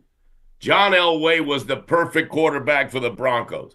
Dan Marino was the perfect quarterback for the Dolphins. If you switch them on the other team, maybe they're not as good. Jalen Hurts is the perfect quarterback. He is the exact formula that the Philadelphia Eagles need. He doesn't need the spotlight. He wants to win. But when it is necessary for him to take a step forward, whether it's with his legs or with his arm, he's capable of doing it. So all the criticism that he received all year I thought was unworthy, because the Eagles were winning week after week after week, but the formula went through number 26. Ricky, what happened to those reports of tension with Jalen Hurts and A.J. Brown and the offense and Nick Sirianni? I felt like all that sort of disappeared toward the end of the season. It did, and a lot of it was overblown. Hurts and Brown love each other like family. They've got family ties. Nick Sirianni is the guy that, after the kind of a debacle that he had at the post-game presser earlier this year where he brought his kids and he was yelling at the fans, I think he did kind of a look inside and really came back into his shell. He was very out of his shell, as we all know. But I think he did an introspective. He changed the way he went about his business. He took accountability to the team for his behavior, which I thought gained him a lot of respect with the guys in the locker room. Everything got pointed in the right direction after that bye week. Like I said, they had a mediocre performance against the Cleveland Browns coming out of the bye, but then it just kept growing and growing and growing. The defense kept getting better and better and better week after week under the direction of Vic Fangio. And what a game plan that they put together on Sunday. I thought they studied the tape of the Tampa Bay Buccaneers of the Super Bowl a few years ago, the one where Brady was quarterbacking the Bucs.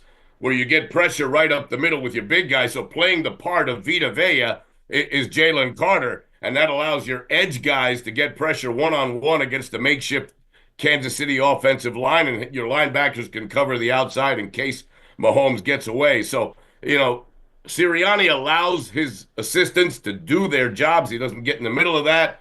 All that negativity that you heard earlier in the season, that all went away. Even the book of, A.J. Brown reading the book on the sideline, who made out better than the author of the book, for Pete's sake, after that? And the one guy, I guess there's only one guy that's really disappointed that the Chiefs didn't win, and you know who that is? Pat Riley. He used the trademark for three-peat. Pat Riley has the trademark for three-peat. So you can imagine all the T-shirts that would have been printed with three-peat on them, and Pat Riley would have made a chunk of change. But AP, I know Mags is pure Buffalo. I get it. Yeah. Okay, AP, you and I can appreciate this. Pretty soon, there will be company for this baby. Okay, there'll be another one that'll go on this hand. All right, Ricky, you don't have to even hold that up to the camera. We can see it. A satellite in outer space could have picked up that ring. It's massive. Can we do a mini ceremony when you come back into the office here on Maggie and Perloff show where you unveil your new ring to us? Absolutely. You got it. I love it. Ricky Ricardo joining us for another minute or two, Spanish language voice of the Philadelphia Eagles and also for the New York Yankees. Okay, so Ricky, you're going to be doing the parade tomorrow, Telemundo. You're going to be mic'd up. You're going to be in the crowd. Can you give us a little about what you're expecting at tomorrow's parade in Philly? Well, I was in the parade 7 years ago, and I'll be on one of the buses. It's the double-decker buses. They don't use floats in the Philadelphia parade. It's the double-decker buses. I'll be told when I get there tomorrow morning which bus. I remember first parade, it was bus 12. I'll never forget that. But we'll go up on Broad Street. The crowd will be going bananas. We'll get to the Rocky Steps. You'll have the speakers, and the people will just be, just be one big mass celebration. I'll be doing, on-site reporting for the Spanish language, TV channels, the Telemundo network anyway, in Philadelphia. So we'll have a lot of fun with that. As soon as I'm done with you, I'm just getting in the car and driving over to Yankee camp. I'm about 45 minutes away. But today, Max Fried will meet the media for the first time as a New York Yankee. So a lot to look forward there. And I got to celebrate with Aaron Boone, who is a huge Eagles fan. There's a couple of big Eagles fan. Mark Leiter, who's from, down in South Jersey. He can't wait to see me so we can give each other a big hug and attaboy and congratulations. So it'll be my first trip over to Yankee camp today. I'll fly to Philadelphia tonight and then fly right back here to Florida and get ready for Yankee baseball. Go Birds! Unbelievable. Ricky Ricardo is doing it all. Spanish language voice of the Eagles and also for the New York Yankees. We'll have plenty of time to unpack the Yankees. I know Aaron Boone once said, favorite player, Mo Cheeks. Ricky, thank you so much. Have a great time today and say hi to Max Fried for us and also at the parade tomorrow. Wishing you nothing but the best. Thank you, Max. AP, we're champs, baby. Go Birds. You want me to just clear out? You and Ricky can do your Eagles chants or what have you. Love Ricky Ricardo. Does such a fantastic job. His calls, I don't even speak Spanish. His calls are better than anyone doing English. I know Merrill Reese is a legend. Give me Ricky Ricardo all day. Oh, 100%. You could just feel the excitement. You're right. I don't know exactly what he was saying, but the vibe was perfect. It's funny, too. He's great in English, by the way. Very professional because he's great on the Yankees, too. Oh, right. Ricky's the best. He's unbelievable. And he's got great stories about New York in the 80s. Oh, I can imagine. Yeah. I walked out. I was looking for somebody had these tacos, so I'm searching the Superdome for tacos at about 4:30, and there's some booth. All of a sudden, Ricky walks out. It was like two long lost brothers, but because he had no doubt. I'm telling you, Maggie, he's like, we're winning. You told me you're like 100%. I just ran into Ricky Ricardo. I changed it. Very confident. I threw some money down. A little more on the Eagles after that. He's like, I know this team really well. I'm going to actually ask him next year how to bet every week on the Eagles. He's like, is this exactly what's going to happen? He's like, the O-line is going to overwhelm him and the D-line is going to overwhelm him. And it happened. Nailed it. Absolutely nailed it. 855-212-4227. Double-decker buses flowing through Philadelphia tomorrow. Who would you want to be on the bus with if you were Ricky Ricardo? Is it Let's assume Jason Kelce, the big party guy, is not part of the team. I don't even know. He'll be there. Who's the guy? Who's the Eagle? The most fun Philadelphia Eagle. Oh, it's not even a question. You got to be on the floor with that offensive line. Those are the guys. Yeah, I mean, Give me a little Jordan Mailata. Give me a little Lane. Can I get a little... So, you sure they put the whole O-line on one bus? grind to a halt? I don't know. Yeah, Tires you popping. have the weight issue might be a problem. It's the whole O-line, and then they just have room for Ricky. That's definitely the most fun bus. Yeah, no, you're right. I mean, I think it'd be Saquon's bus is going to be a popular bus. I'm going to be honest. The last person's bus I might want to be on in terms of personality is probably Hurts. Like, he's the quietest. That's not going to be good. He's just very mild-mannered. He'll probably be studying a playbook on the bus in the back. I know. And looking handsome while doing it. Professional. Yeah. And Manny would be blinded by his good looks. You know who the new Mr. Feelgood, the new party guy? A.J. Brown is loves everybody now. He's going to be celebrating like crazy. By the way, Eagles, I will say one more thing to annoy you Giants fans. Yeah. The Eagles, there's no hotter celebrity fan base than the Eagles right now. They are feeling this up. They've added Shane Gillis, who's the number one comedian in America. Kevin Hart is staying strong. No, it's EJ's crush, Anne Hathaway. Anne Hathaway. Pete Davidson is a new Giant Eagles fan because he's friends with Big Dom. We have Birds. Bradley Cooper. It is, and I hope they all show up at the parade. Mike Trout. I need to call Anne Hathaway into question here, and I don't mean to disparage your hall pass here, EJ, but I saw a clip yesterday of an old appearance by her with Jimmy Fallon, and she talked about being a Giants fan. Ooh. Did she follow Saquon to the Eagles? Maybe she did. Or is it a Taylor thing? Oh, no, that's the other team. Yeah. Like, why is she an Eagles fan? I actually missed this whole She's thing. from Jersey. I never thought she was Philadelphia. I was surprised. Yeah, like she's Jimmy Fallon is giving her crap for a bad Giants start, and this is a couple years ago, not current, but now all of a sudden she's at the Super Bowl wearing Eagles green and losing her mind. Well, look, she may have jumped ship. If that isn't an Andrew Perloff move, I don't know what. Right, is. exactly. Is she married? Could her husband have drawn her across? Like, is she? She definitely is married. Yeah, but you can't do that. Shucks. You can't marry somebody and then all of a sudden be rooting for one of their biggest rivals. And not as husband. strongly as she was on Sunday. She was geeking out. Yeah, she was. Oh, all my God. front I row. didn't see any of this. Wow, look at Anne Hathaway. It's all green. Go I know. Birds. Well, forget that. I was You got a excited. fraud Forget fan about base. Shane Gillis. I did see Shane Gillis at the party. He's going to be at the parade, by the way. What about You're all Ryan right. Phillippe, our pal? Yeah, another great one. It feels like, by the way, it was Gillis almost got on the stage with the team. Like they've really adopted him as the guy. Kevin Hart, I wonder if he'll be drunk at the party on Friday. I would imagine yes. Is that a good Take the imagination out of that one. Bear? Can the cameras find him? Yeah, great line by Brady. He does have a personality. Bogues, what do you have? I've got the Lakers. Their hot stretch came to a crashing halt last night, a 131-119 loss in Utah. The Jazz improving to 13-40 with the win. Luka Doncic, 16 points, 4 assists, 5 turnovers in 23 minutes in his second game in L.A. Dalton Connect, a Laker once again last night, 17 minutes off the bench. He scored 10 points. He has said the last week where he was temporarily a Charlotte Hornet has been like a movie script. There was also a Bronny James sighting last night, 9 points in 8 minutes for him. Elsewhere in the NBA last night, Jamal Murray, a career-high 55 as the Nuggets took care of the Blazers, 132-121. The Mavs topped the Warriors, 111-107. Kyrie scored 42, and the Thunder stayed hot. They've won 7 in a row. They're 44-9 right now. They down the Heat, 115-101. After trailing by 21 in the second quarter, Shai Gilgeous-Alexander, 32 points and 9 assists. And we also have the Kings signing Gilgeous-Alexander. There it is. Free agent guard Markelle Fultz to help them replace De'Aaron Fox. The Sixers legend has not played for anyone this season, recovering from off-season surgeries. He averaged 8 points and 3 assists. I'm rounding up in 43 games with the Magic last season. I was thinking about him the other day with regards to current college basketball stars. I was thinking about Markelle Fultz and Ben Simmons and these guys who are these really hyped guys who went to college and their they couldn't even make the tournament. Top picks. But Fultz wasn't even that good at college. The whole thing was, and Jason Tatum was killing it at Duke. Fultz was awesome at college. I don't disagree with that, but okay. Oh, do you know? Look at his shooting percentages. They were very good. I looked at them this morning. He shot 40% from 3. He was but look at his free throw percentage. Like, he was a problem.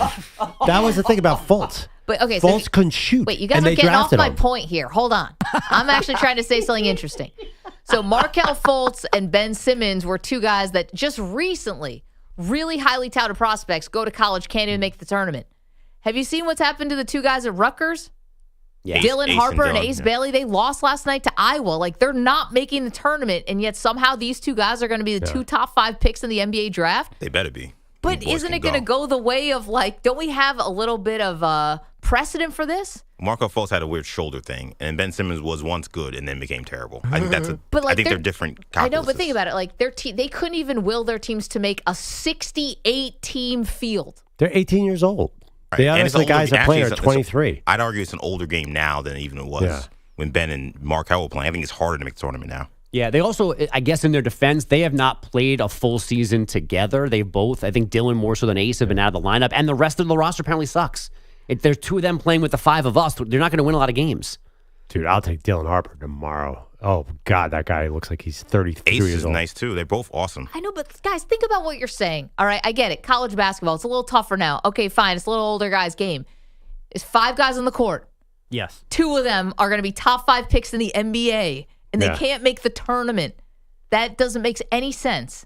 I was saying Carmelo Anthony was a great all-time great player. Yeah, freshman year, leading a team to a title. Right, but he not also just had- to the field of 68. But there's no Jerry McNamara or Hakeem Warwick on this Rutgers What roster. are you saying? Jerry McNamara? Get out of here. Okay, Hakeem Warwick, he was a lottery pick. Jerry McNamara had no NBA career. But he was a good college player, and there's not a guy like that on Rutgers right now. This is unfathomable. And I love Steve Peichel. He was an assistant at GW when I was there. Nice guy. I can't imagine. I'm not saying win the tournament. I'm saying make the field. Okay, what about Damian Lillard or Tyrese Halliburton? Like, those guys played on teams that didn't make the tournament. They're great. Mid-majors, dude. Tyrese Halliburton played Iowa State. It's not a mid-major. Sorry, not Halliburton, but Ja Morant actually did make the tournament. Right. And Jaylen Damian Brown Lillard didn't was make at Weber State. Jaylen Brown played at Cal. They were terrible. I don't That's think one guy, though. I just named 3 guys. No, there's the 2 guys on the same team. They didn't all play together. I know. These guys it was one guy and 4 others. This is 2 guys who are top 5 picks, and they can't make the tournament. Well, if they were at Weber State, they'd be winning whatever league Weber State's in right now. But the problem is they're also in the Big Ten. They're about to be the NBA. Like, right, where what they're are going to have doing? a whole batch of NBA teammates to help them. Oh, I think gosh, Weber State is in the and Big the Sky. Edwards Georgia team was terrible. Like, I don't. It's one guy who went to a football school. What's What are we Rutgers? doing? Rutgers is a football school. Right. Is it? Oh, my Technically. goodness.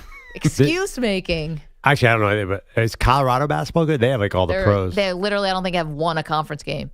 Yeah. Don't they have 2 top 10 picks? Colorado? No. Don't they have a good pro this year? Or am I imagining that? Was that last year? Or was that last year? Oh, right. Last year, where they had the top, they had 2 top 10 picks, but they were not good. They did make the They tournament. made the tournament last year. Because like the draft is all guys from Serbia and France. They don't even have colleges anymore, right? Like who are What do you these? think Zachary Richache would have done at Rutgers? Yeah. Like these are all like some 17-year-old Slovenian kid is going to be the number 2 pick. Like I don't even know. Like I don't know if it ever makes any difference. You think anymore. Matus Bazelis is winning games at Purdue? No. Is that where he went? No, I don't know. Yeah, I was like, wait, was it the dunk contest? Yeah, that guy. Yeah, he went to G League, by the way. Oh, man. He did. 855. Matus Bazelis from G League. Yeah, he was at Ignite. That's where all the good dunkers are. Which doesn't exist anymore. Thanks, Adam Silver. That's how bad they were. They closed up shop. Honestly, true. They were not good. Couldn't keep them alive. Actually, yes, the G League Ignite team was not good at all. But I digress. 855-212-4227. All right, lots more to do, including one superstar's calling his shot. We'll tell you who. You're in a 5-minute break.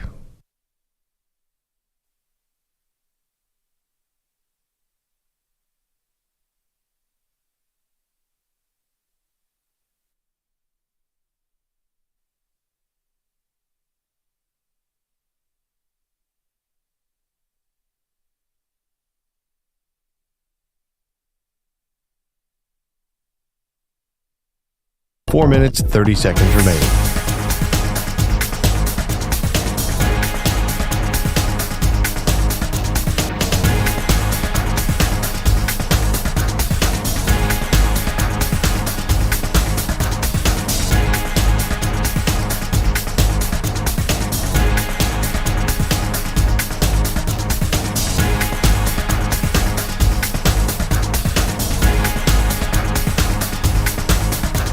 Four minutes remaining.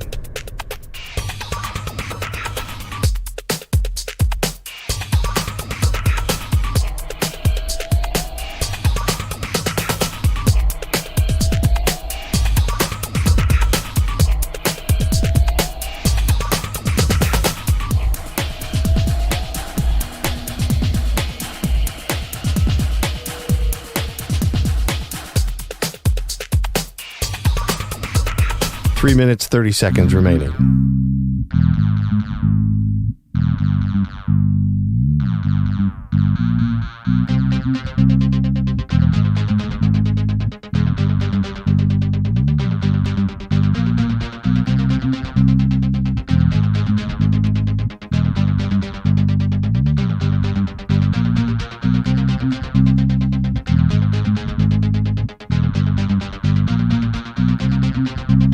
Three minutes remaining.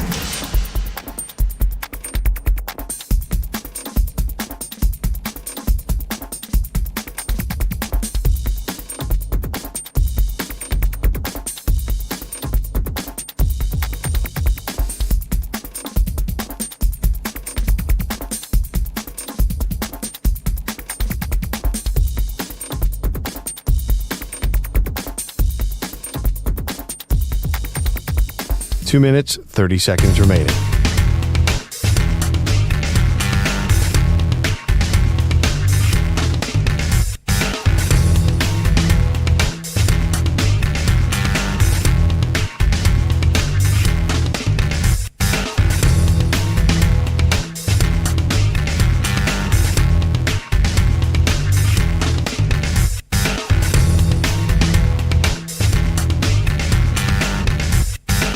Two minutes remaining.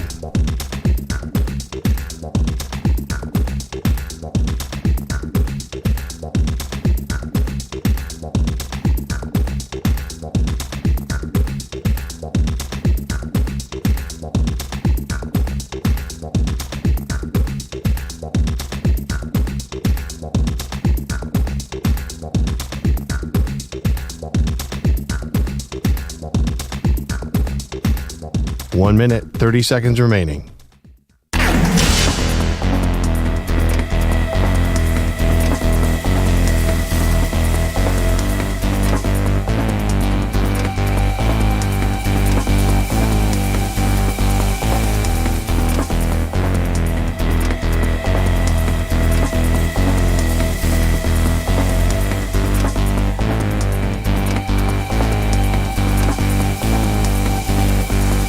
One minute remaining.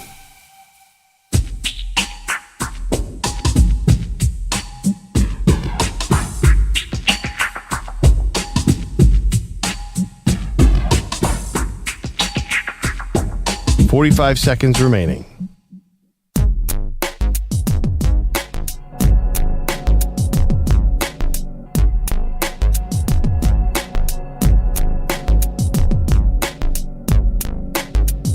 $30 seconds remaining.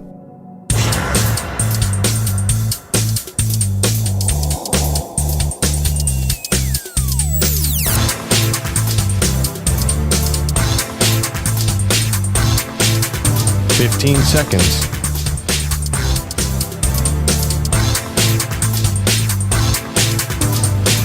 Break ends in 5 seconds.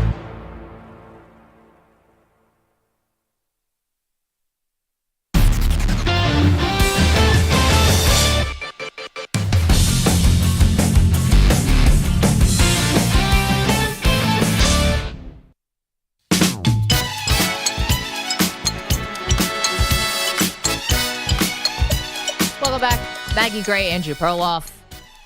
Okay, one NFL superstar is calling his shot. That would be Perloff's favorite, Amon-Ra St. Brown from the Detroit Lions. He calling out the NFL, saying that the Eagles should open with the Lions in Week 1.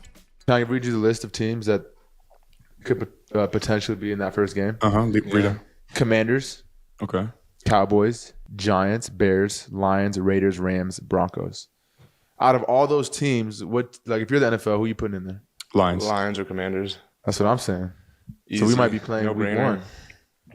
Did you think at Lincoln Financial Field? More from Amon-Ra St. Brown. This is his brother, Equanimous, said the Lions make a lot of sense. Let's hear some more. They probably take the Lions, honestly, I feel like.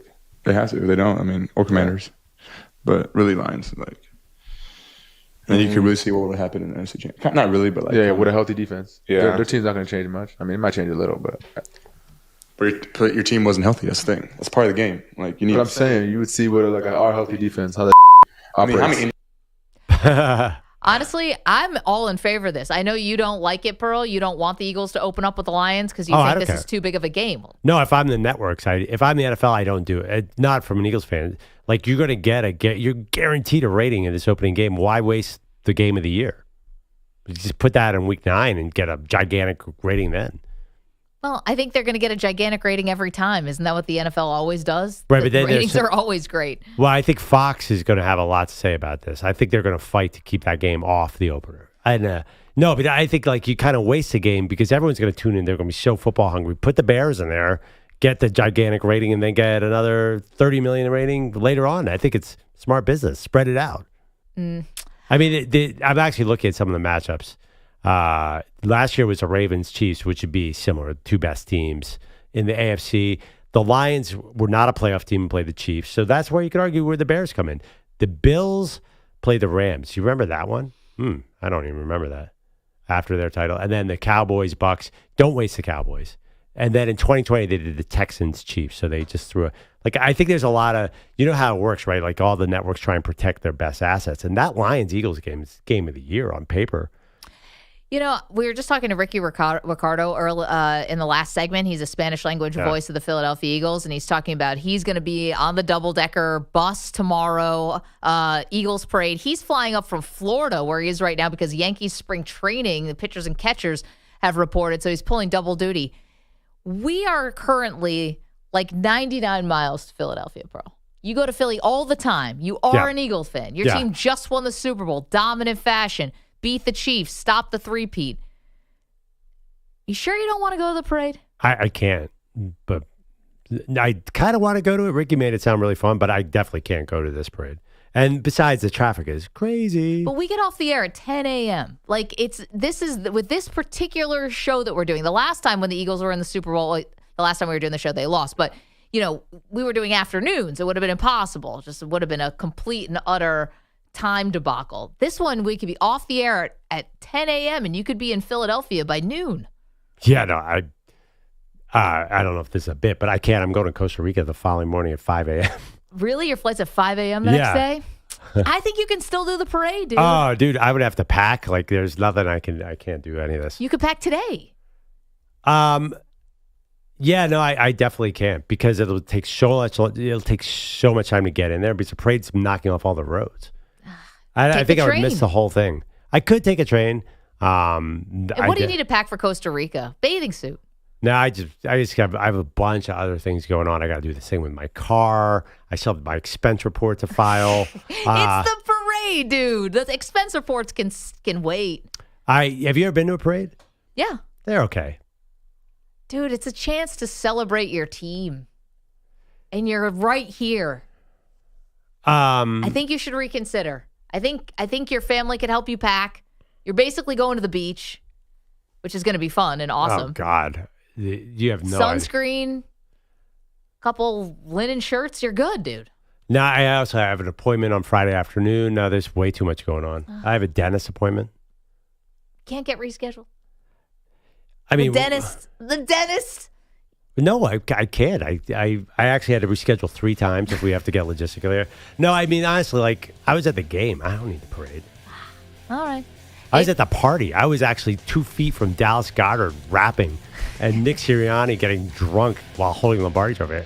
I don't want to be with everybody else. All right. Can't convince you. Thank you, EJ Stewart. Thank you to Manny Rodriguez, Andrew Bogusch, Andrew Kaplan. Thank you to Ricky Ricardo. You guys on the phones, fantastic. Guidos and coffee drinkers. We'll see you tomorrow.